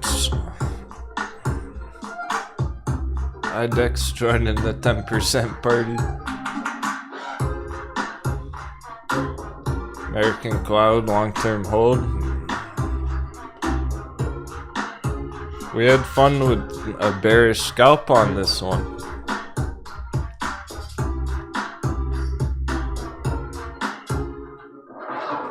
That was a great couple of days of trading on American Cloud. People wrote it up right here on the morning. The breakout took profits up there, then the bears stepped in and wrote it down with puts for a couple of days. Now we're long-term bullish on it. This has been going up for a while now.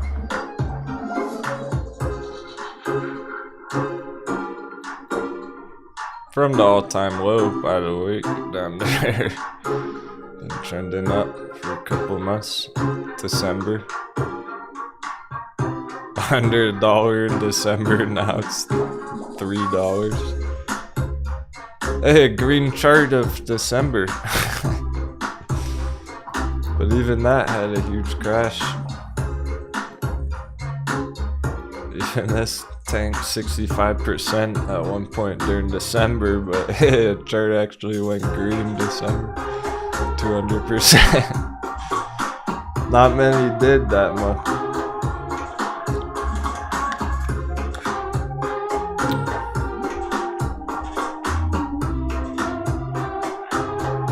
So pretty juicy targets up here. Well, not exactly from where it is now, it's just good for the holders.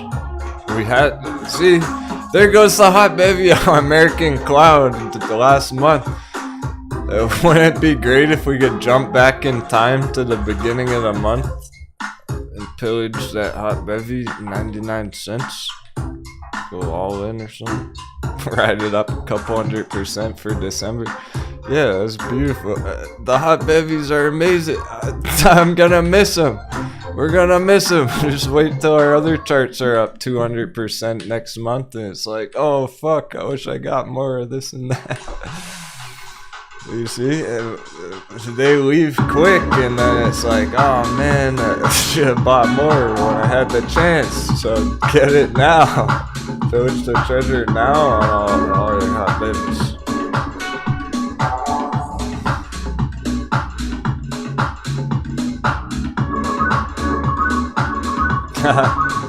No, that's the thing, just Revenant. We're not reliving December. This was December. Now it's long gone. They're leaving the station, and it's not a good entry anymore. Up here, per se. It's not the same as the hot heavy on an all-time low. So think about like fucking Metin at the all-time low. It starts going up to $1 next month. Metin's not going to be a good entry anymore, so now's our chance.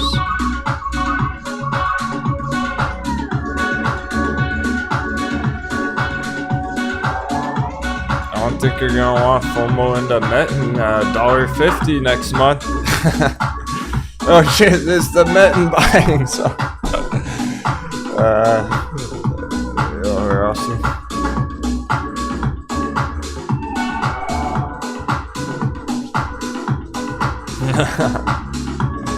The pillaging must go on. We're going back to Metin Island. Fuck you, Metin Castle. We're coming for you. Let's go get all their treasure. Now's our chance, you see. We got a good December. It might leave the station real soon. So I remember our short-term targets on Metin are like 30 cents by the end of the week. We close the week over 30 cents. We stay over 30 cents next week. Well, hello, 50 cents, and then I'll see you at $1 and no more hot baby. That's how quick we can break free from this area down here.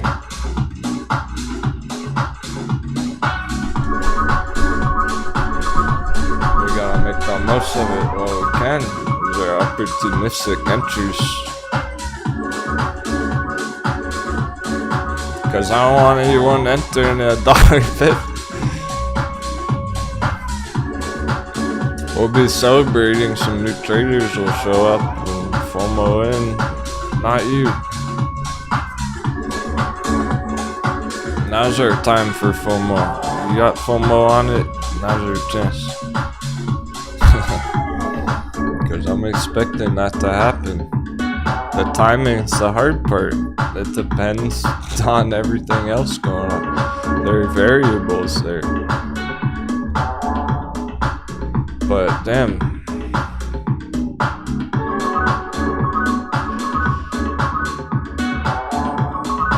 Let's go for like Q1, like most of our other targets. Let's go for March. Maybe by March we'll be up at $1 area on that. It's a reasonable projection. But if it goes perfect, we could head up there in a couple weeks.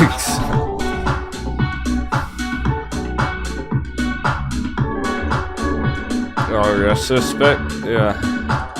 Getting stopped out. Next ID.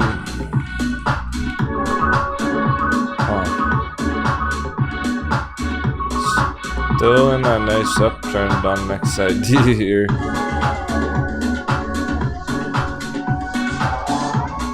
Next ID is still on track.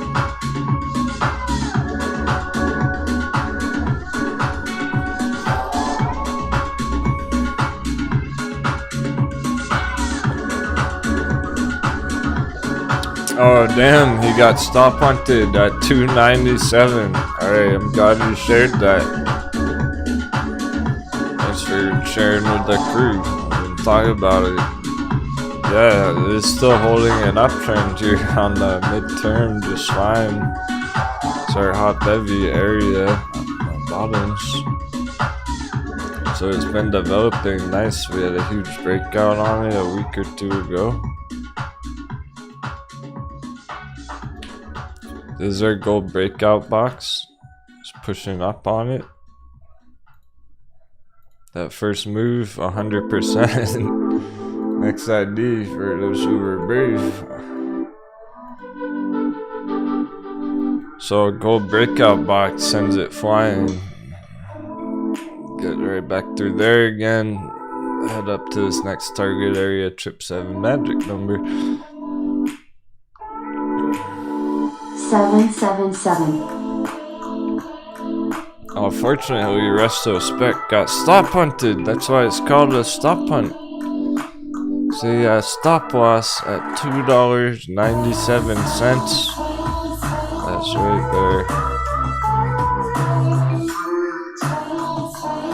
Ouch. Stop hunt. Bear trap.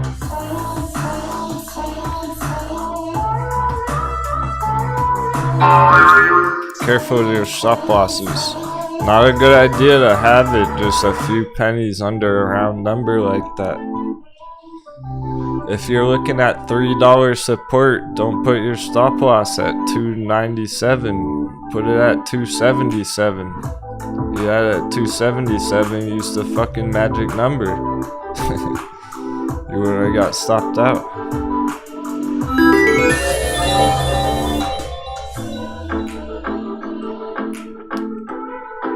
Nice Resto Spec.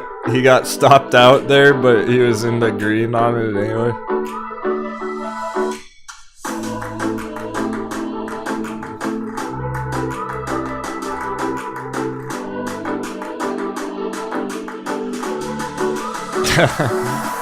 How's Daddy Paper Hands forgot he had a position in American Cloud?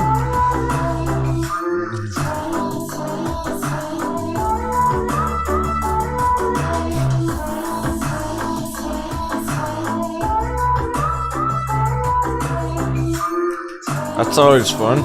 He found some hidden treasure.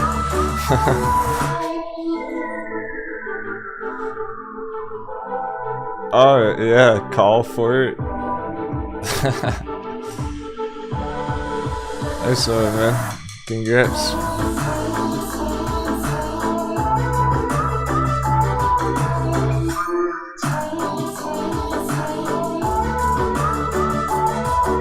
If it goes wild and it crushes up to $5-7, just cash out on it.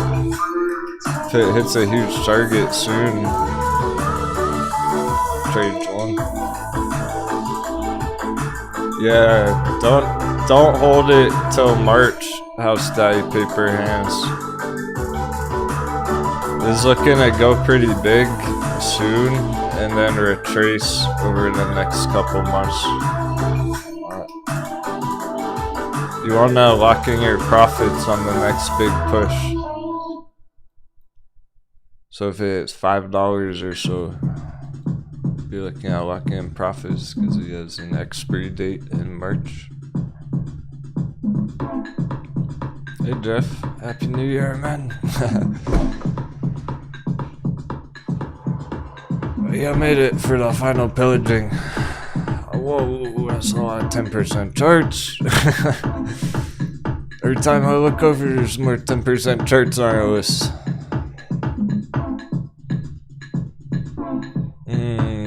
So VXX, yeah, man.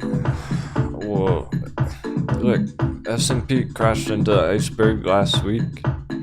I hardly believe coconuts are yoloing into Tesla and other S&P stocks right now, but they are.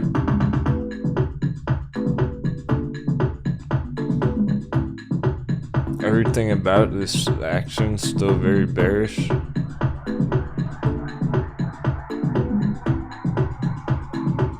Yet it's having that kind of a bounce right now. Whatnot. I'm sticking to the plant. It's sticking on water. So this looks bearish. That means VXX is gonna look bullish.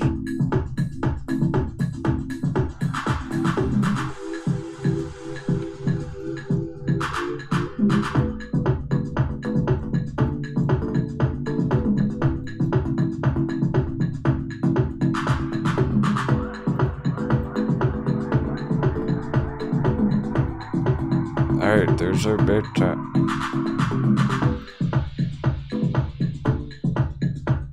I'll pull up a clean chart.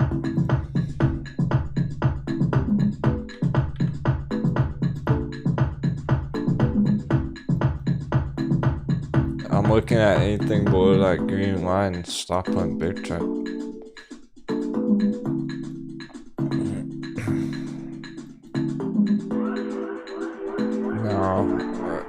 You're gonna say it's holding that, we're saying that it's holding, it's still maintaining being this parallel channel, like so. As long as it's in there, it's still bull. I'm still bullish on it. There's some wiggle room there.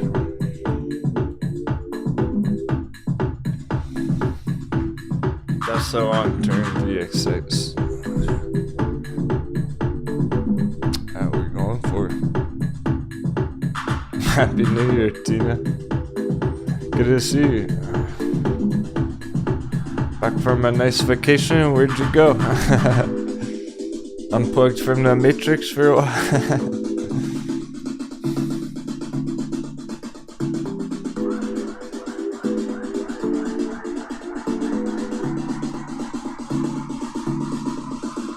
So this is the projection on the chart.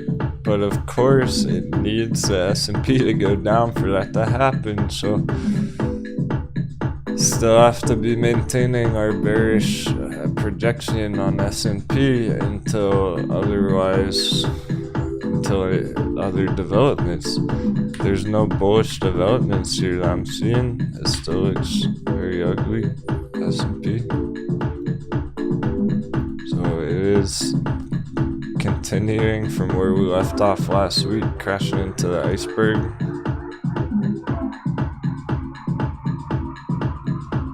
I'm gonna have to be bearish on it still.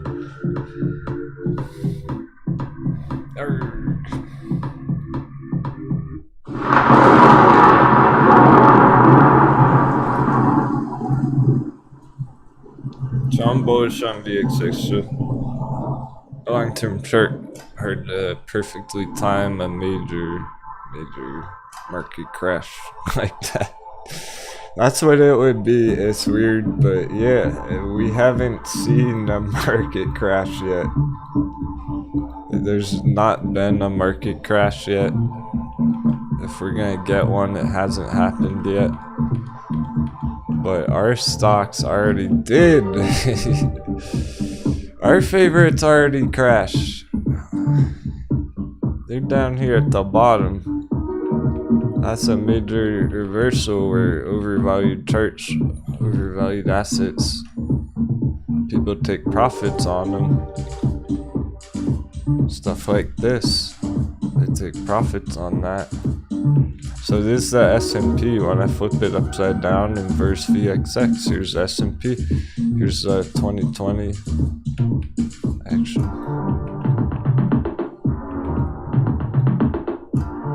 I'm not gonna use the P word. Paper hands.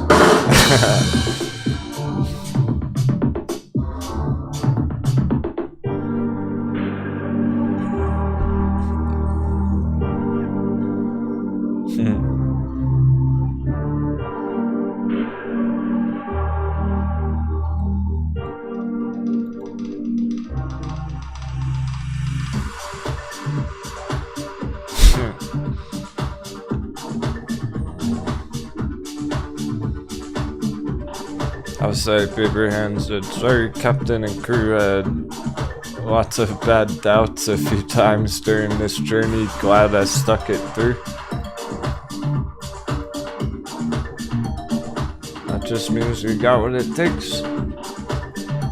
We got the thick coconut.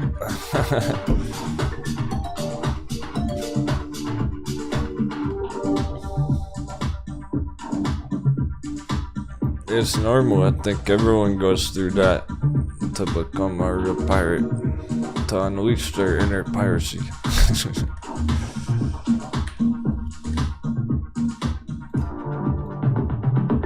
think everyone on the crew has doubted it at some point. Oh, there's no way Power Bridge is gonna moon power hour 2 days in a row. No, I think we've all doubted it before.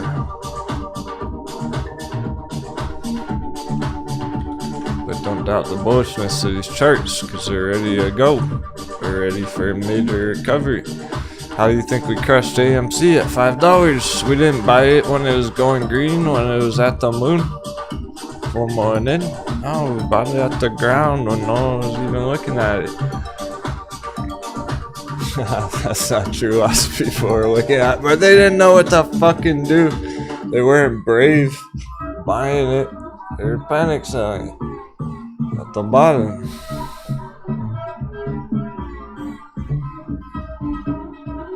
We've seen it all before.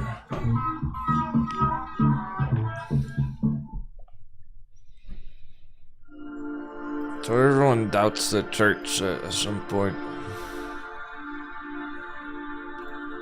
You didn't doubt it. That's normal. That's why you pull the chart up and you reanalyze it and you stick to the plan. And feel comfortable and confident about what you're holding so you don't change your mind overnight.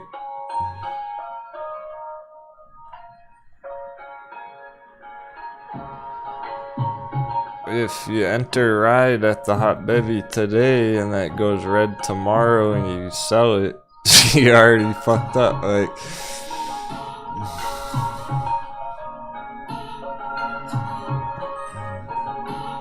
feel good about those bottom entries, because it might not never go there again.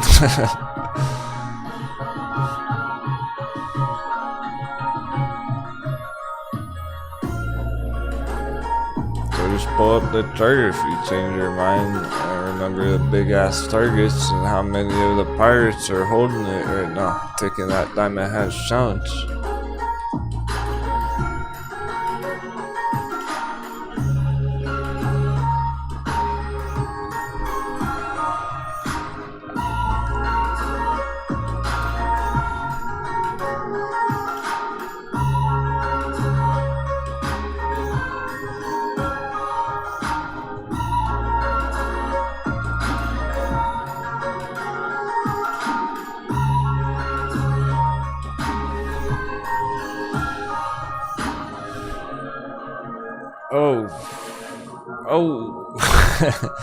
AI advertising still going, 18% now. Who bought all that AIAD?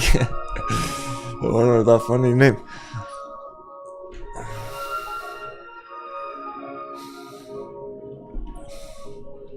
Looks like the pirates won it.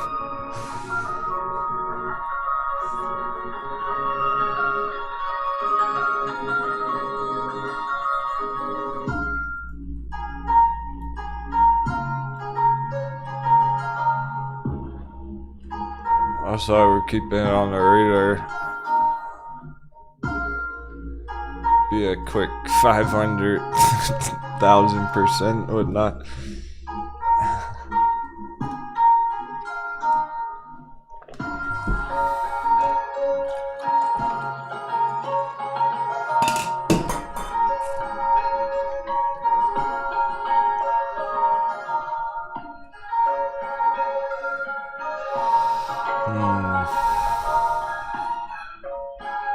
Remember to set your targets beforehand on that one.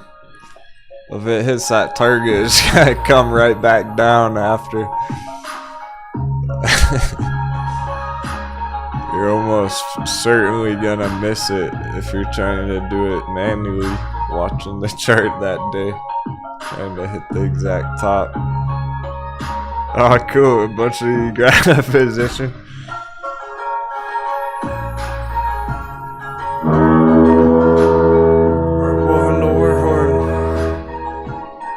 Going in. He's holding the treasure on deck. Just revving.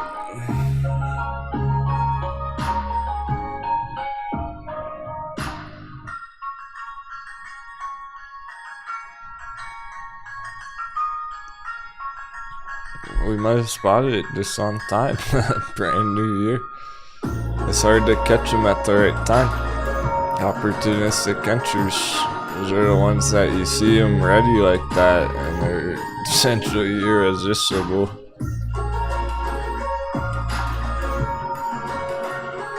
I'm gonna be keeping up with VXX for some time ahead. We're not giving up on it. I would definitely let everyone know. If this gets really ugly, I'll let you know and be like, man, that's not looking good to hold, or you have to hold through a dip or whatever. But right now, I'm sticking that plan on that, and we'll keep up with it, so definitely let you know if it's getting ugly. And VXX, otherwise, sticking to the plan. We're going for this. So it's hard to time the exact day of when something like that's gonna happen after it's been trending up for 2 years.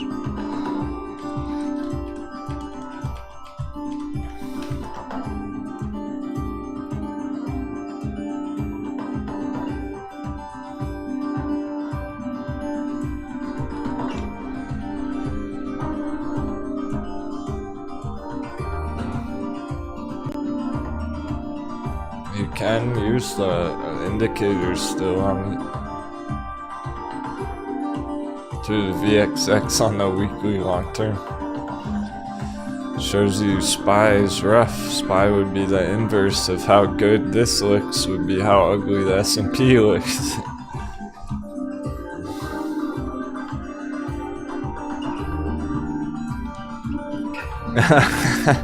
Yeah. How's that, great brands? Wait, you don't think everything's gonna go to the moon 3 years in a row? Tesla's not gonna go parabolic 3 fucking years in a row? Manipulation.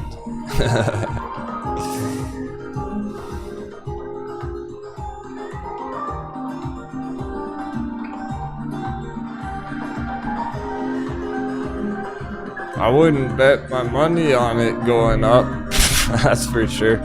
I would take a shot on it going down.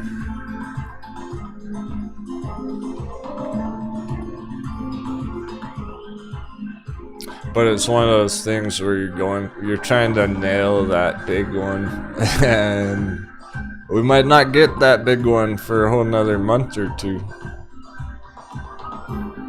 But even on the short mid-term, S&P still looks pretty disgusting.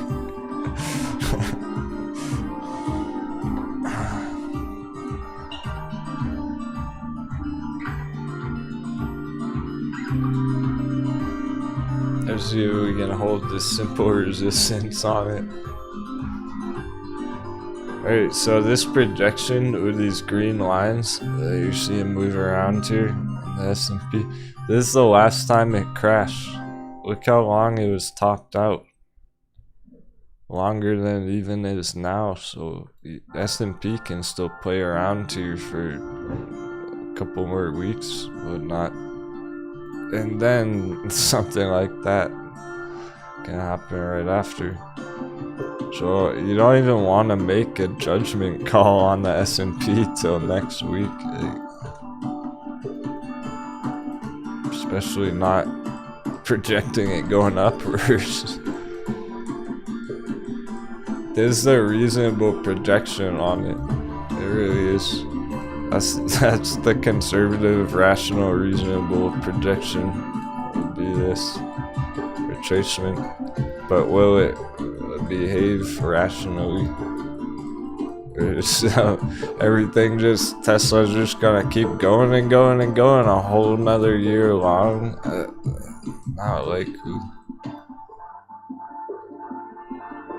And if it did, what if the S&P did do that this year? Imagine how brutal it would be when it did come down after that. It seems almost impossible. How stupid can it possibly get? I don't know. It's already pretty insane. If it were to keep going up, the retracement, the crash after that would be devastating. 60% S&P crash. So that doesn't even make sense right now. This is the only thing that makes sense right now, and I'm gonna watch how that plays out. I'll let you know if it changes. It doesn't make sense to do this, keep going right now, after it already did that over and over again for 2 years straight. People thought it was in trouble back here and back here and back here. It's in more trouble right now than it's ever been.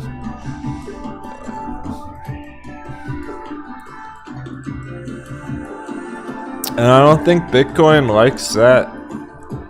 They do correlate to some extent. There's definitely a relationship between BTC and the S&P in the sense of people's sentiment, investors' sentiment. So if they're panicking and selling all their S&P and everything, they're probably selling their crypto too.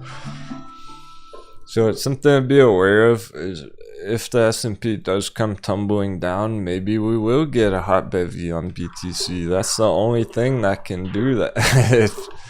Otherwise, Bitcoin's going to $100,000. Because there's no other reason for it to come down. Bitcoin's just going to be continuing unless S&P has super crashed, and that might hurt it temporarily. Something to be aware of, potentially get the dip. But I'm not even anticipating that right now. There's nothing showing that right now yet. Still bullish here. So that could be a divergence. That could be a shift, or if Bitcoin's, this is what the thought is. Now we're brainstorming. So if Bitcoin's healthy here and continues bullish, but the S&P's weak and continues bearish, then Bitcoin's gonna be hedging against the S&P.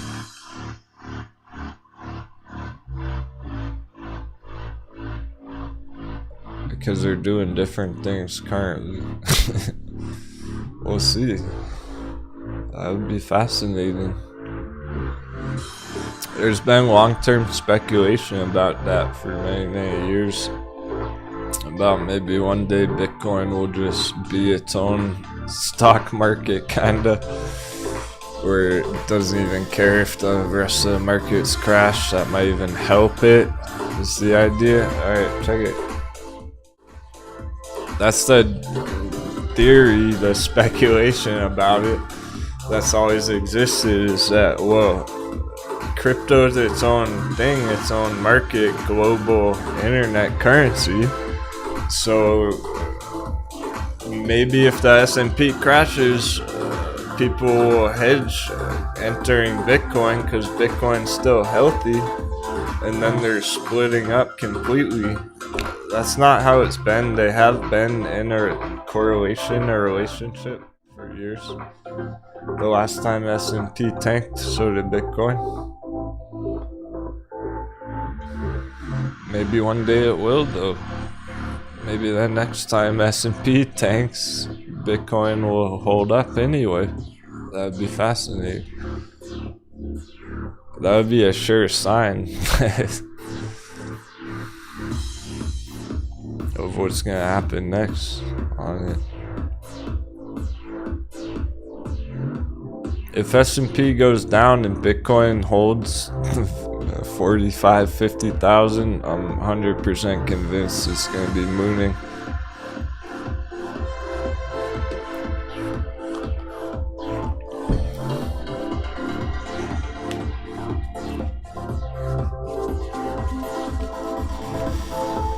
If S&P drags Bitcoin down, I'll buy the dip. I'm ready for either one.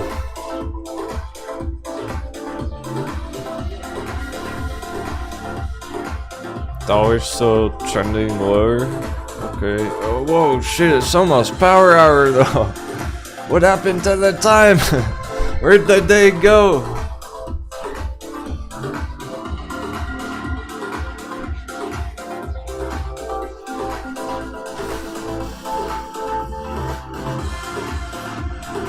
We must have been deep in the charts today. Time flew by. It's only an hour and a half left on the bell.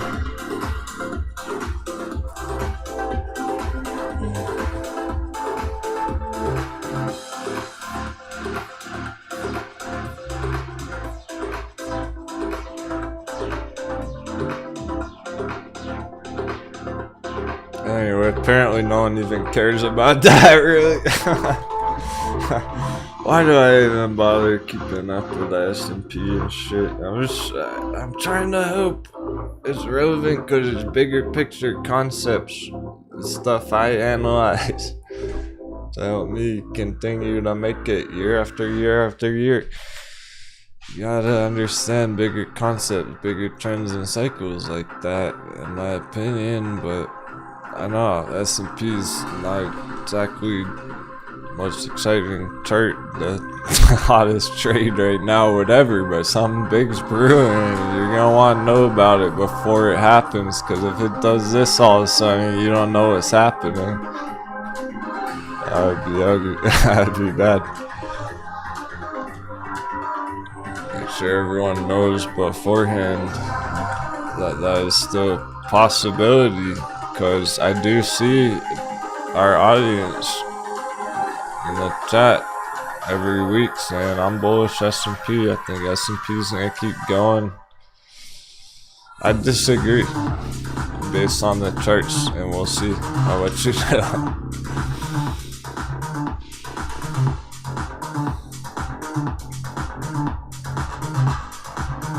But all that stuff helps me decide my other moves on other charts, other trends that are going on and stuff. If all our bottom barrel charts, if all these charts at the all-time low are bouncing, going green today, and S&P's going down, Tesla's going down, whatever, that's a major difference. It's good to know about that, because it's like, hey, Sphere 3D's crushing the markets, it's outperforming many other stocks today. Alright, this morning, showed this on. Check this out. We got the hedge funds performance 2021. One of them made 75%. Most hedge funds made 10-15% on the year. Some of them only made 5-7%. A lot of them lost money. Melvin Capital. Sphere 3D's up 13% fucking today in one morning. Sphere 3D's up more today in one morning than most of those hedge funds made all year. Happy trading.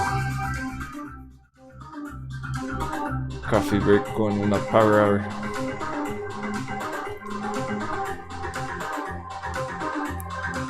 Let's finish them off.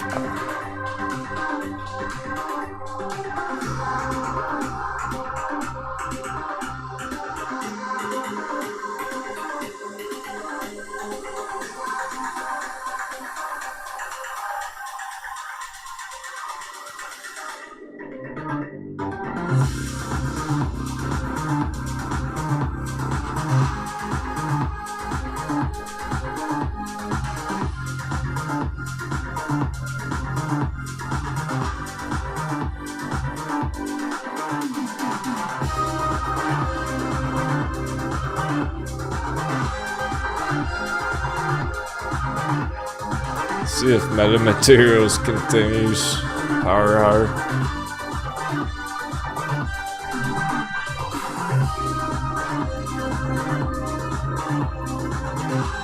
Looking good for undervalued assets.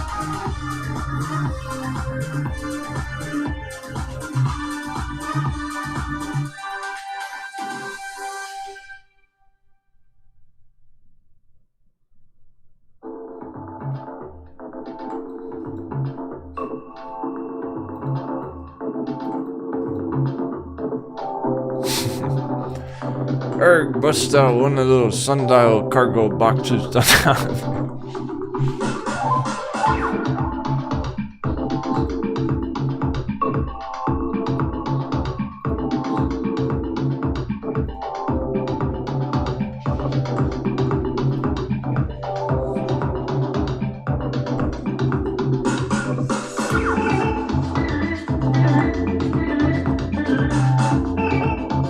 777.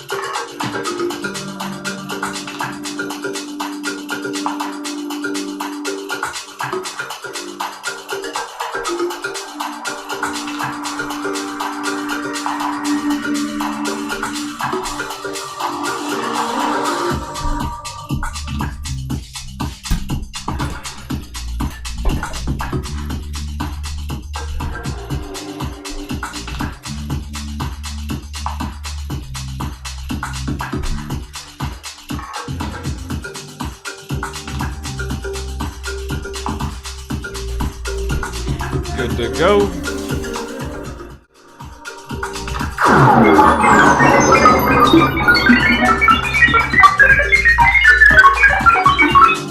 What an epic start to the new year.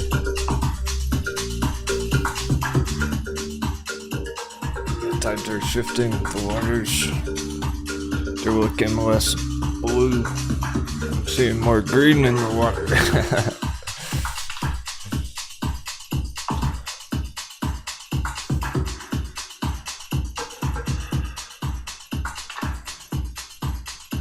That buffet of hot entries already paying off.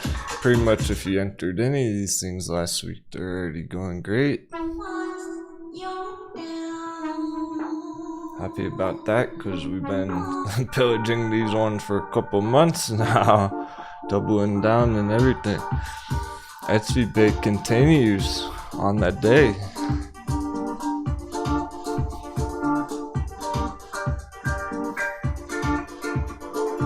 What rules the trading pyramid? Not the dates, not every day, not day to day, not the swings, not the momentum, not the fundamental anatomy of a ball. That's it. So it's all coming down to right now.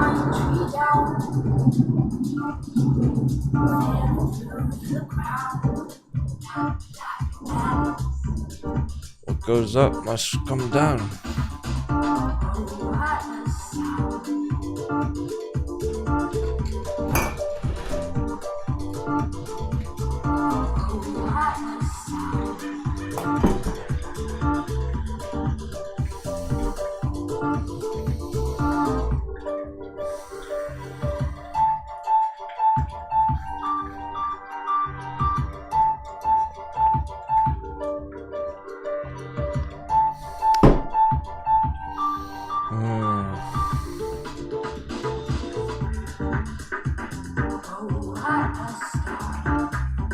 I'm feeling more serious. I'm meaning business. These shirts aren't playing around.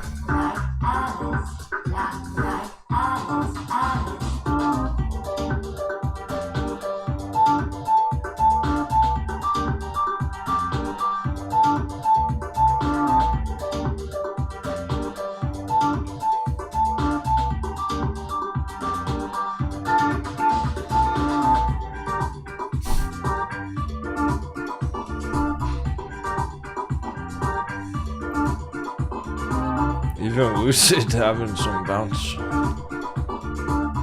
Long-term bullish still. $100 long-term targets, Lucid.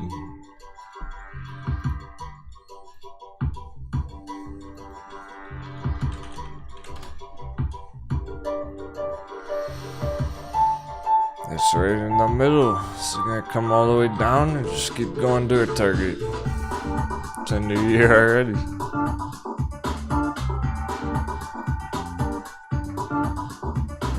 Going for this target 2022, it's here.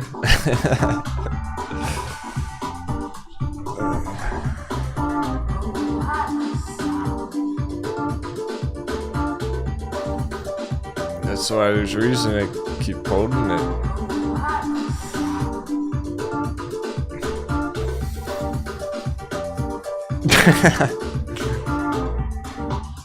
Grizzly Giants going heavy sphere 3D. Yeah. Show you the long term on that one again.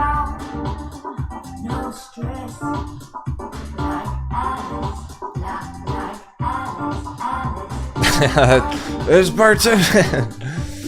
Eat my shorts. Shoot 3D shorts. Get wrecked.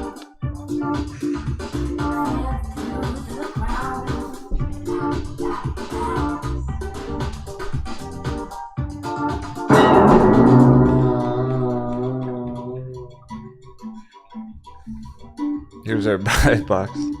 There you go.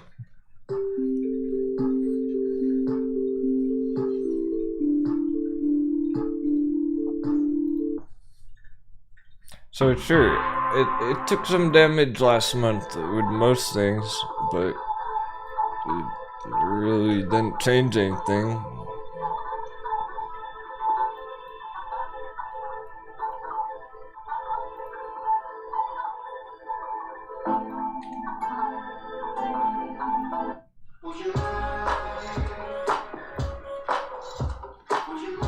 Because of this.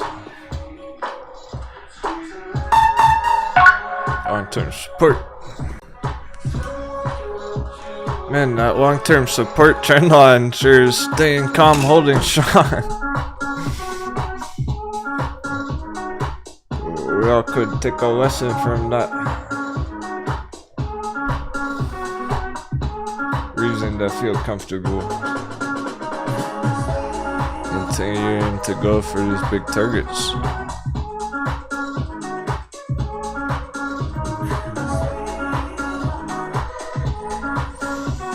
And we were able to crush that first big run on it based on this breakout here.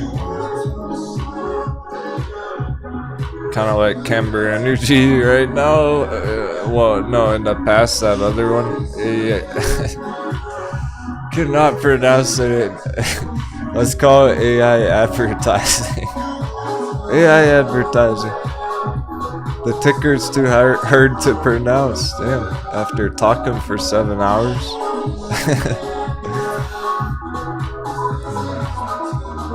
Like this trendline breakout. That's how we crushed it the first time on Street 3D, that trendline breakout.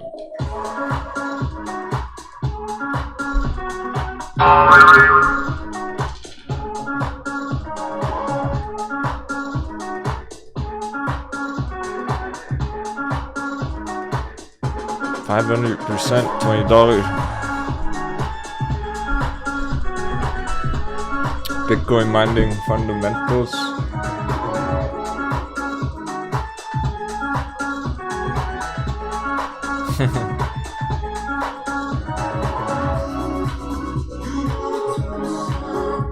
Alright, Gary Fabian's already feeling the FOMO.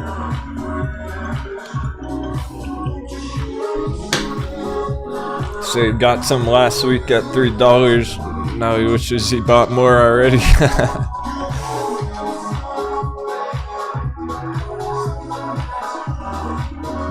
Yeah, it takes some time. Mining machine. Look, Bitcoin mining machines. The rough estimate takes 1 year to be profitable. You buy a Bitcoin mining machine, you plug it in, you gotta run it for a whole year till you get your investment back.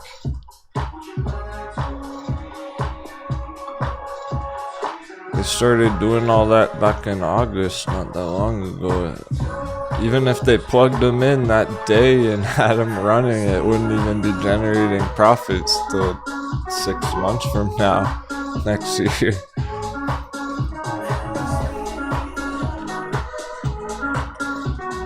It just blasted off on that news as people learned about it and they're like, whoa, what's that? Oh my goodness. No FOMO.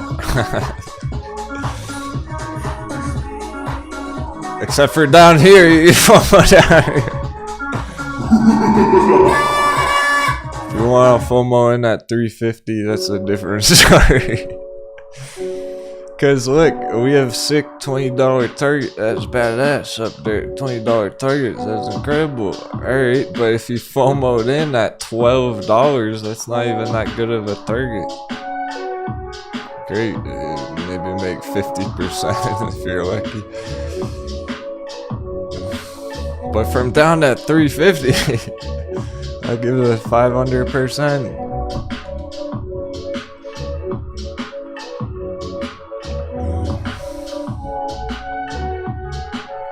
S&P hanging around 4.7. It's not much, but it seems to like that 7 number. I can't ignore it. I don't trust it. I'm just waiting for it. Alright, it's actually been getting the hammer at the very end of the day, the last few days, last week. I'm expecting one of these days is just gonna be brutal. We'll see though. That's the one I can't wait to see play out the most right now. Because everything on the chart says it should go down, but it's not going down. That's why I don't trade the S&P. That's what people mean when they hear, oh, the markets can remain irrational longer than you can stay solvent. I just want to see the outcome of that when it finally happens. I'm not even worried about our bottomed out charts. I'm not worried. I have no worries about Sphere 3D down there. Let's get some 7 done. Not chat. 777. For power hour. Sphere 3D for everything. It's an extra boost of good luck because I'm feeling about 77% sure this thing's going to $20 soon. I'll give a very low chance of going down or getting stuck here. I don't see it getting stuck here either for all year. I see it reversing about to crush $20. Work its way up there. I'm feeling pretty confident about these bottoms here on the new year. We've been charting it that whole way for this reason, waiting for the right moment for that next breakout. This is perfect retest of the long-term breakout. Long-term breakout retest continuation. Classic. But yeah, it takes time and it's scary when it's going down for a couple months there. If you had bought it up here and you're holding it red, that would have been scary, but you had to stick to a plan and double down. Potentially. Or just ride the waves.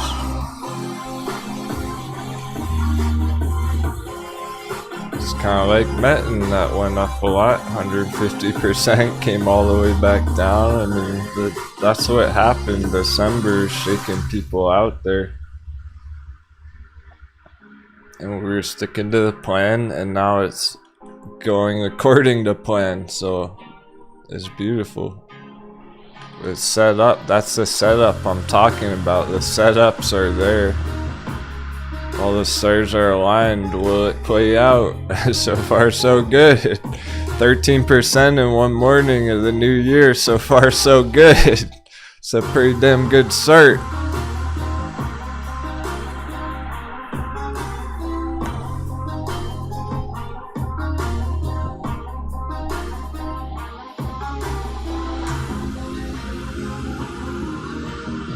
So those are the ones that are actionable. These ones are tradable. You can be making entries there potentially. Whereas the S&P is even really actionable right here.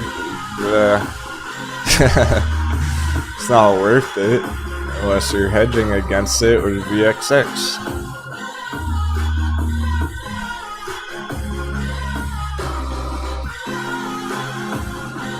Dollar hasn't been moving. It's suspiciously flat going into power hour. Waiting to see if we're gonna get this power hour. Push Sphere 3D up a lot more. That's the thing. Sphere 3D, my guys, dollar keeps dipping. Power hour, Sphere 3D is looking at close like 20% green day. And then probably have a green day tomorrow, and there it goes.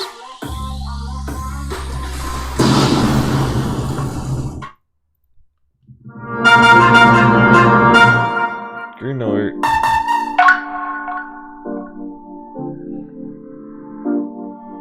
That's how ready they are. They're so ready to rock and let it get hype music going.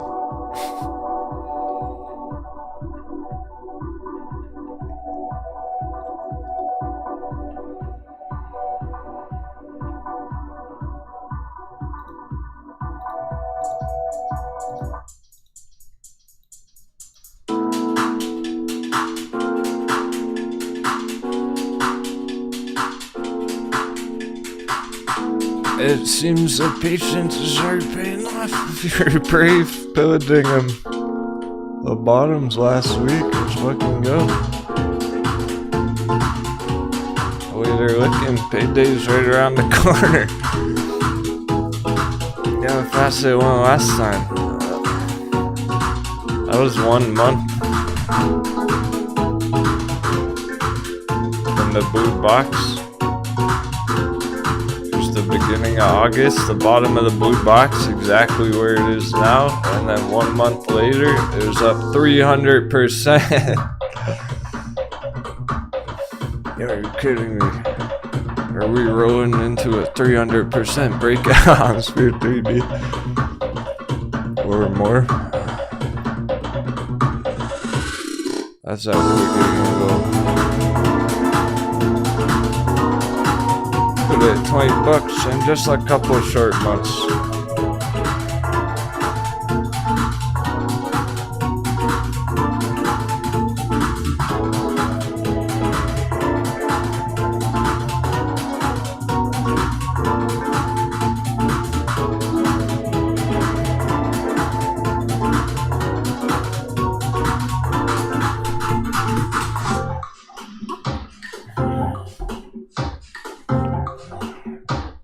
Maybe Metin will pick up right behind it. Metin will see what Sphere 3D's doing. Won't want to be left out. The China stock's not doing much today. They went pretty big last week. We were getting major bounces on all those last week. So they cooled off a tiny bit. Now the alternate fuel vehicles having a great day. Fuel cell, ride, everything. Excel fleet, not right off the buy box and gold there.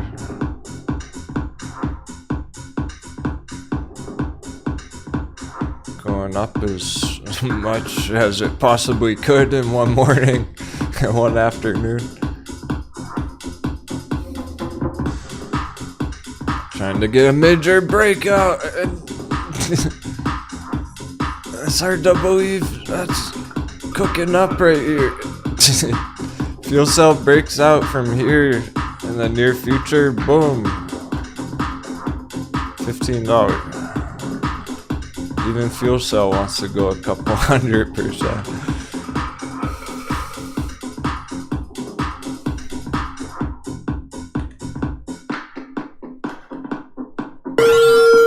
I'm tired of not having dollar to trade. It has me reconsidering the targets I had for ride. Instead of diamond handing to 30, it seems like I should be looking for the door around $15 on ride. Just a quick trip to the moon. We're going back. I've been there before. It's a beautiful place, but don't crash on the moon. I'll take you there. I'll show you the dark side of the moon.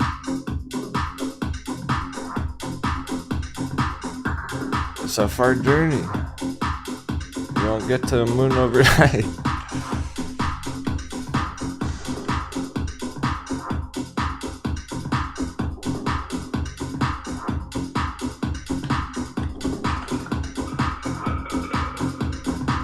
Thanks, Bertman.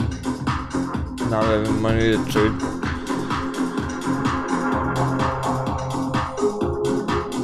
Okay, you should share some more about that, your particular situation on Discord.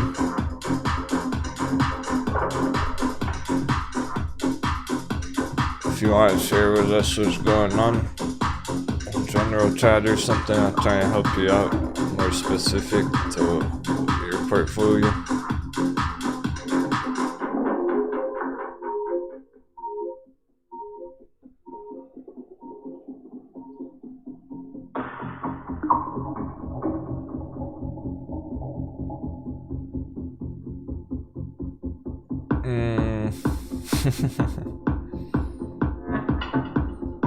Well, it depends. Okay, so you're thinking instead of diamond handing for the long-term target, so you could say that about anything like Sphere 3D. It doesn't have to be red. Is it worth diamond handing the $20, or if you get a nice push halfway up to here, take profits? It depends how fast it happens. A Sphere 3D, look.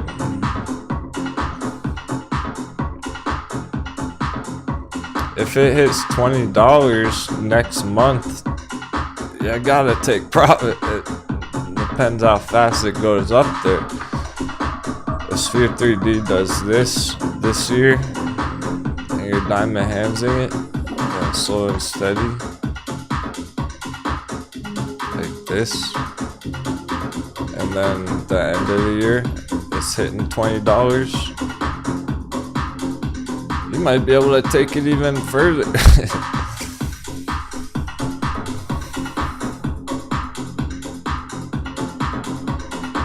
And that might not be the ultimate target for the long term.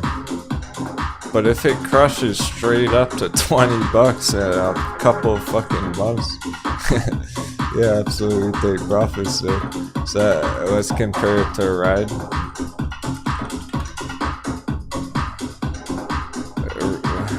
$10 versus $20 targets Perp was asking about. Well,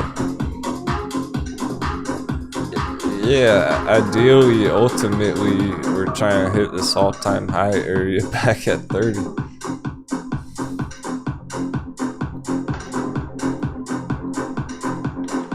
On the long term, but hey, if it hits $10 tomorrow, yeah, you could take some profit. It depends how fast. If it takes 3 months to work its way up to 10, then you want to keep holding it because it would be ready to rip higher and go parabolic. Yeah, I haven't gone parabolic yet, but if it goes straight up to $10 tomorrow, yeah, you should probably take some profit. Depends how fast it happens. You gotta be flexible, learn how to adapt. But yeah, for the more specific portfolio situations, obviously I'm not a financial advisor, but I can offer my opinions and thoughts about it on Discord. That's the place for it, where other members are in a similar situation.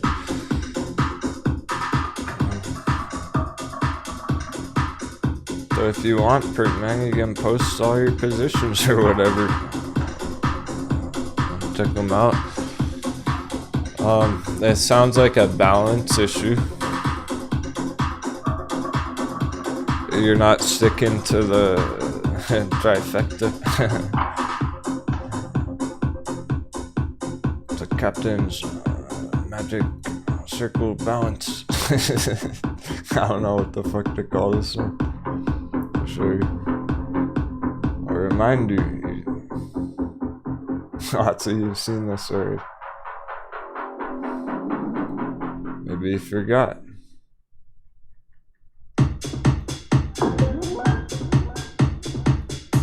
Where's your trading balance? If you don't have money to trade, you're not balancing your portfolio properly. You have too many investments and speculations, you don't have any trading portfolio. Dry powder.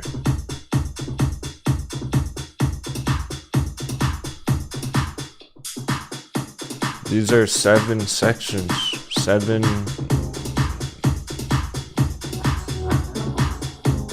different trades you have, so to speak.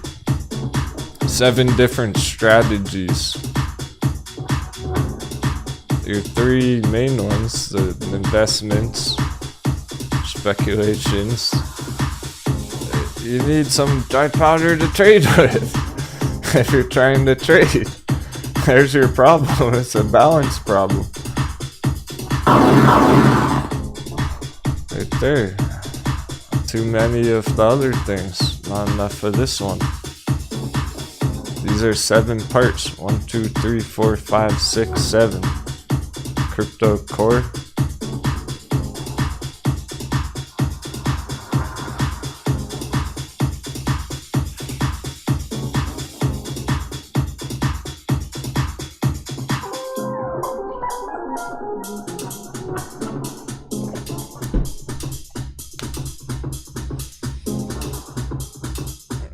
If you have too many in one or the other, it's not gonna be maximized.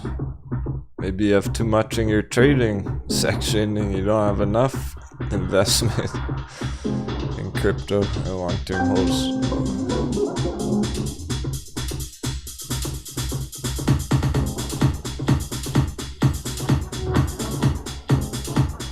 I made that up, so I wouldn't come up with all that if it wasn't important.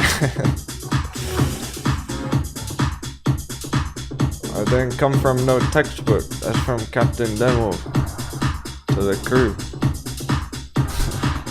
I came up with that balance just for you.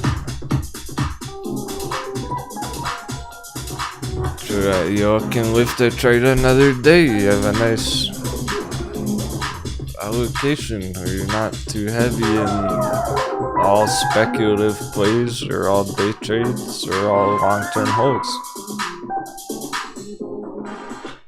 A little bit of each.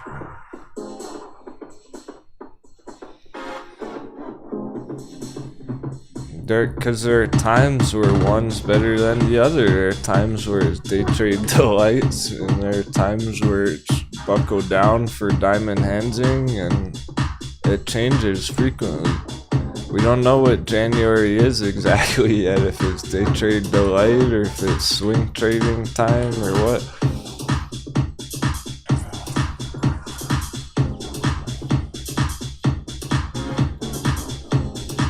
So you don't want to have to guess. Don't find out the hard way. If prepared for all scenarios, you'll be okay. You won't take much damage. Because if all your long-term holds are red, well, at least you still got some day trading powder that you can, or swing trading, that you can make some moves on these other bangers, like AI advertising.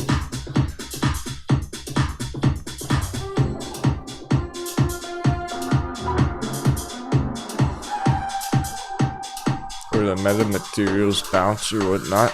That would be your trading balance, stuff like that.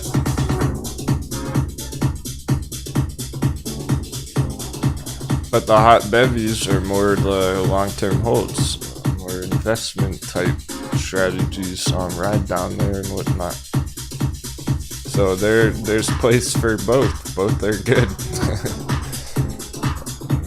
I suggest both.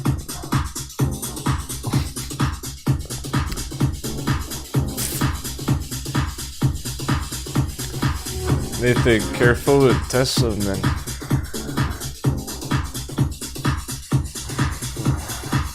Look, Nathan, I got to know you all year now. You're awesome, dude.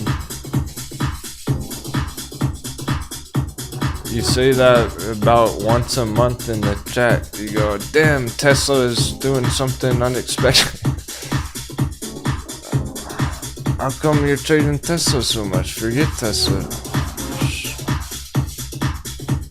It's not working out. Get out of it. Trade something else.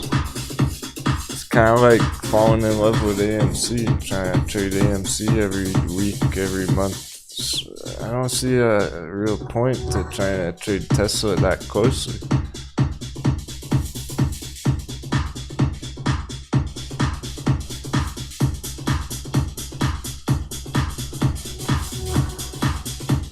If you're bearish on it, you're looking for a downtrend, not just instant profits.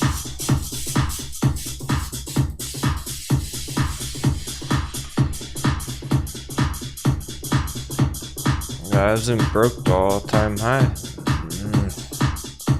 I don't like it at all. I would never go long on it. Only idiots are going long on it, FOMOing in, trying to catch a pump and a dump. And they might get stuck with the dump. Is that even worth it? I don't even trade shit like that. Those are the kind of stuff I avoid. I wouldn't trade AMC today. I wouldn't trade Tesla today. I wouldn't trade the S&P today. Fuck all that. I would buy some Met in a ride though.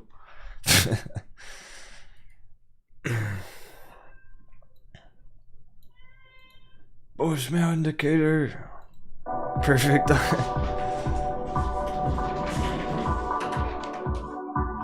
cat. Come save the day. I'm safe today. We need some yes. Not really, they're all mooning. We got all the 10%. Oh shit.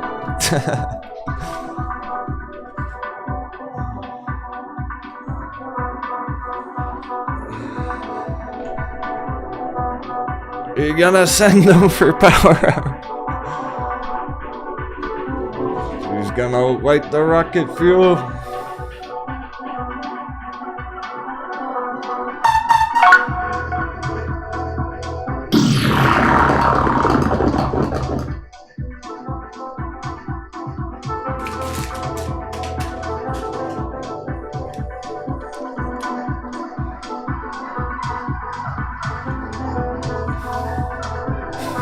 She's going to protect chat over there.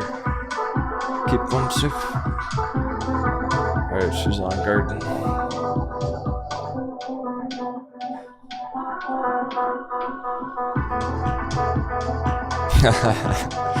Shout out to the OGs, you know how we haven't seen in a long time? Lawn Boy! We haven't seen Lawn Boy since last year! Remember that?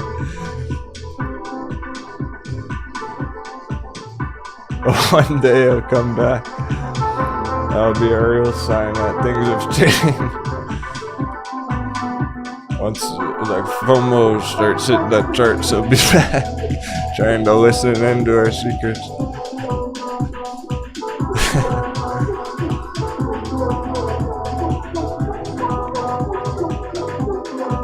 Jeez, HOFE's on the top of the list.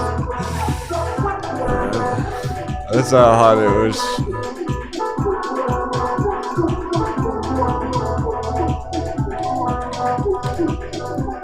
I'll keep up with Tesla and S&P and everything, but I don't like it. I don't like it any more than you do.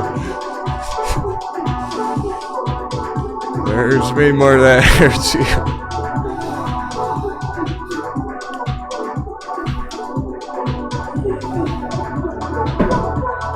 I do like this HOFE hot heavy. Big Big told you. Big Big was looking to go bullish on DraftKings. No, HOFE.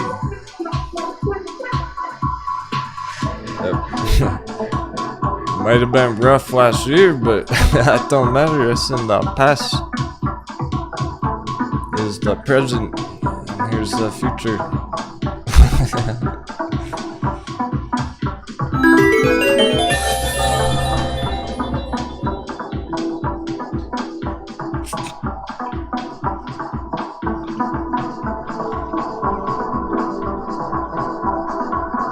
Whoa, legit, Lawn Boy. I'm not kidding, Lawn Boy. I overtalked into a conversation with another Lawn Boy or something. And they were talking about Dogecoin at like 50 cents last year. I think Lawn Boy literally FOMO'd in Dogecoin at the top.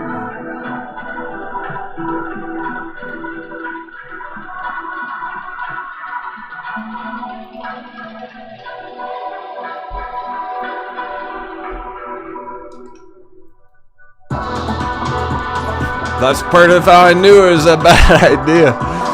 Everyone was asking me about Dogecoin, and I was like, well, I just heard my maintenance guy talking about buying it. That's a bad sign. That's a top signal.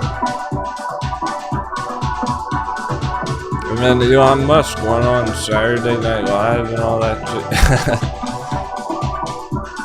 Wow. What a year that was. Remember the good old days.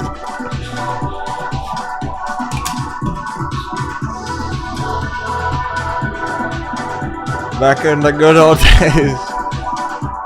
Last week seems like forever ago already, because these things are having new life already. What if... Alright.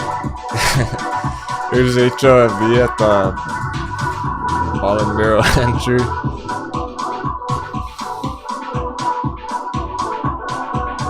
bottoming out at the very end of the week. That breakout. Now it's just mooning today straight up. Alright.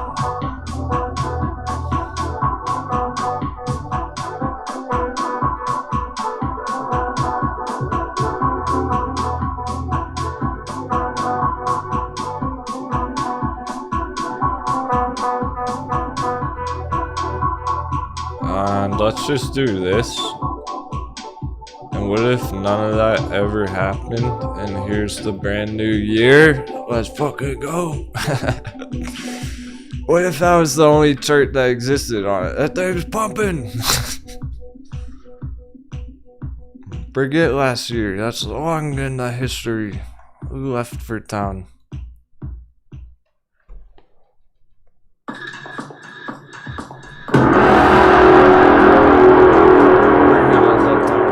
Those last villagers. Catch your last fish. We're heading to markets.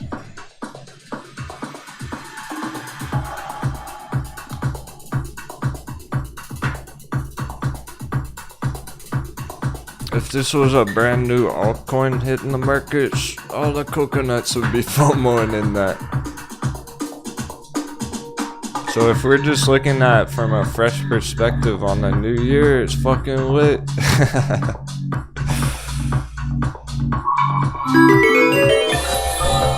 That's most of our charts right now. Up 20% on the day, still going.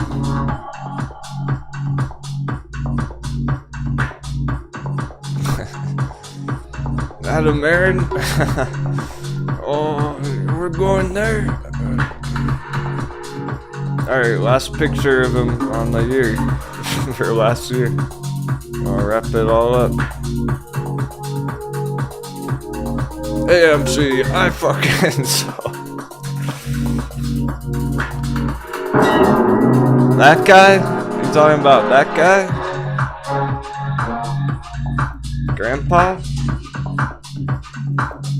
Popcorn Grandpa?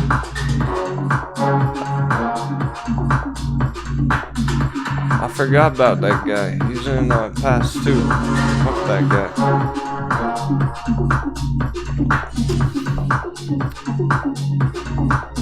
Yeah.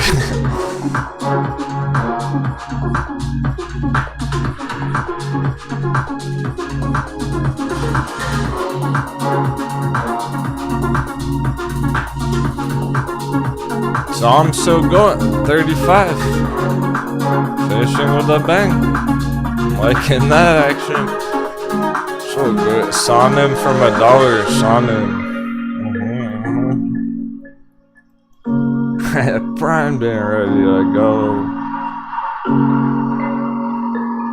Like last week, sure, it wasn't exactly ready to go. It didn't go last week. Like, yet it tried. It almost started curving up.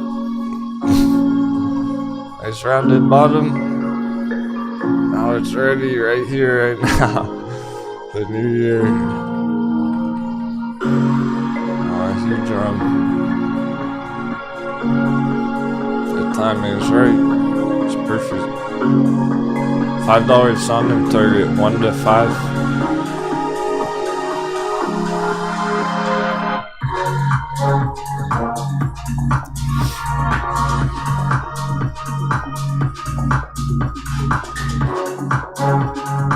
Well, people wanna win. They wanna learn how to make money in the markets. But then they just listen to a bunch of coconuts on TV. Actually make the crew think for themselves. Yeah, think for yourself.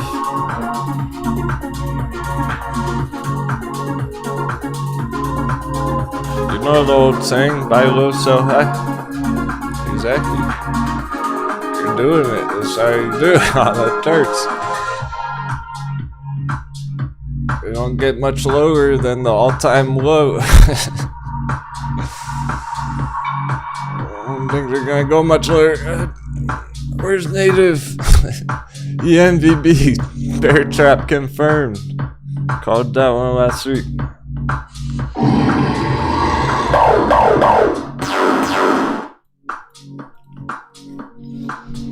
He was worried about it going under $1. Now it's straight up to $1 from the all-time low.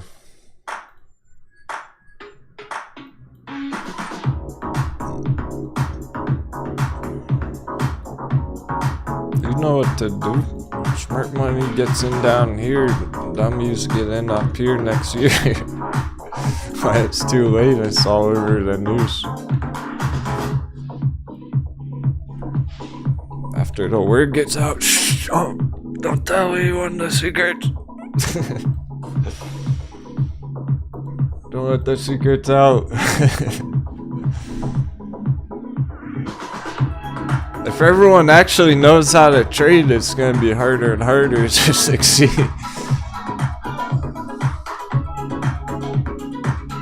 But now there'll always be coconut.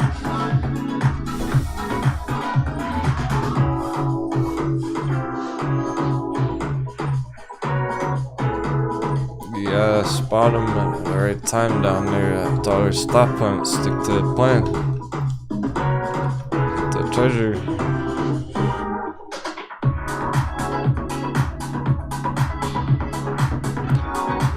Whoa! So many 10% charts.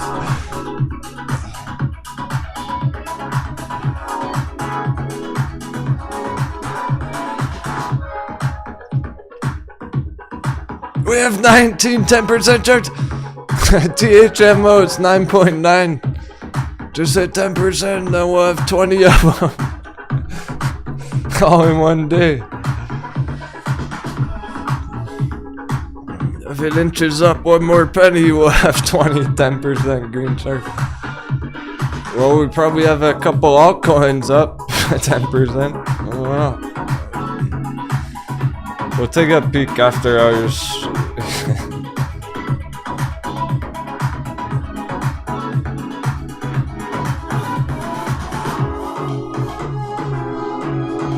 I'll be doing some work on Discord after.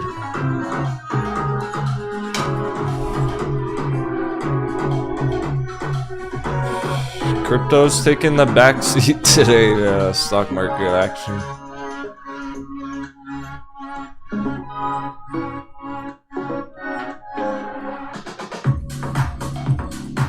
Thermogenesis, why not? It's all the other hot bevies bouncing. It wanted it on the fun. Join the fun, Thermogenesis. We went up 10%. Now TTOO wants to join. TTOO got the invitation to the party. Moonrad.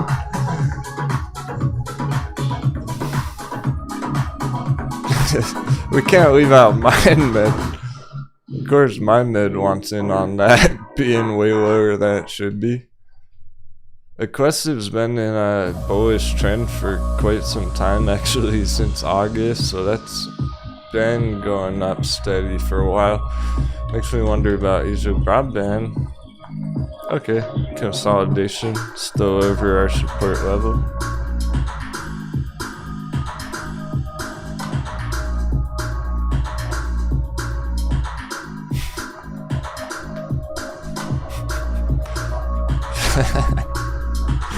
Pick a hot bevy, any hot bevy. Hot beverage. You almost can't go wrong entering these things right now. The ones that are super lit like that. On the list, on the Discord list. Double check the list on Discord.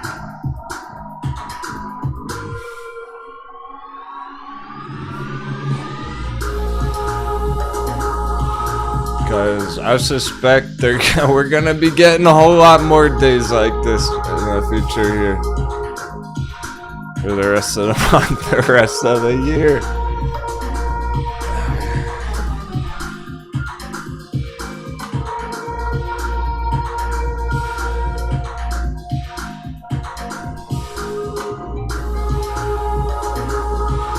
Yeah. Couldn't be a better start, a better kickoff.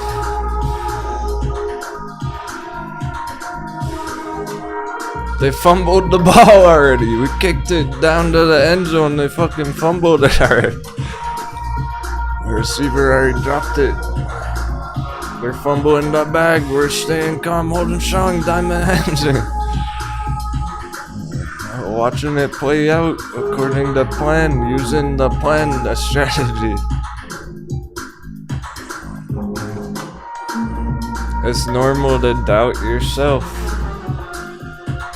We all doubt ourselves in life trading.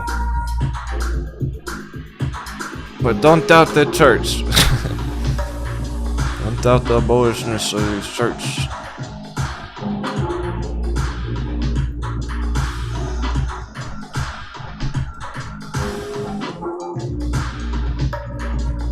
My goodness.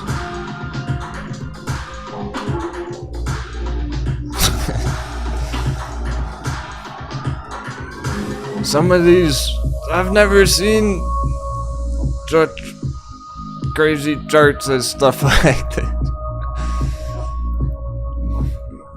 People don't even really trade this stuff, but pirates. That's the worst combination of word. Why does it have to be so?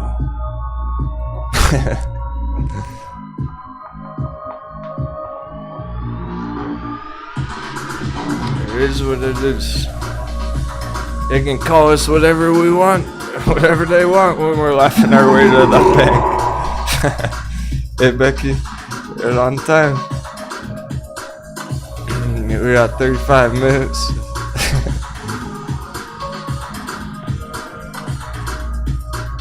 I'm literally gonna have to count up how many closes today. 10%. It's more than a handful. Those battles, I bet what? It couldn't have been any better performance on the Sphere 3Ds, metamaterials. Those ones we knew were way undervalued down there last week. People were still doubling down, loading up last week on those. Great choice. These value entries. So, hell yeah, those are big bounces today. That's setting them up for tomorrow, for the rest of it. But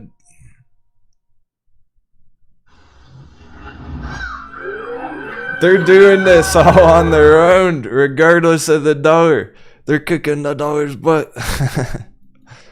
They're leaving the dollar in the dust. Dollar can't stop them. They're already at the bottom. Too good. It's too good. Too much fun. Feels good when the plan's working. Yeah, imagine what they're gonna do when the dollar dips. Quick peek at crypto. I gotta take a peek at crypto. No, Bitcoin's been kinda backseat today to stocks. I'm not expecting it to do anything too green. Everyone's FOMOing in stocks. They forgot about crypto.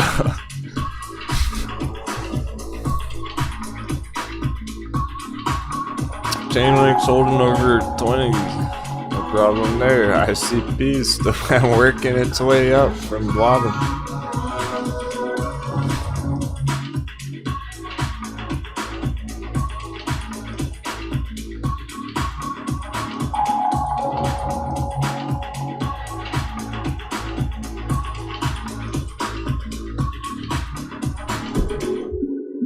Cool. I kind of hope some of those go down. I mean, I really do. I just don't want anyone to panic sell if they do. I want them to go down further. I would love if Bitcoin had a flash crash. That would be incredible. Some of those altcoins could go lower. There's a risk there where they could go lower like that. Falling Bitcoin, falling S&P, whatnot. But one day at a time on that, just like the S&P and Tesla, you don't really want to make a quick judgment call on the entire crypto market. Just change your mind overnight. So I'm gonna have to see more of a downtrend until I would even be concerned about it. But I've been saying that for a while, so I'll just let you know. The hard part, alright, that's not the hard part. I can let you know the hard part is if it happens overnight and all of a sudden we wake up tomorrow and Bitcoin's at 35,000. It's like, oh my god, what happened? Well, that's the risk right now. Again, happen quick. And if that happens, it may be developing into more of a downtrend.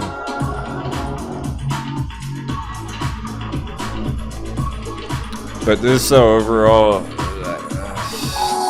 projection I have on BTC here. I hope it plays out exactly like this. I'm drawing it right here. Like so. Well, we could have a bit of a stop hunt there, whatever, just chopping around this general area, following the green support line up, and then a major breakout, the apex over here, because that would be like halfway through the year. That would be in 6 months or so. So if we're lucky, maybe we would get some nice consolidation here on our favorite altcoins for 3 more months, 6 more months, whatnot. That would be beautiful.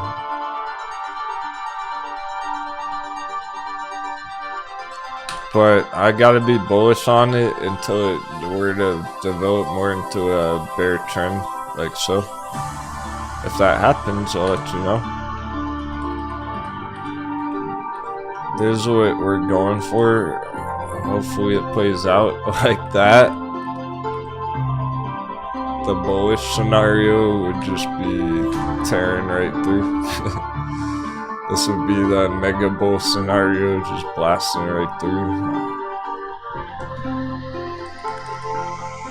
This one's right in the middle. This is a flexible, long-term, logical projection. It would make a lot of sense if it does this. And then really starts mooning in 6 months or so. Okay. Got some excitement over AI advertising. Yeah, you do have to be careful on this one. AI advertising.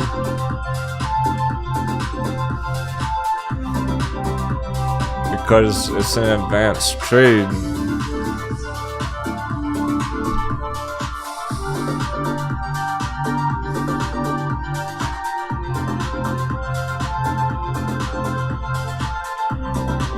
Cool, Scott Hines, he's recovering his portfolio already. JD Party hat, nice, nice. Yeah, this is a great start. Nice, Freddy. Oh, yeah, AIAB. That is AIAD. Not this one. Not Eurasia Group. Is AI advertising. You gotta be careful on this because there are ways that you could make mistakes. It would be a mistake to go all in on this. That would be a mistake. Also, it moves quick when it does move, so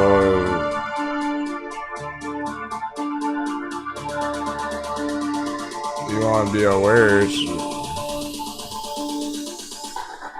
But overall, we're expecting a breakout here, getting those target areas. So as long as it develops healthy here, it's gonna be good. And the tricky part about that really is hitting your target, because it can pop and drop within the same day and go right back down, and they missed it. So you'd have to put some targets in beforehand. Maybe put one at 0.07, 0.08, 0.09, 0.1. You'd have a few targets lined up there in advance, so if it does pop and drop, it hits your targets. You can't sit there and stare at this one all day and wait for that to happen and time it perfectly. That's not reasonable. So it is a bit more of an advanced trade there.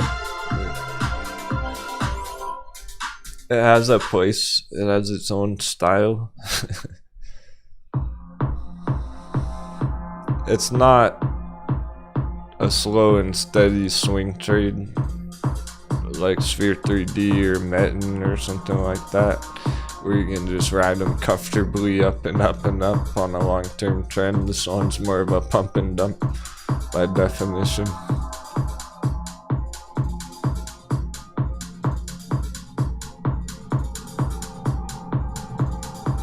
$25 minutes are holding up. Quick dollar check. Dollar dip. It might as well at this point. Just keep it going. Dollar dip. Finish these things with a bang.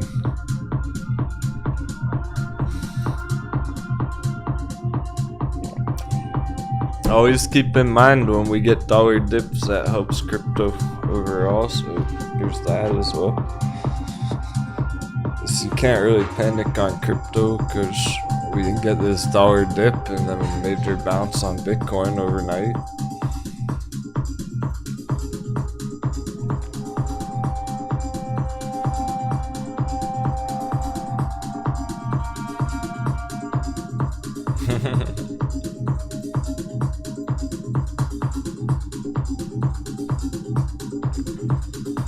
Yeah, Becky, so many times she's tried and envisioned price action on a chart to make it happen. You can't force it though. It gets to a point where you gotta let go control. And you go, well, the dollar's gonna do what the dollar does, and I gotta work around that. We want dollar to dip here, but will it actually?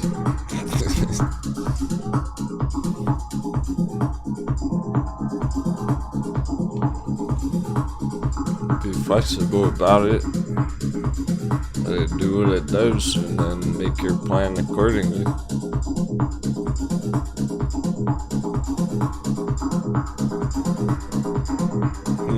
Some of my favorites that are up a lot right now are Ride, Sphere 3D. These look completely ready to start a brand new uptrend bull run.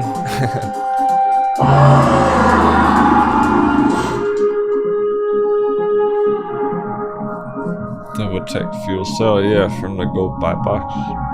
It's been on a run for a while though. Some of these things have been on bull runs for a whole year or two. Even if they had a red year all year long.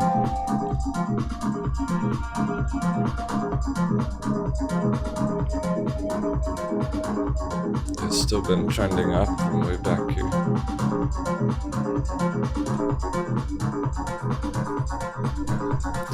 Qualigen. We're bullish on Qualigen again. After crushing 200% in one day. Some of you got good on that one. That was awesome. Not long ago. A month ago. After that, came all the way back down. We're ready for the next go.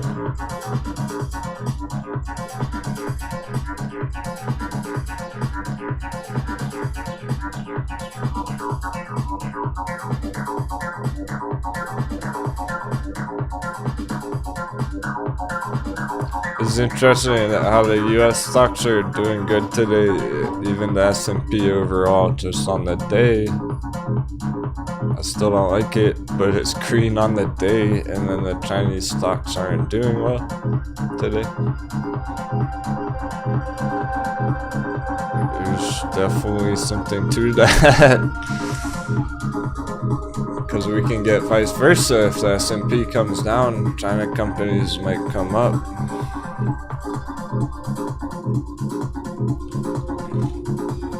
Just TCAT at TCAT 6% on the day. That's cool. It's working its way back up through 5. We already crushed that last week. Crushed right through 5, went to 550. Came down for a day or two. So here we are on TCAT, working our way back up through 5.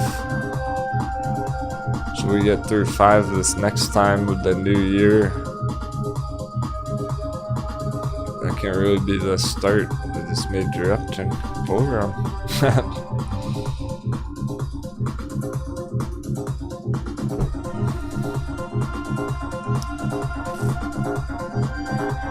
Yeah, study more, trade less.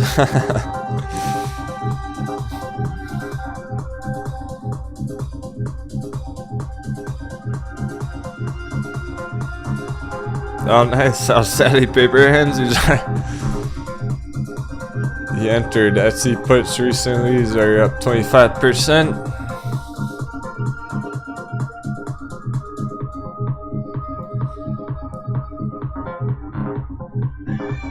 I don't think anything can save Etsy at this point. Lululemon's also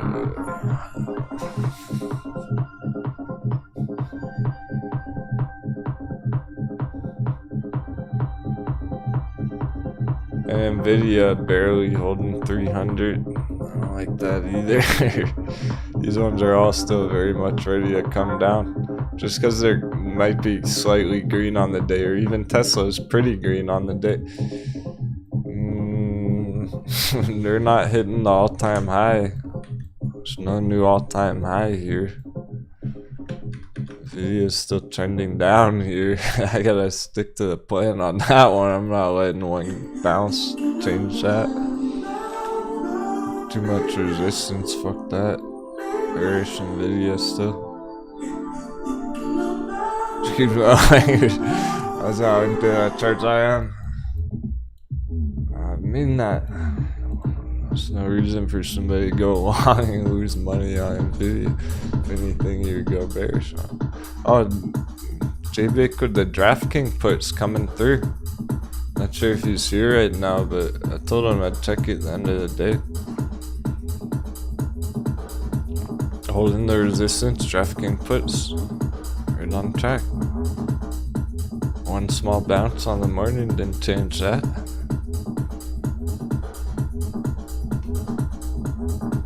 The bounces on these downtrends kind of irrelevant.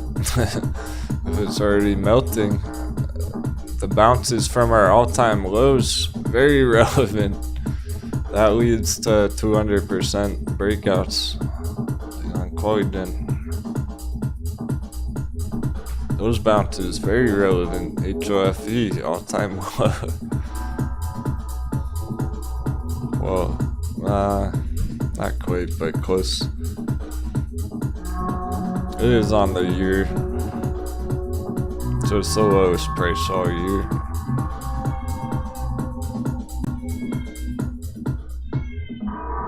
Bullish beyond indicator. It's all perfect. We even have another couple days to pillage Grayscale Litecoin. We have a 30% discount.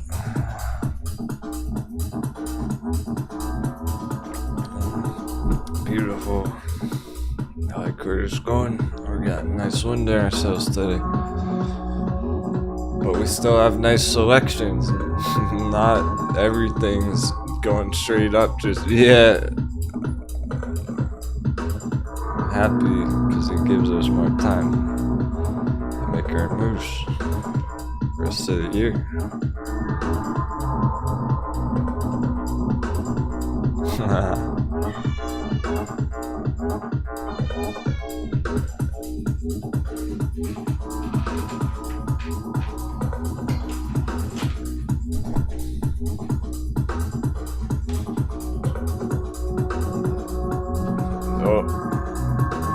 that shit in the internet wire.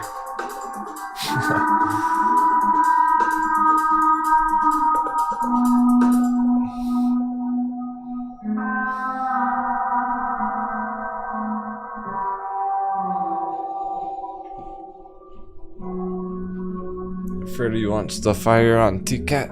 Bullcat for T-Cat.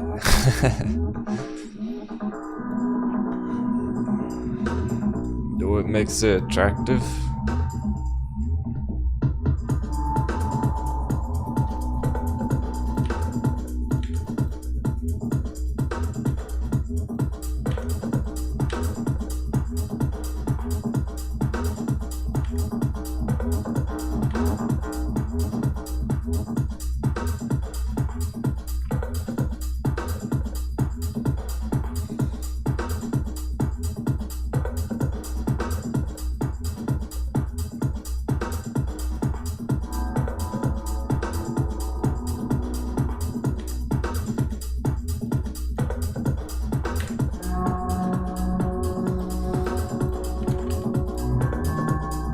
Anatomy of a bubble.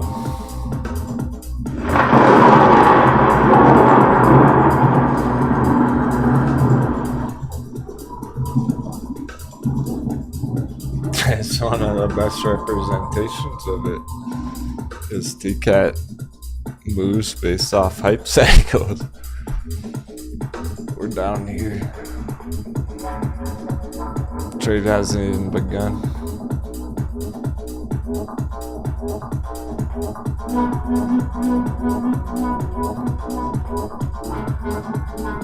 That's why people like T-Cat in our group, our pirates.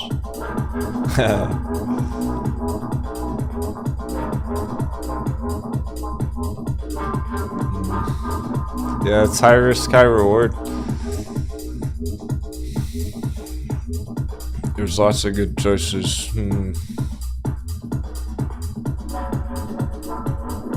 Freddy's looking to make a big entry end of day.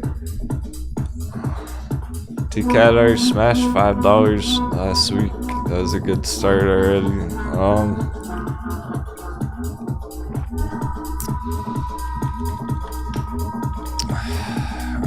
I think you would have to be bullish on the fundamentals here. You have to believe in that whole hype bubble cycle coming back.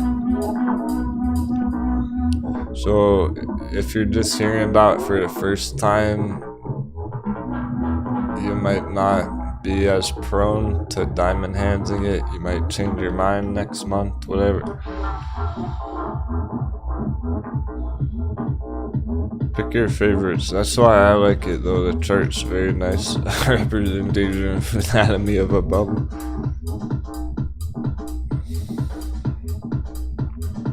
So this is what happened early last year, Q1 last year. T-Cat.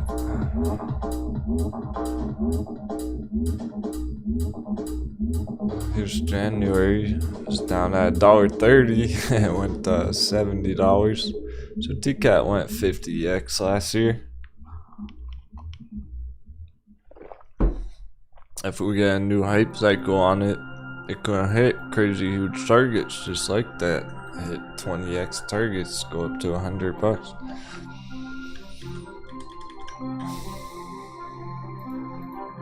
That's why we're keeping it on the radar, making sure it's developing nice and smooth.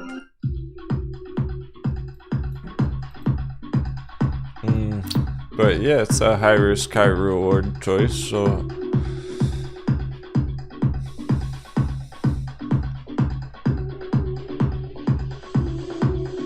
if you're wanting to take more of a speculative trade, it fits in the speculative category.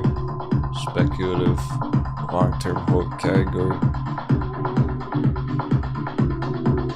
But Sphere 3Ds like Met and bullish fundamentals with Bitcoin mining, lower risk, slightly lower reward, yeah. Well, fairly lower reward, but a lot lower risk as well. so it depends kind of where your tolerance fits in.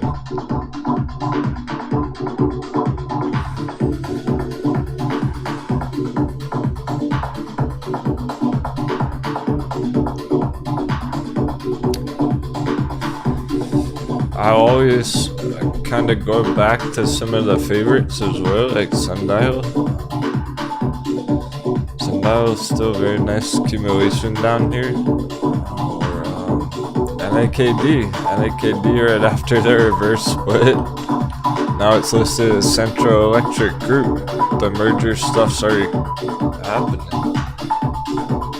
And they could.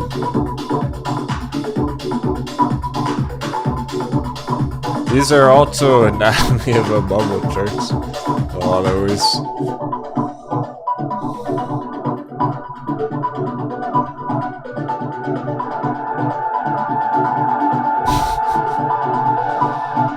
Just insane stuff. It depends how you're feeling and how bullish you would be on each of these companies. So that's why I really recommend pick the ones that get you excited. Because that's how you're going to be able to hold them and stick to the plan for long term. I don't recommend just picking one because the chart looks good. Yeah, that's good. Generally speaking, we prioritize the technicals over the fundamentals in a lot of ways, but if you just pick a random one you don't know anything about, you might give up on it. Better off if one of these gets you excited, make sure it's at a good entry and you're all set. Native likes this one. He's been keeping it on the radar. He bought some of it back here in August. He doubled down here. He happens to like this one a lot. So he's probably the only one who's actually gonna crush big targets on that. You don't have to enter every single one of these or just pick up one that looks hot on the chart, because they all do really. There's a reason they're on our watch list.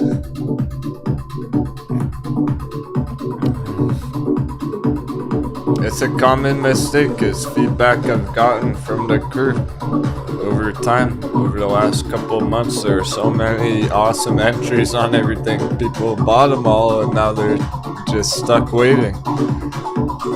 And that's all good, but something to be aware of.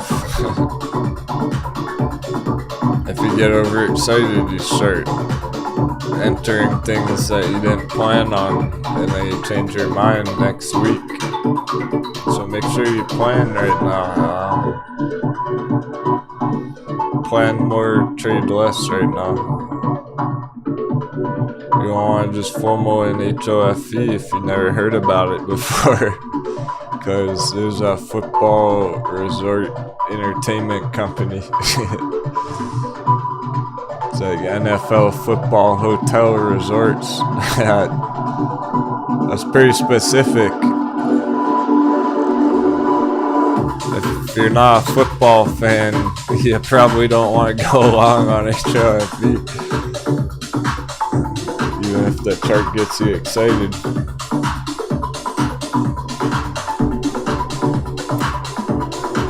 Yeah, J-Bake, you like TAL? Alright, Tal's interesting choice. I'll put up the queen for it.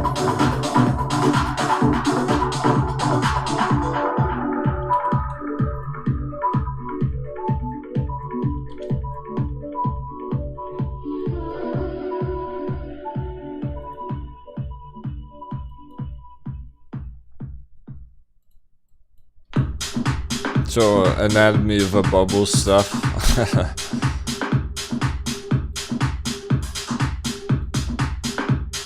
Now, Elliottician.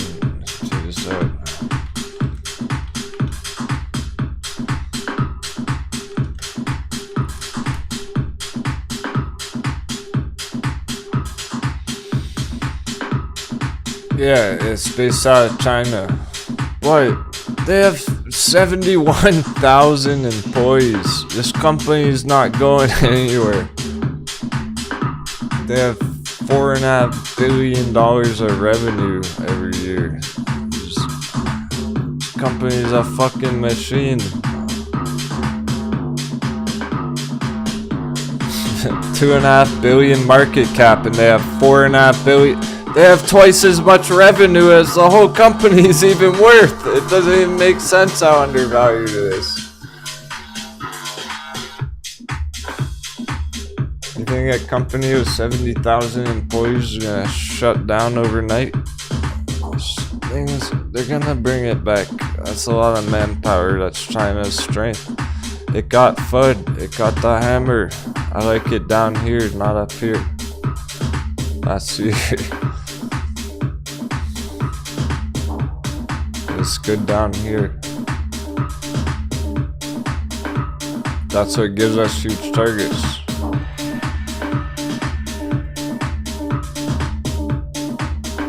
So this thing been on a bull run for a whole decade.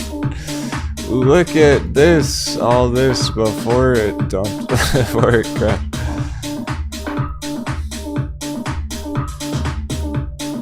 Imagine getting in on something like this down here and then riding it up on a run like that for 10 years.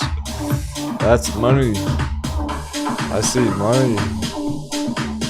Well, guess what? Now's your chance, because it's down here right now today, that same exact spot, that same price.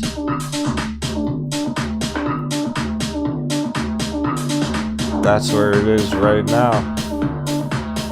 If they stay around, keep generating all that revenue in the future,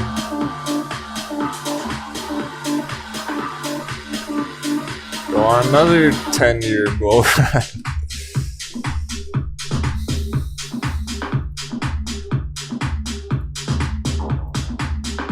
It just got the smackdown from the pandemic and the China FUD that was all over the American mainstream media. Well, guess what? Hedges going long on China. There's your bull run. Do this now. Hit huge targets again. 20x. I'd say that was the worst of it. I do think we've seen the worst of it when it crashed 95% or more. The company with 71,000 employees crashed 95% from the pandemic and the China FUD. Lockdown, recovery.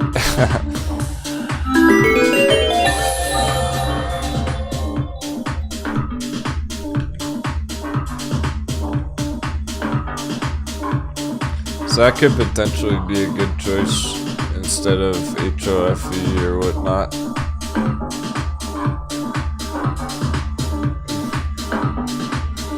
Also, Virgin Galactic. I go back to that one a lot because it's low risk, high reward. If you don't have any Virgin Galactic trying to fire cannons, that's like a go-to. That's just a given. If you're asking about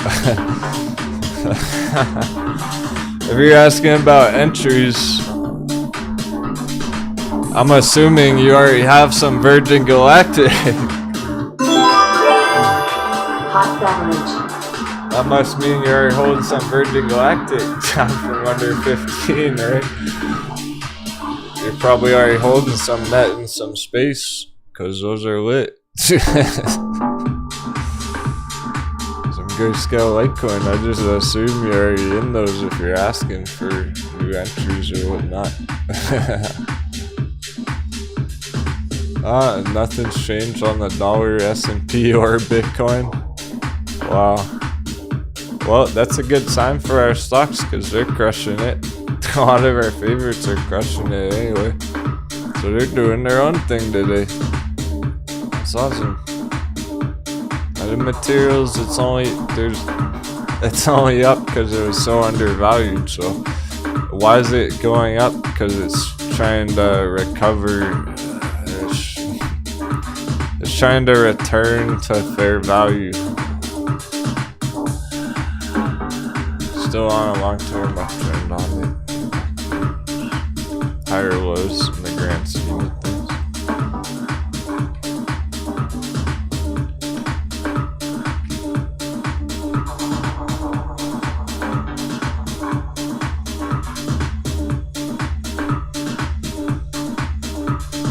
So that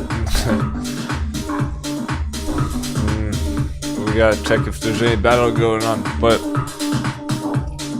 the importance of that is so much more relevant to have a strong bounce, a 15% bounce, than it is to have a 15% breakout up here.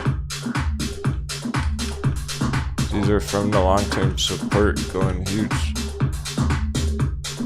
Exactly what we want to be seeing, and I'm impressed how the timing is just perfectly on time with the new year starting with a bang. Right on. Without 1 minute. Any battles? Zomedica 35 cents, but it's up 15% on the day, so I mean, pretty much won that battle. Sphere 3D 350. See if the code is 350. At 349. 10 seconds. What a day. 5, 4, 3, 350. 2, 1, 350. Woo.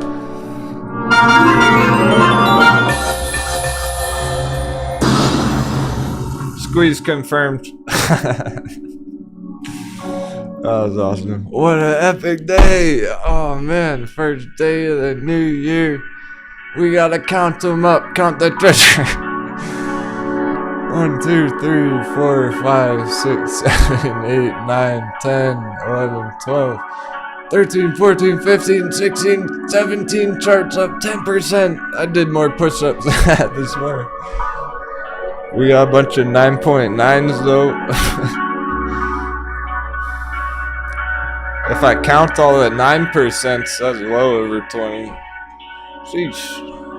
Pick a hot bevy, any hot bevy. Because they're all bouncing. AHT. Finishing over 10. January. So those are the battles being won. The fact that Ride's cruising up from 350. That's the battle on Ride 350 December. That was the battle, not today. We crushed it today. Here was the make it or break it spot last week. This is beautiful right here today.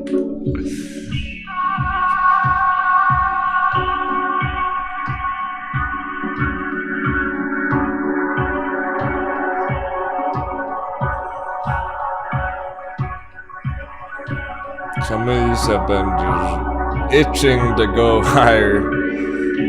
They're itching to put in green, continue up. From here, I'm talking for the rest of the week, for the rest of the month. Maybe we really are cruising into a major bull run all year long. It'd be so epic. Either way, if we crush our huge targets next year, incredible. If we make it halfway, it's incredible. If we only get halfway, but we're still in a nice bull run next year, beautiful. It's all good. We'll be patient. We're not trying to get rich overnight on that material.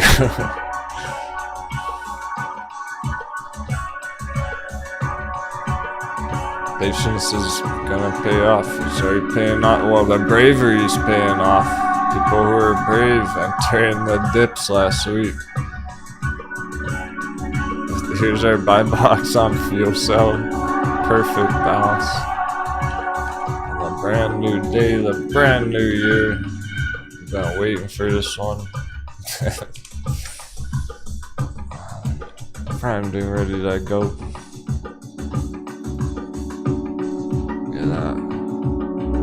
Solid trend line holding. We have no reason to doubt that trend line. There's nothing saying it's in trouble at all. As bullish as can be. That's right where we want it.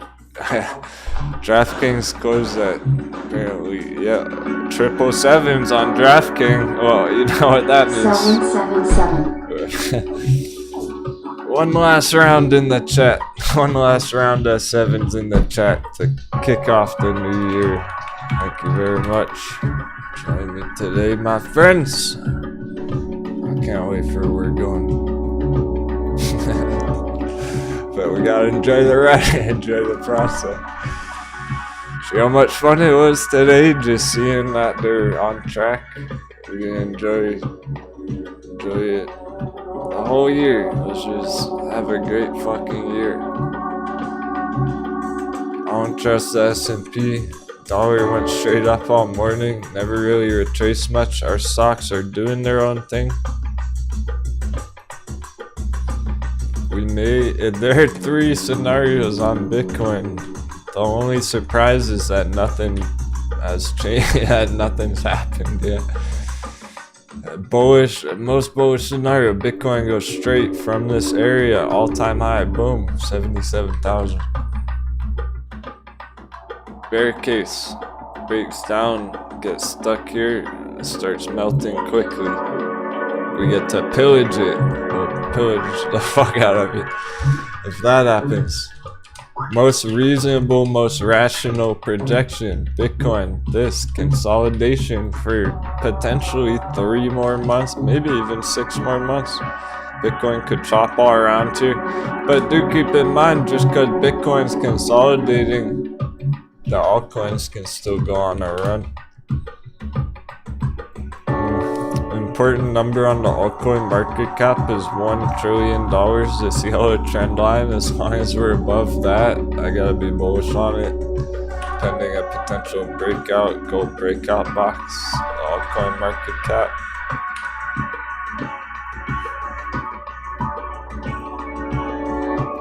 I'm only bearish on altcoins if this happens.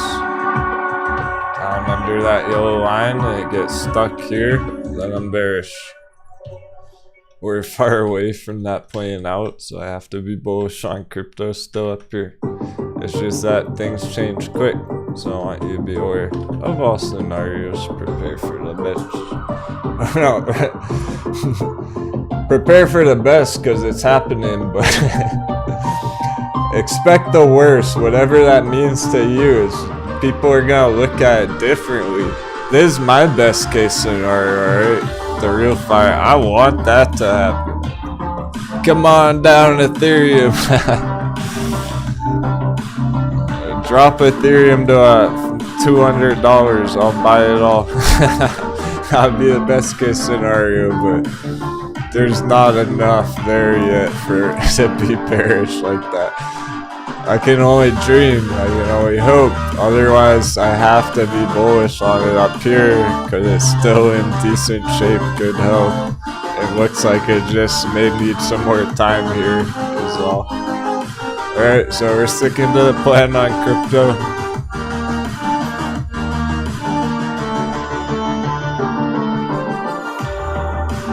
And just one last look at the after. Hey, family.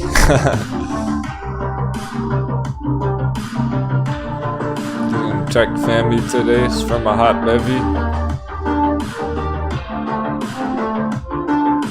All-time low. All-time low. Let's go. That was awesome. We're gonna call it another successful epic day. Thanks so much. All the kind words and support in the chat, my friends. You're doing great. I believe in you. We saw the worst of it. Where'd the hot bevies go? They cooled off. My coffee's cooled off. I get them while they're hot. Happy trading. Have an awesome day. And take care.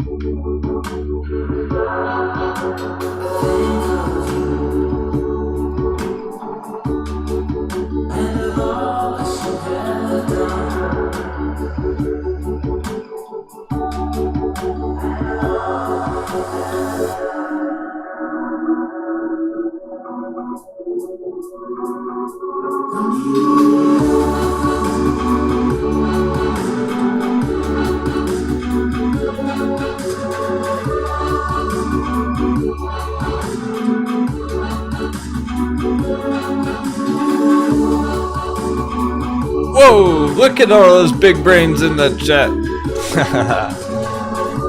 You're all doing great.